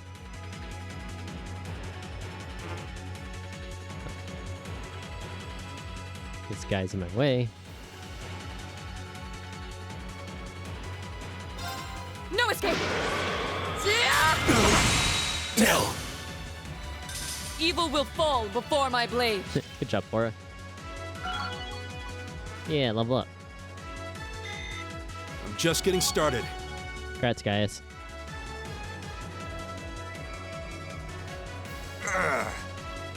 No. This isn't the first time I've crossed swords with the Imperial Liberation Front. They don't seem really strong, just really obstinate. What would push them to go this far? We can discuss that later. Right. We need to stop the railway gun first.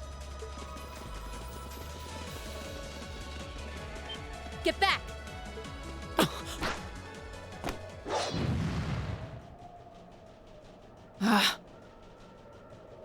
It would have been smarter to stay away, S. I'm impressed you saw me coming, Purple Lightning. I see the rumors about you weren't just trumped-up stories. I love a good compliment, but getting one from a terrorist just doesn't put a spring in my step. Still, I suppose the fact you're here means the other ringleaders must be over at the other gun. V certainly is. Hey, look, there's Orcus Tower in the background.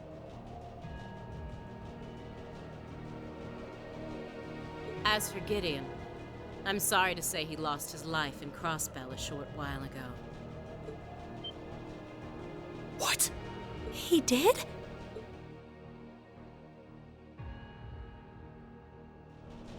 I just received a call about it a few minutes ago. Apparently, he was killed by a real top-rate Jaeger Corps hired by your friend, the Blood and Iron Chancellor. Yep, he was in that massacre in the sewers. Poor guy. I heard it was practically a massacre. Or I should say the geofront. What a terrible way to go. Well, Gramps isn't exactly known for his bountiful sense of mercy. If you don't want to die like a dog, don't run around snapping your fangs at everyone. You keep talking like this has nothing to do with you, but I take it you've got no intention of beating a retreat. It sounds like you've got the railway gun set to automatic firing mode, too. I was wondering what that sound was. It was loading another round! Oh, I was hoping you'd miss it in all your babbling. It's got, 10 minutes or so to go. Conniving witch. You can let us past, or we're going to force our way through. You're Careful. She's a dangerous one to tangle with. And she's hiding something. Right again. Damn! Giant archaisms! Ooh, just my color, too. For borrowed muscle, I've really taken a liking to them.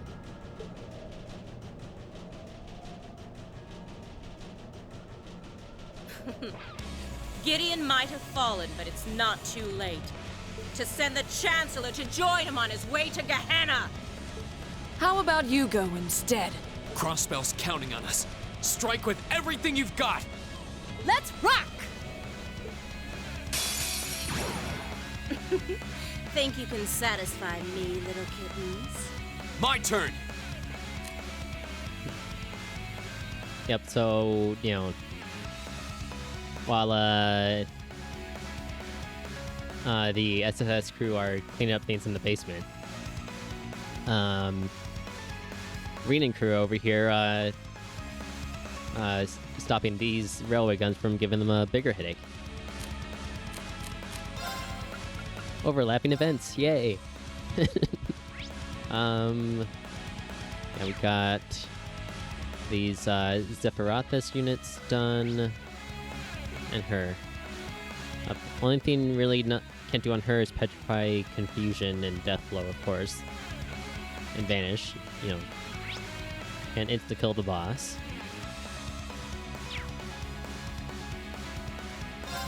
Burn to ash! You can faint her. Yes, sir! What if we faint these guys? No, not really. Blind freeze, burn. Stat down.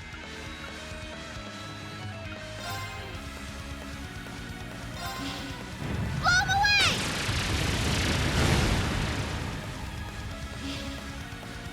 all right. Ooh, blind. Not close enough to get both of them? Come on now. I'll take it. Whirlwind! To me! Of course. Brilliant spin. Oh, don't move them. No escape! Nope. Yeah! With her, though. Off guard. Here! Yeah! My turn! Flame impact. These two. Burn to ash!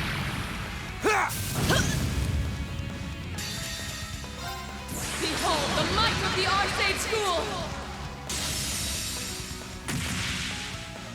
Radiant Blade Dance!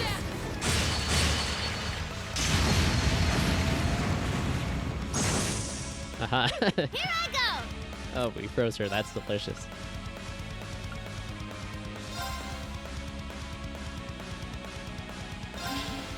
Blow 'em away! Nice strength down both of them. Up. Let's see you casting.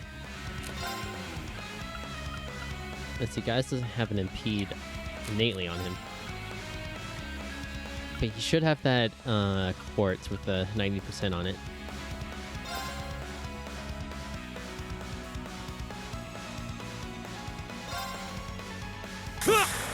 Take this!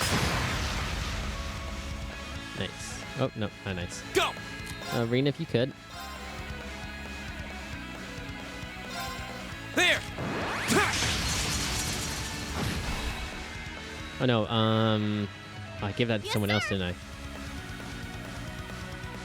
Knowing me, I probably gave it to Laura. Go get some CP, please. How about this? Yep. My turn. And test out that theory. Can't spin.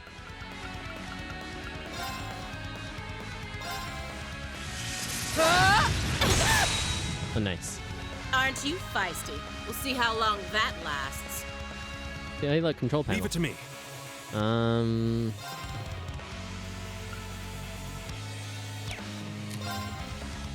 Let's see. Big blinder. Yep. Really everything, except for the insta kills. Whirlwind! To me! Go! Let's see here. Flame impact. These guys. Or, to really do this. There!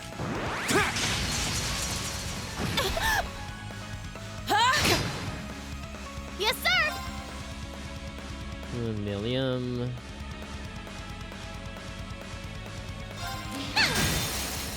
Now! Gonna let guys have the crit.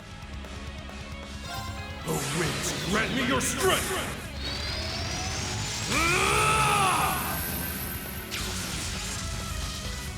Calamity!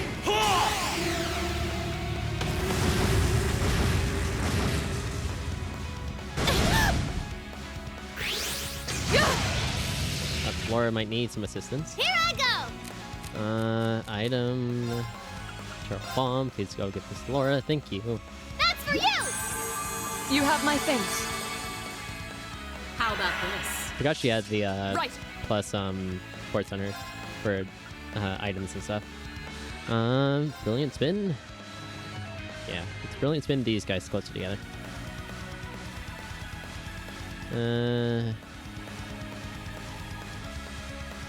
Yeah, right. Drag it right over here. No escape! My turn!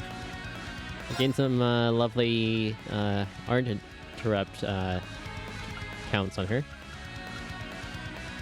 God, 110,000 HP. Okay. Let's see. Rain, flame impact, por favor. And then it's gonna be your turn. Burn to ash!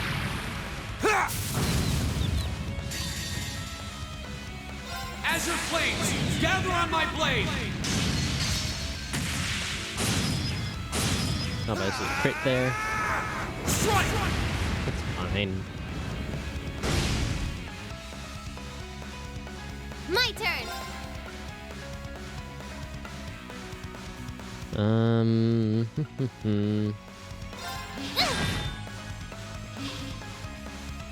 It's my turn. Hit the frozen one with the crit. Lol. 30%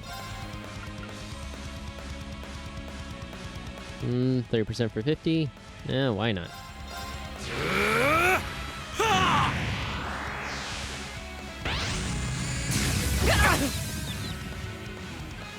rude. Now he's fainted. Ha. My turn. Craft. Earth Cleaver. Get him, Laura. Huh. Hope you like pain. Nope.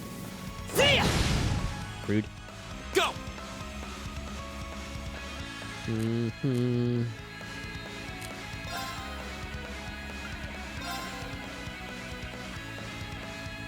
Let's see. Flame Impact. Burn to ash! Oh, got her. Here I go! Going to swap you up for Emma, I think. Oh, she only has 20. Only enough for detector, so never mind.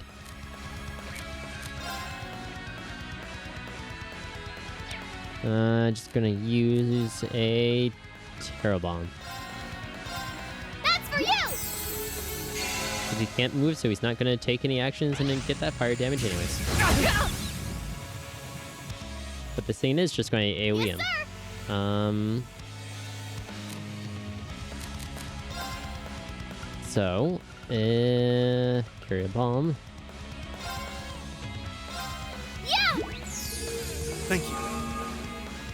Not yet! Get him, guys.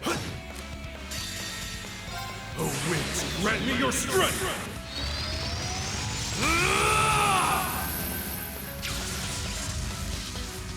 Calamity!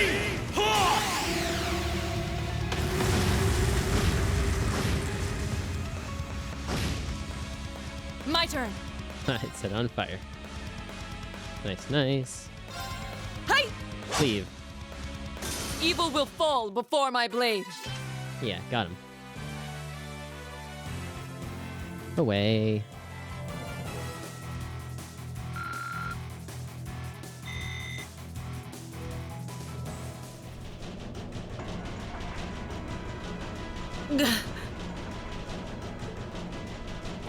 No!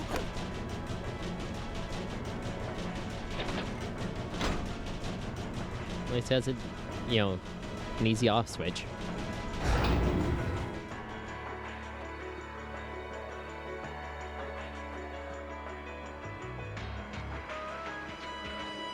Systems deactivated. Oh, thank goodness. Ah, you got me. Shouldn't have expected any less from the ace of the 4th Armored Division. Or from Sylphid. The rest of you weren't half bad either. I can't believe you could take on this many of us at once. You are one tough old bear. Neidhart here. We've regained control of the left railway gun.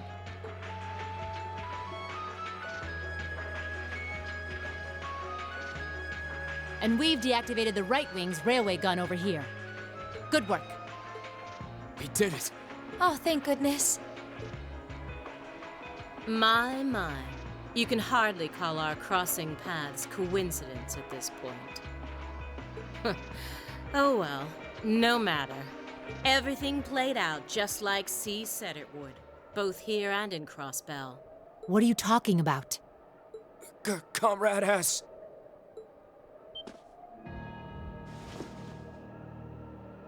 There's zombies. How can they still move? We'd completely incapacitated them. Are they on Gnosis? Go, Comrade S. Regroup with Comrades C and V and bring the hammer down once and for all! That's the plan. Well, I'll catch you all in the great beyond. What? No! She wouldn't.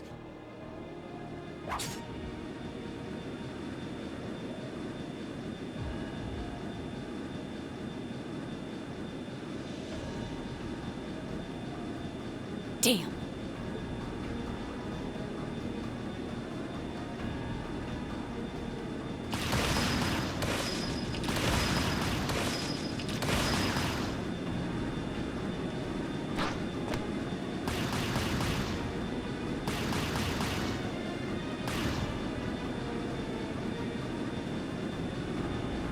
Team Rocket's My blasting name off again. is Seal,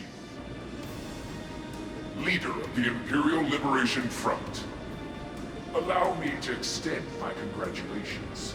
You did well, fending off our two-pronged attack here and in Crossbell. But you would be foolish to assume this is the end of it. The hammer of judgment shall fall again. I'm ready. Are you?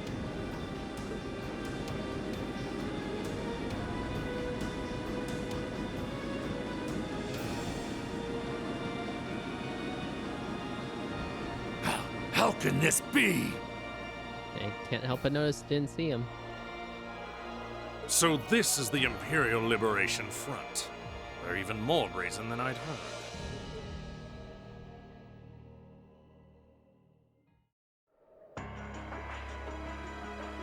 heard. So C was here after all. Who is he anyway? What's he hiding? Even the intelligence division's drawing a blank trying to gather info on him. At least this time we managed to capture some of them alive.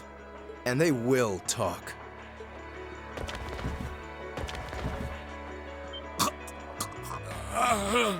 What the hell?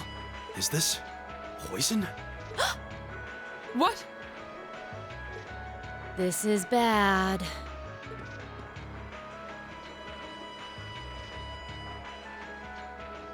Looks like these guys all swallowed neurotoxin capsules. I don't think we're gonna be able to save them. I doubt it'll work, but I'm gonna try to neutralize the poison. Emma, if you've got any herbs you think might help, give me a hand here. Of course! Do you think they'll pull through? Not sure. I'd give them 50-50 maybe. Even if we can keep them alive, there's no guarantee they'll regain consciousness. No! Why? Why would they go this far? These are the kinds of people we're dealing with. Yep. With some quick thinking, hard fighting, and a little luck, we were able to stop a potentially devastating terrorist attack in its tracks. But with the political climate as it was, this incident, overshadowed by the crisis in Crossbell, was never made public. In the days that followed, we still felt shaken, our eyes newly opened to the dangers facing our homeland, both outside and within. Chapter 5, Signs and Omens. End. Keep up the good work!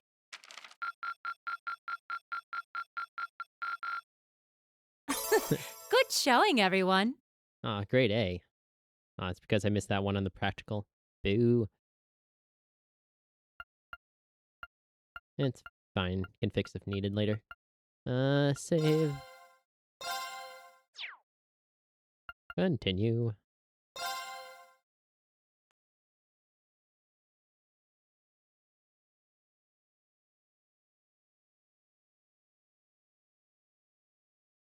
Half a month after the incident at Corellia Fortress, a sense of lingering unease still hung over the Empire. The government increased patrols by the Railway Military Police as part of their counter-terrorism measures, while the Noble faction bolstered their provincial armies. There were even rumors that they'd hired several Jaeger Corps. At the center of everything was the Imperial Liberation Front. They had allied with a terrorist group from the Republic of Calvert to attack the trade conference in Crossbell, and as we'd seen firsthand, had attacked Corellia Fortress in an attempt to fire the 2 railway guns stationed there. They'd made it abundantly clear that they were no mere insurgents. These were dangerous people we were dealing with. And following their attempts to target Chancellor Osborne and the Reformist faction, rumors started to spread of a possible connection between the Imperial Liberation Front and the Noble faction itself. Meanwhile, new information was filtering in from Crossbell that surprised us all. During the conference, one of the representatives of Crossbell's state government made the daring declaration that Crossbell would soon declare its independence, breaking free from its neighbors Calvert and Erebonia. To no one's surprise, both the Imperial government and the Noble faction dismissed it as nothing more than delusional raving. But one thing was clear. That declaration only served to increase the tension in Erebonia and across the continent.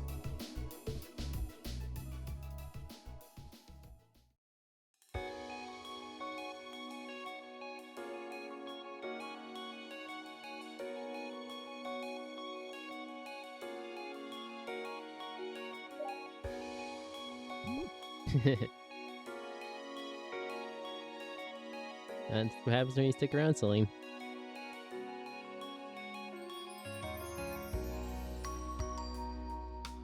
On a cool, clear autumn day, the Academy's prestigious board of directors gathered for their first meeting of the year.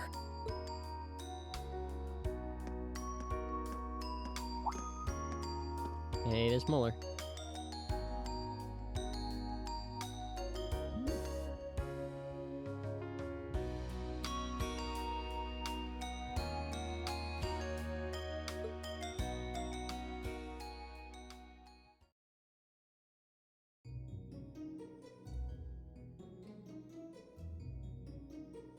And that concludes my biannual report. Good, good. It seems the Academy is running like a well-oiled machine. No administrative issues to speak of. Student performance is sitting comfortably above the national average on exams and on general aptitude tests, too. The second-year students seem to be having a banner year as well.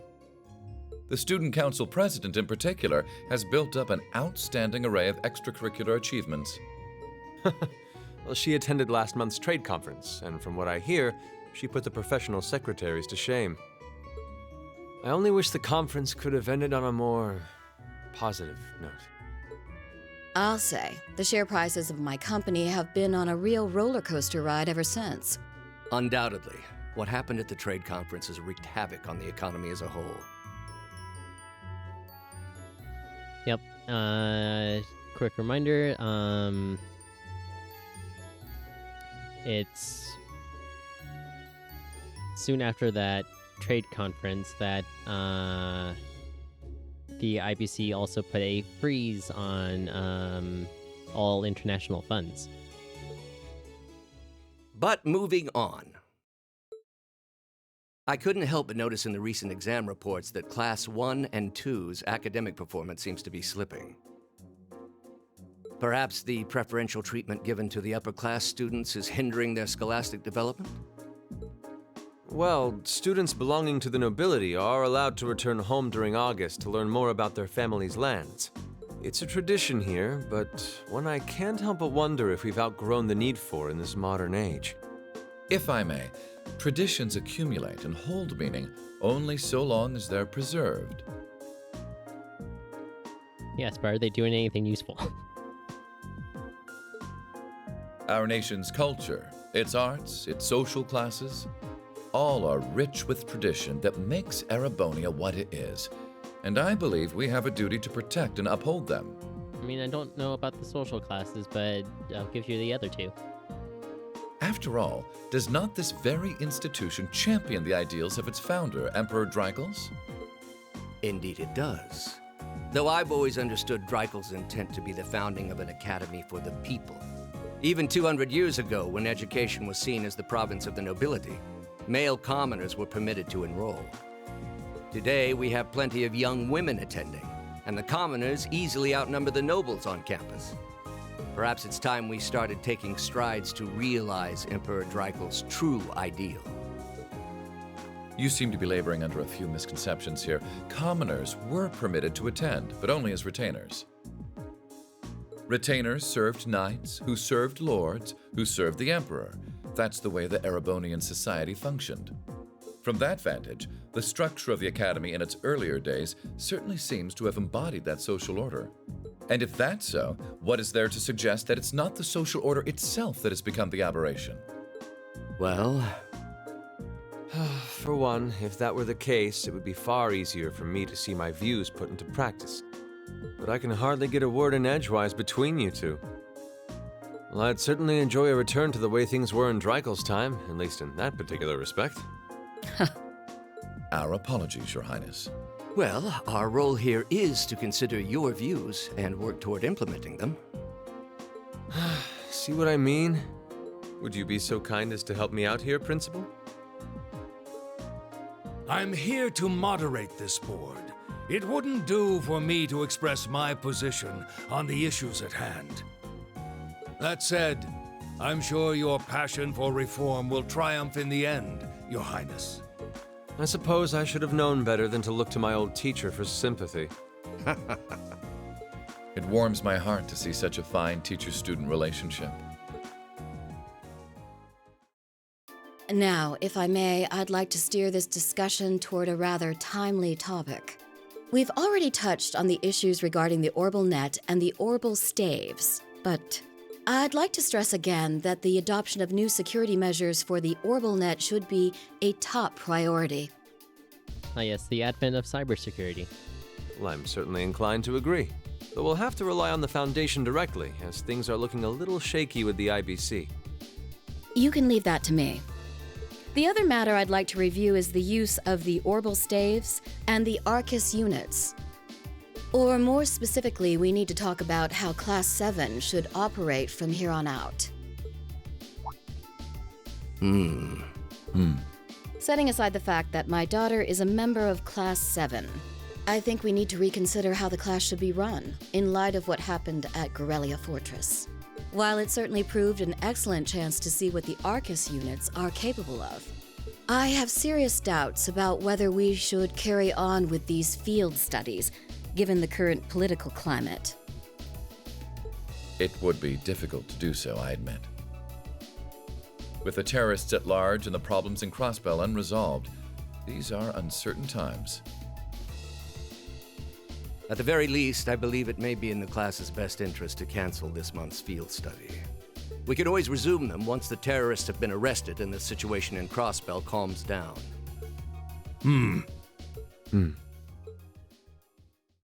Arise, O youth, and become the foundation of the world. I'm sure you all recognize the words of Emperor Dreikels. They've become something of a school motto here. It's my belief that Class 7's actions at Gorelia Fortress perfectly embody the spirit of that directive. They stood together to stop a tragedy in the making and, in a sense, protected the foundation of our world. No one ordered them to do it. They took action of their own free will, because they knew in their hearts what was right. Some might call it recklessness. Some may think it rash. Some may even venture to call it hubris. However, as chairman of this academy, I'm incredibly proud of what the brave young men and women of Class 7 achieved. Your Highness. Troubled times may lay in store for Erebonia, and for the entire continent in the months and years to come. But I believe that makes something like Class 7's field studies all the more significant. The experiences they're having now will help them find the strength and the means to press on through adversity. I can't be the only one who feels this way, can I? They do seem to be showing remarkable growth. That much is true. Although I have no idea how much my daughter is really capable of, immature as she is. I could say the same of my hothead of a son. I do wonder about my brother sometimes. However, it does seem that enrolling at this academy has helped him start breaking out of his shell.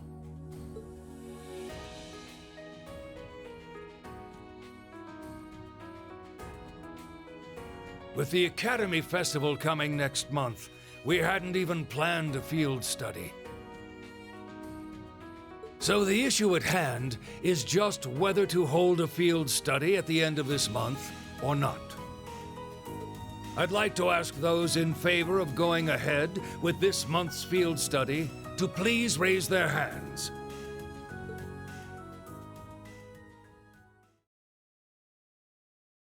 Sixth period. All right, I'd like to begin by taking everyone's ideas for our class's part in the school festival. Good old school festival time.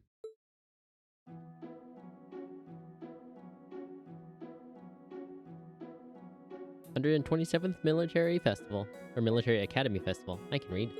The festival will run for 2 days next month, the 23rd and the 24th. Equipment setup and the other preparatory work will begin in the afternoon 2 days before the start of the festival. But there's a lot of preparation needed before we get to that point, and the sooner we get that underway, the better. That's all the more reason to figure out what exactly we want to do. Some of our options include displays, events, stage shows, and cafes. Oh, this part's so much fun. Does that sound right, Crow? Yeah, though no class I know would settle for just some simple display. I mean, come on, no one ever said, boy, we better rush to get in the line for that display. Well, either way, I'd like to start by soliciting some ideas from all of you. We're just brainstorming right now, so feel free to say whatever comes to mind.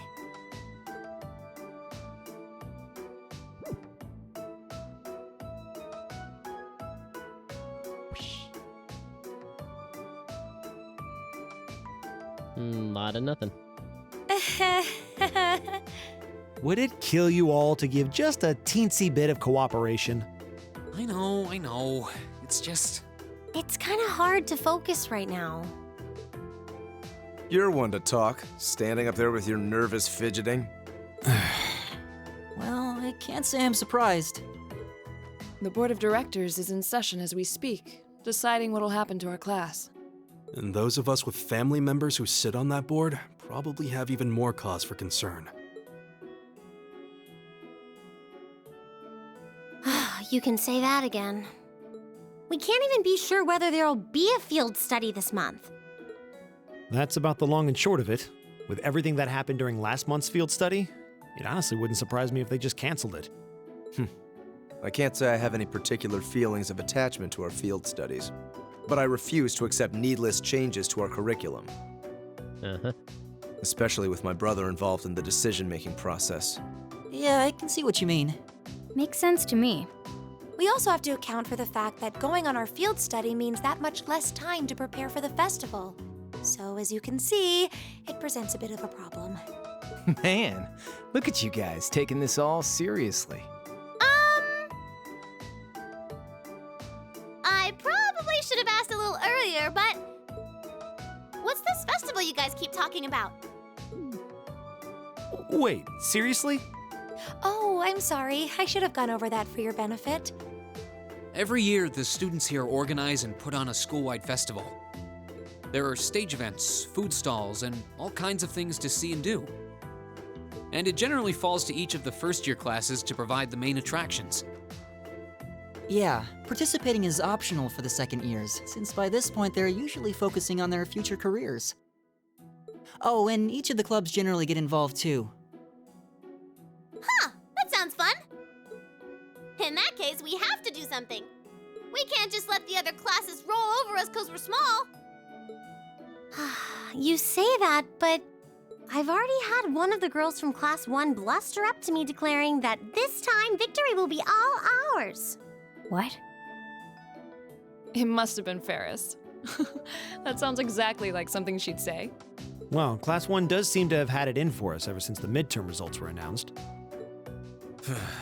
If it's all the same, I'd rather not see the House of High Arms claim yet another nominal victory. But we need to account for the fact that our class is markedly smaller than theirs is. That's certainly true. It'd help if we at least knew what the other classes are doing. It kind of seems like everyone's having trouble staying focused. Sounds like a need for a recon mission.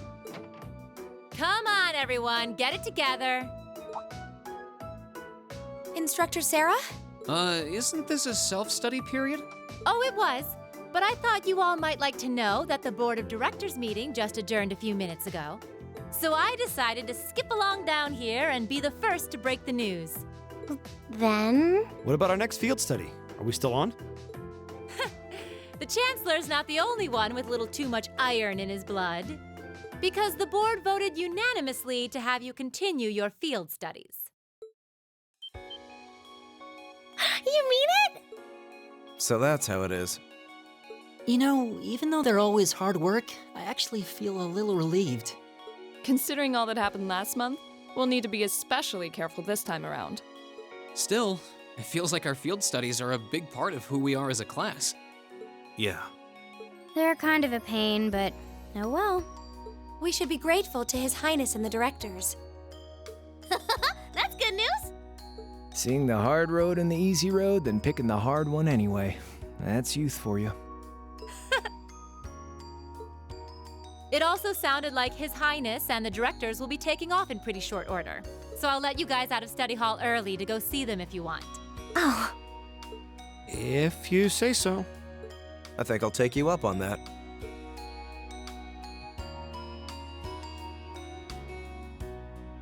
Do.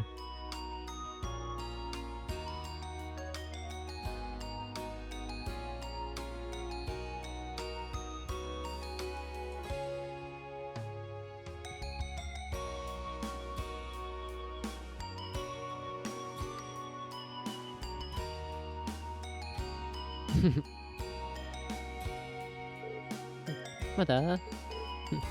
Dad. I mean, Dan.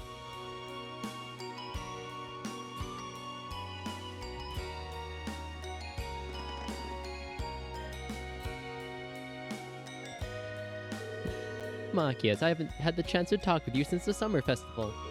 It sounds like you're quite the heroes at Corellia Fortress. Come on, don't tease us. I'll be the first to admit that we acted rashly. But in the end, I have no regrets. I'm glad to hear it. It's good to see you again. Likewise. May feels so far behind us now. You have questions, no? It's written all over your face. I do. You were in Le Gram, weren't you, to meet with Duke Cayenne? Correct. I was hoping to have time to greet you and your classmates too. But I imagine you would rather he not take too close of an interest in you. You imagine right. Still, I'm concerned. What is the House of Alberia playing at? And not just us. What are the four great houses and the rest of the noble faction trying to accomplish? Haha. You ask like there's a simple answer. The four great houses aren't as united in opinion as you might think. Even within individual families, there can be disagreements. You know that I differ with Father on several issues. But rather than worrying about the others' positions, I suggest you give some thought to your own as a member of the family. I'm surprised you actually managed to make it here. I was expecting a business negotiation to crop up just in the nick of time like it always does. Time is not something you make, or is something you make, not something you find. All the more so if you're in a position of responsibility. Bah. Lady Alyssa is quite the multitasker herself, you see. She has no trouble balancing her time between her studies, training, club activities, and hobbies. Of course she doesn't. I'd be disappointed if she weren't able to manage at least that much. You need to start using your time more creatively, Alyssa, instead of simply doing what's required of you. Ugh. I saw the railway guns at Corellia, you know. I saw what those oxens are capable of. And I can understand why Grandfather regrets ever making them. Do you honestly feel things like that are necessary? Are you really okay with that? I think the fact that you've seen enough to ask me that now means you, deep down, you've realized that they're both necessities of this era we live in. Well... the opinions of others are only that. Stop relying on them so much. Observe for yourself and draw your own conclusions. That's what someone who truly independent would do anyway. Still, I wasn't expecting to find myself indebted to you again so soon. Without your intervention, the Chancellor and I would have met our maker in Crossbell. Don't mention it. We're just relieved you're all okay, Your Highness. Indeed. I'm glad you were able to focus on making a positive contribution at the conference. I wish I could tell you that's exactly what I did. But I could scarcely find a place to chime in once the Chancellor and the Republic's president got going. Though the mayor of Crossbell managed to dumbfound even them. I presume you're referring to his proposal for Crossbell's independence? Hard to believe it could actually happen. Well, as long as both Erebonia and Calvard refuse to accept it, the likelihood of it actually happening is incredibly low. Still, they're planning to hold a referendum on the issue to see if the population is in favor of it. So there'll be plenty more chances for disputes to break out over the issue. Well, neither of them want to lose all that sweet tax revenue from Crossbell. Half of it flows into the provinces too, so like, fat chance the noble faction's gonna take that line down. Milliam. I swear, this kid has all the delicacy of a rock to the face. So you're Milliam, are you? Your name seems to have come up with increasing frequency lately. Well, I was hoping for a chance to see the famous Eric Getlem in action, though. Oh, sure thing. Come on, Lamp! Whoa there. Cool your jets. I'm not sure this is the best place to call out Eric Getlem. Just a hunch. Lame. Objection overruled. That could have gotten messy. Honestly, it would save us all a lot of trouble if you could just refrain from saying whatever pops into your mind, too. Lame. might you be? General Muller Vander. Say, are you from the Vander family? The one who serves as the prince's bodyguard? Oh, did Neidhart mention me?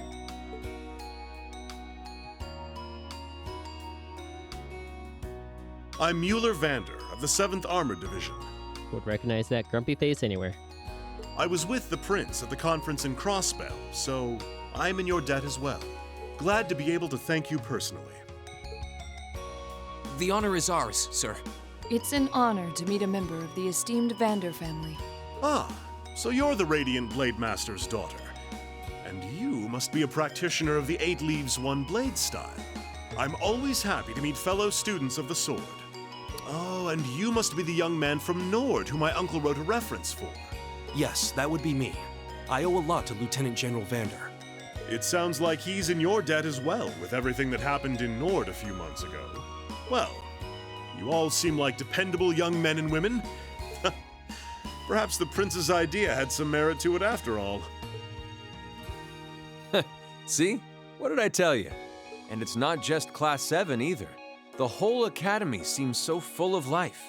Perhaps I should take this opportunity to break down social barriers by getting to know all of them in the academy's pool. Swimsuit episode 3. If you really want to work up a sweat, I'd be glad to let you run back to Heimdall. If you kept up a good sprint, I'll bet you could even make it in a couple hours. You'd actually make me do it, too. Cruelty. My name is Mueller. It's like their hearts practically beat in sync. That's certainly one way to look at it. I wonder how long they've known each other. Forever.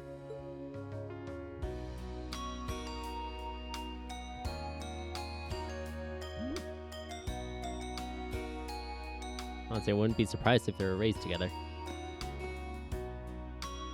I'm sure we might get into that at some point in the next 3 games.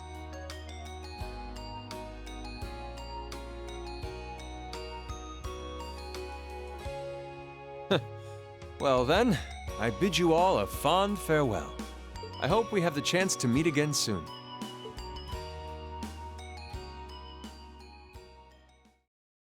Away.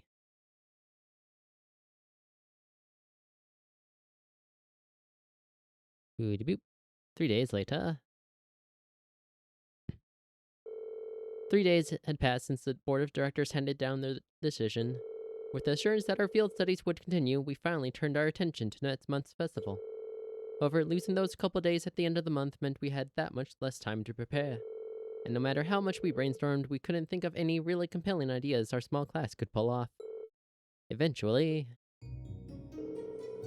Geez, I can't believe we burned through another week already. But hey, at least it's the perfect weather for a weekend out on the town. Hope you all enjoy your free day tomorrow. Especially since you've got another practical exam coming up next Wednesday. Could have just sent us off with have a good weekend, could you? It'd just be Instructor Sarah if she didn't throw in a little dash of dormant. And then we have this month's field study coming up at the end of next week, right? Yep, just like we'd been planning. We might have made a few changes to the original itinerary, but nothing major. I'll tell you all about where you're headed after the practical exam, so keep guessing. Until then, yeah, you don't need to make it into some sort of dramatic revelation. She always does, though. Ooh, I can't wait to find out where we're gonna go this time. Oh, by the way, you guys really need to figure out what you're going to do for the festival next month. First years have to participate, so if you can't think of anything, you'll be showing your field study reports instead. What? That certainly wouldn't be my first choice, or even my 5th. Anyway, that's a wrap for homeroom. You'll do the honors, Miss Class President. Yes, Instructor. Stand and bow.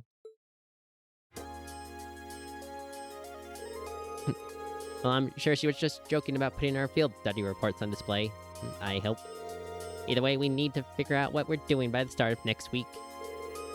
That sounds wise, especially considering we have our practical exam on Wednesday and our next field study on the weekend. If that's how things stand, we should make it our goal to at least have some solid ideas by the end of tomorrow. But we also need to check out what the other classes are planning. If we ended up doing something that was already being done, we'd seem totally redundant. Yeah, we should split up and start gathering some info. But remember, we need to find something that will work with the number of people we've got. Yeah, all the other classes have more than double the manpower we do, easily. And they all seem to have some pretty grandiose aspirations to that. If greatness were reliant on numbers, museums would be full of artwork produced by a committee. There must be some course of action that can turn our lesser numbers to our advantage. Yeah, the question is... what? If we had an easy answer, we wouldn't be spending all this time worrying over it. I'm getting kind of pumped up. Well, interclass competition never hurt anyone. In fact, it might spice things up a bit. Yeah, okay. Wait a minute, we can do some part of Chapter 6 and get some of the school bit done. Oh, we got a new book to read. To the library. Not that. That button. All the buttons.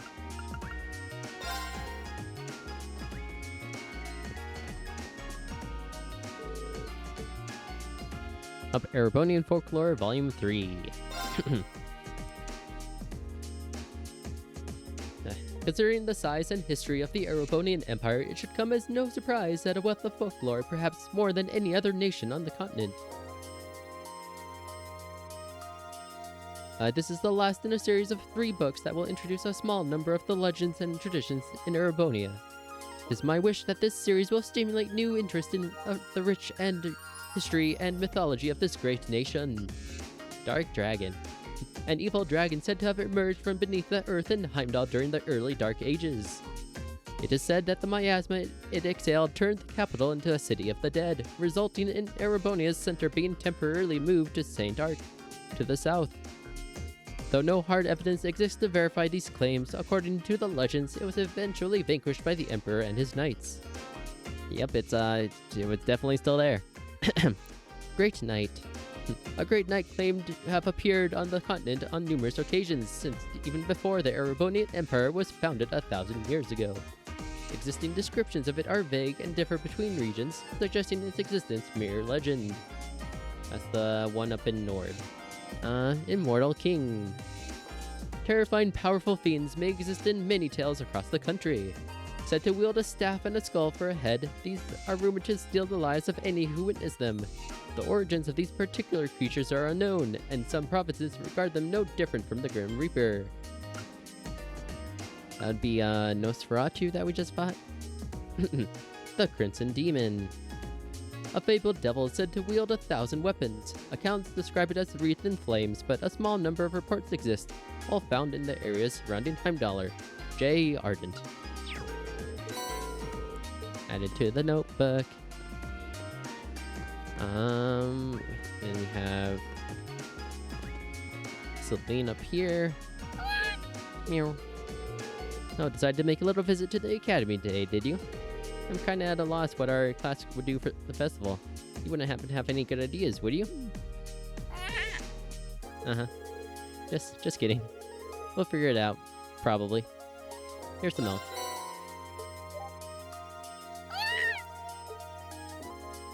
Come here. She seems happy. Bring her some more again next time. Let's see here. Do that. Go talk to Crow again in the engineering building. And then return to the dorm. I think that should put us at the start of a good place for next time.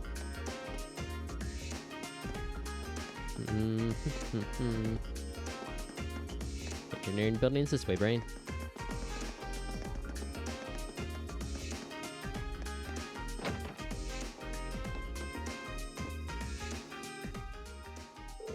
Weird seeing him in his Thor uniform.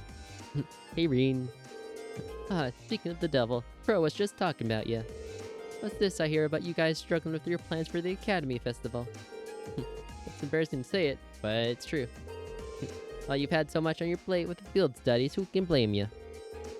can start thinking of stuff now that's all out of the way, though. Good point. But it'd be nice if you'd actually come, lend us a hand or something. And if I did, I'd be denying you youngsters a valuable lesson in independence. How could I live with myself? Sounds like Crow's already made himself at home in Class 7. Sure does. In fact, they're getting along so well that I think he should spend another year with them. Hold on, Angelica. You're not seriously hoping I get held back a year, are you? What'd I ever do to you? That actually reminds me. What did you all do for last year's festival? We were in different classes, so we all did different things. My class had a little attraction that used some machines I built myself. You certainly showed off your stuff with that, didn't you? Meanwhile, I had the pleasure of playing the lead man in a play we held in the auditorium. Now that was popular. By which I mean all the girls went absolutely crazy for her and almost tore down the auditorium. Of course, we had to wade through the sea of admirers to my top priority, Toa's class's cafe. Just remember how impossibly cute she was in her cat outfits and shivers down my spine. Wow, I didn't know you could weaponize cuteness. But not only did Crow take charge by helping out a bunch of different places, he even organized a performance that closed out the festival. Y'all did a performance together? Yeah, nothing too fancy. Might have been almost as popular as Jellica's play, though. I don't know. Well, let's not be humble now. It was far and away the most popular event at the festival. The audience was so excited that Toa managed to get over her initial nervousness and really get into it. Now I've got to know what this was. Maybe I'll tell you about it some other time. Speaking of Toa, actually, we really can't thank you enough for what you did while the trade conference was going on. Haha. I guess it applies to Crow, too. I don't even want to imagine what would have happened if you hadn't stopped the railway guns. Okay, turn off the waterworks. No need to thank me for helping a buddy. He's right. Besides, it wasn't like we were the only ones involved either. I'm just glad we're all here safe and sound and can joke about it at the festival like this. That's all the thanks I need. Even so, Reen. Good luck on coming up with something. Seconded. If you need us to lend you a hand, just ask. I'll do just that. Okay.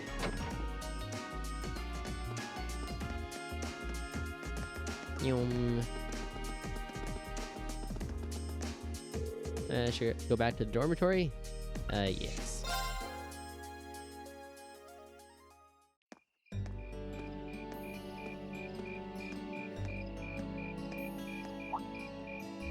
Insects, huh? Well, it is fall, I guess. Hard to believe I've already been here half a year.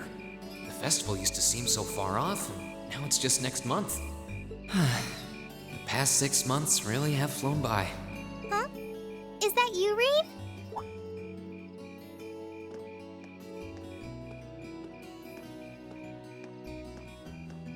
Toa? Hey there. Haven't seen you out and about too much lately. Well, the meeting I was in ended a little early. So I thought that was a nice point to call it a day. I see. Did you guys discuss the Academy Festival? Yep. We've still got a lot we need to nail down before next month to keep the preparations running smoothly. There's enough to discuss that we're actually meeting again tomorrow. Sounds like work's really keeping you busy then. By the way, have you figured out what you'd like me to help you with tomorrow? I'll even take the tasks now if you have them handy. Oh, I usually sort those out before I go to bed. I guess I could go over them now, but there's some shopping I really need to do. Sorry, is it okay if I give them to you tomorrow morning like usual? That's totally fine. Reen, there's something I want to tell you, and I'm sorry it's taken me so long to say it, but I want you and everyone from Class 7 to know how grateful I am for what you did at Corellia Fortress. Oh. It's fine, really. We've gotten plenty of rounds of thanks for it already. We just kind of ended up in the wrong place at the right time, and we were lucky the instructors were there, and... That doesn't change the fact that you saved my life. I wasn't on the same floor where the conference was being held, but if a shot from the railway guns had hit Orcus Tower, I doubt I'd be standing here today. Toa, I'm just glad you're safe. Thanks. Anyway, I feel like I'm just kind of babbling on and repeating myself now, so I'll stop myself here. Huh. She's awfully conscientious, isn't she?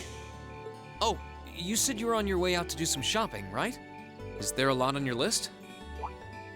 Well, a pretty good amount, I suppose. Oh, and I just remembered I need to pick up that stuff at the bookstore, too. Then after I get everything I need at the general store, I might have to make a trip back here to drop it off. You could do that. Or I could come along with you and help carry all those bags. So how about it? No strings. I just feel like you could use a hand. Oh no, there's no way I could drag you along on all my errands. I mean, sure, it'd be a big help, but I just feel so bad asking you to do it. Ugh, that makes it sound like deep down I secretly want you to come, and that's not... Well, if it eases your conscience, there's actually something I need your advice on. It's about my class and what we can do for the upcoming festival.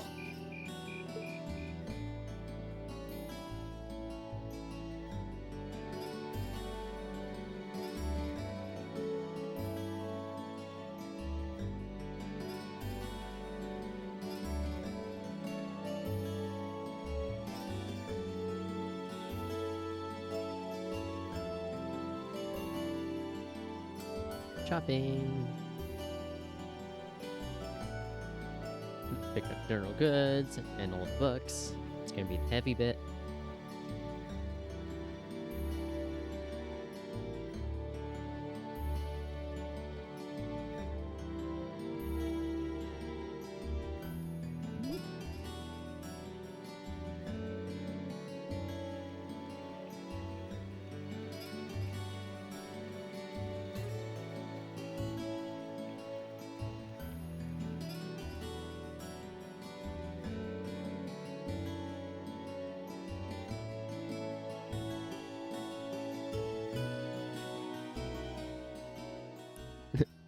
Meanwhile, the pile in Reen's arms keeps getting bigger.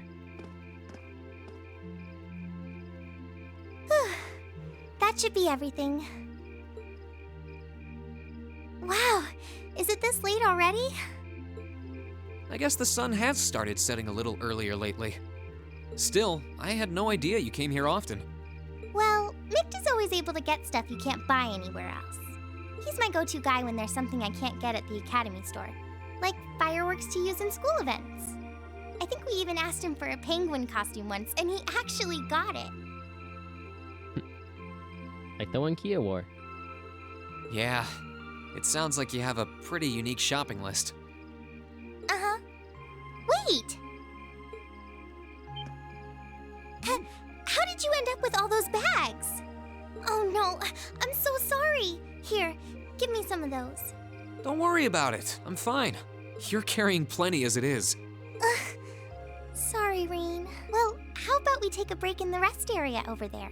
I'll buy you a coffee or something. You wanted to ask me something about the Academy Festival too, right? Ooh, yeah. That does sound like a problem.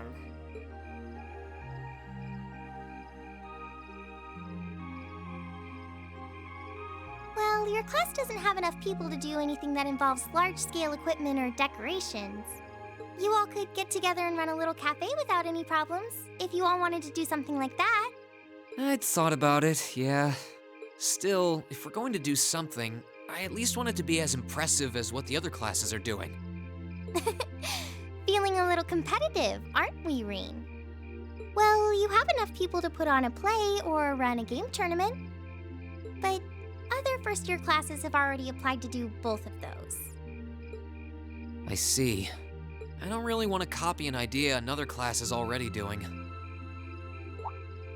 Actually, didn't you, Crow, Angelica, and George use the stage for your exhibit last year? You heard about that? How much do you know?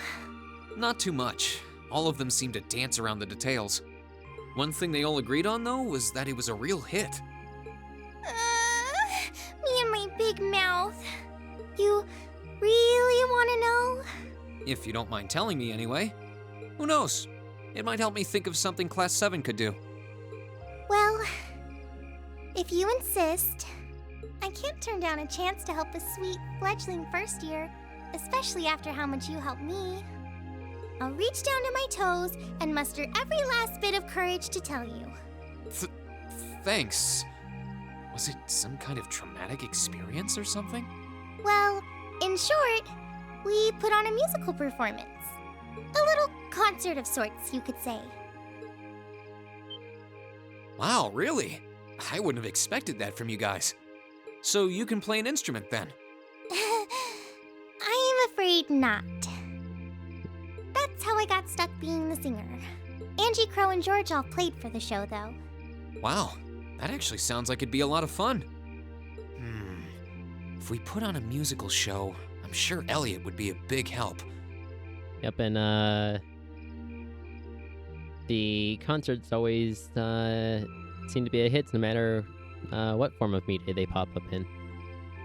So what kind of music was it? Classical? Folk? Show tunes? Well, it's hard to describe, but it was passionate, really modern.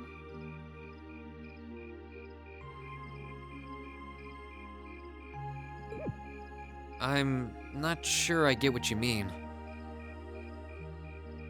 You know, like the concert in My Hero Academia was probably one of my favorite moments of the entire series.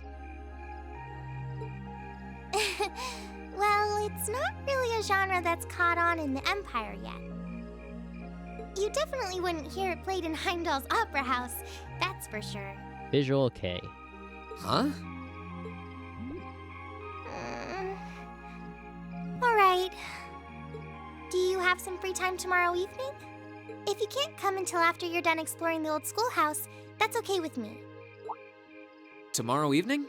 Yeah, I should be free. Should I meet you in the student council room? Oh no. Can you go to the computer room in the main school building? Sure thing. Does this have something to do with the concert you held last year? You'll just have to find out tomorrow night.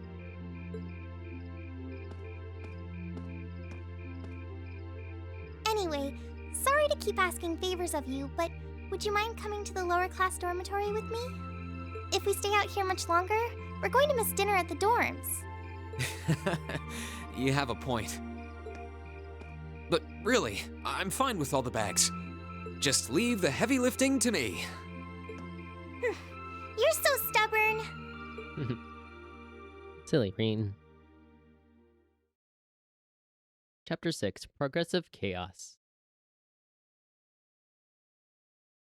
Hang out in the dormitory.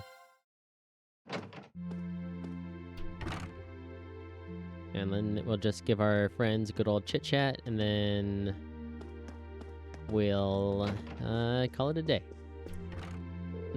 I'm looking forward to seeing what crazy idea you decide on. Can't help you out too much, though having someone as brilliant as me on your side already feels like stacking the deck. Fair enough, we'll figure out something our own. That aside, it feels like you guys have finally gotten used to having me around. Guess that means I can finally take it easy. I guess so. Makia's still adjusting to your antics, I think. But to me, you're always been a little too lax to fit the image of the model upperclassman. I mean, now that you've got the red jacket and everything, I might even forget that you were ever a second year. Ouch, man. That one hit mighty close to home. Just messing with you. See you, girl.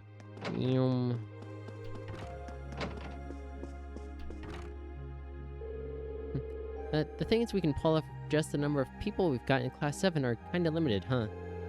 Personally, I'd like if we did something related to music, but that might be too much of a stretch. Don't,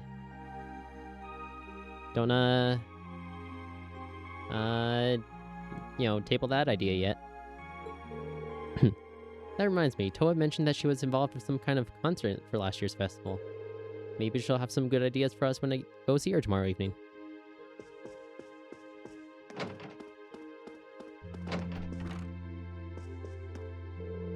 I'm certain my brother has much on his mind, but shaming him through our lack of creativity simply isn't an option. We must come up with an idea that befits our class and status. Well, he's really serious about this. The idea of an academy holding its own festival is pretty new to me. We did have seasonal festivals in Nord, though maybe it's like those. I don't doubt that coming together to put on a festival that everyone in the school can enjoy will be a lot of fun. Now, we just need to think of something our class can do for it. Yep, working on it. Yep. Helping my club prepare for the festival while trying to brainstorm an idea for our class has proven to be a challenge. We'll have to divide up our time wisely to make sure everything goes well. Well, I don't really have any clubs to worry about, so I'll devote my extra time to finding a good idea for us.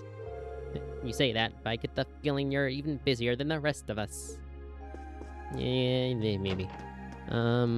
Upstairs we go. Yeah. Might as well start with Milliam. People keep telling me that the festivals are all about the good stalls. I wonder what kind of tasty stuff they'll have. Well, there's nothing wrong with being excited for them, but we should probably focus on an idea for our class right now. I know. Looks like Sarah's downstairs. Hey, Lisa. Try asking my clubmates about their festival plans later. But Ferris is an upper class student, and the other two are second years, so I'm sure they've got something amazing up their sleeves. Who wants to bet their answers are only going to depress me? Yeah, we don't exactly have a lot of options either. Still, I'm sure we'll come up with something that we can really be proud of. Yeah, you're right about that.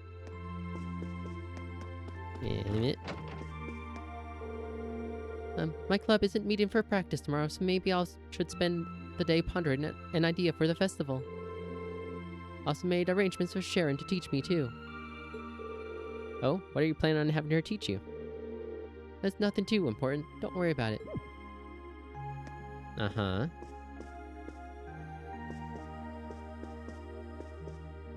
Yeah. There we are. What's wrong, Emma?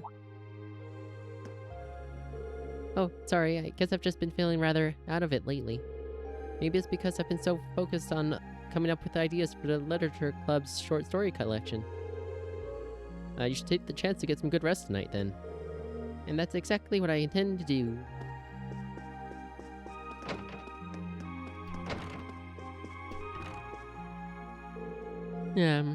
Guess I'll go straight to bed tonight. Easier to come up with ideas when you're well rested. That's true. That raises the question, with all those naps you take, how are you always so tired? Years of experience. Oh right, that makes sense. Let's see, all the way downstairs. Hey, Sarah. I'm looking forward to seeing what you guys come up with. You've got your next field study and your practical exam coming up too, so the sooner you think of something, the better. If you really can't think of anything, you could always just post up your field study reports and call it a day. And win the award for the most boring event ever? Not on my watch. We'll only have one chance to enjoy the festival as first years after all. Good. You do understand. Yep. Things. The chairman stated that she has high hopes for the Academy Festival. Visitors will be coming from all different regions, so it should be quite stimulating for the economy, she says. Oh. Of course, she's also looking forward to your performance as well. I'm tingling with anticipation myself. Yeah, thinking about it though, the referendum and crossbill, I think that's when they froze the funds. Not immediately after the trade conference.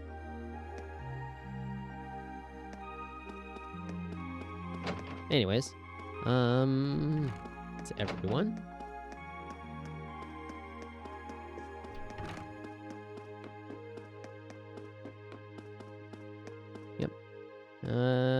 Green's room is this one. If I call it a day, cheat the rest will cause the date change in story to advance, etc., etc., etc.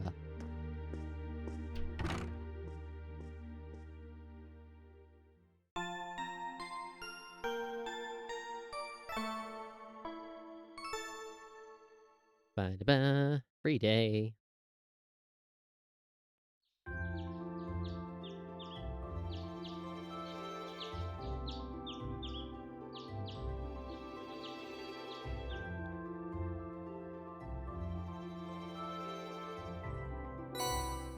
Student Council Task, September. Old Schoolhouse Mystery. Personal request from Angelica. Alright. And then from heart to stomach. Yeah, for mint. A request from Angelica. If she put it in directly, I guess it doesn't have anything to do with the orbital bike. But it says to come prepared. Wonder what that's all about. Let's see, I've got the usual letter from the principal, and the other is a request for helping make a dish. And then this evening, I'm meeting Toa up in the computer room. I'm curious as to what she has to show, but I guess right now I should just focus on the tasks I've got here. Well, I've got a nice fall day on our hands, and looks like this weather's going to stick around for a while. My first free day since we've switched back to the long-sleeve uniforms too. Better roll up the sleeves and get to work. Yep. Okay, well. It's a good place to save. Yep. 173.10, and oh god, we're at 174. Okay. Yep. Do chapter 6 next weekend, and then tentatively the finale after, I guess. But gonna head and go do that. Ba-da-ba. But yeah. Yeah, not too much of this game left. I do have a decent amount of the achievements to still get.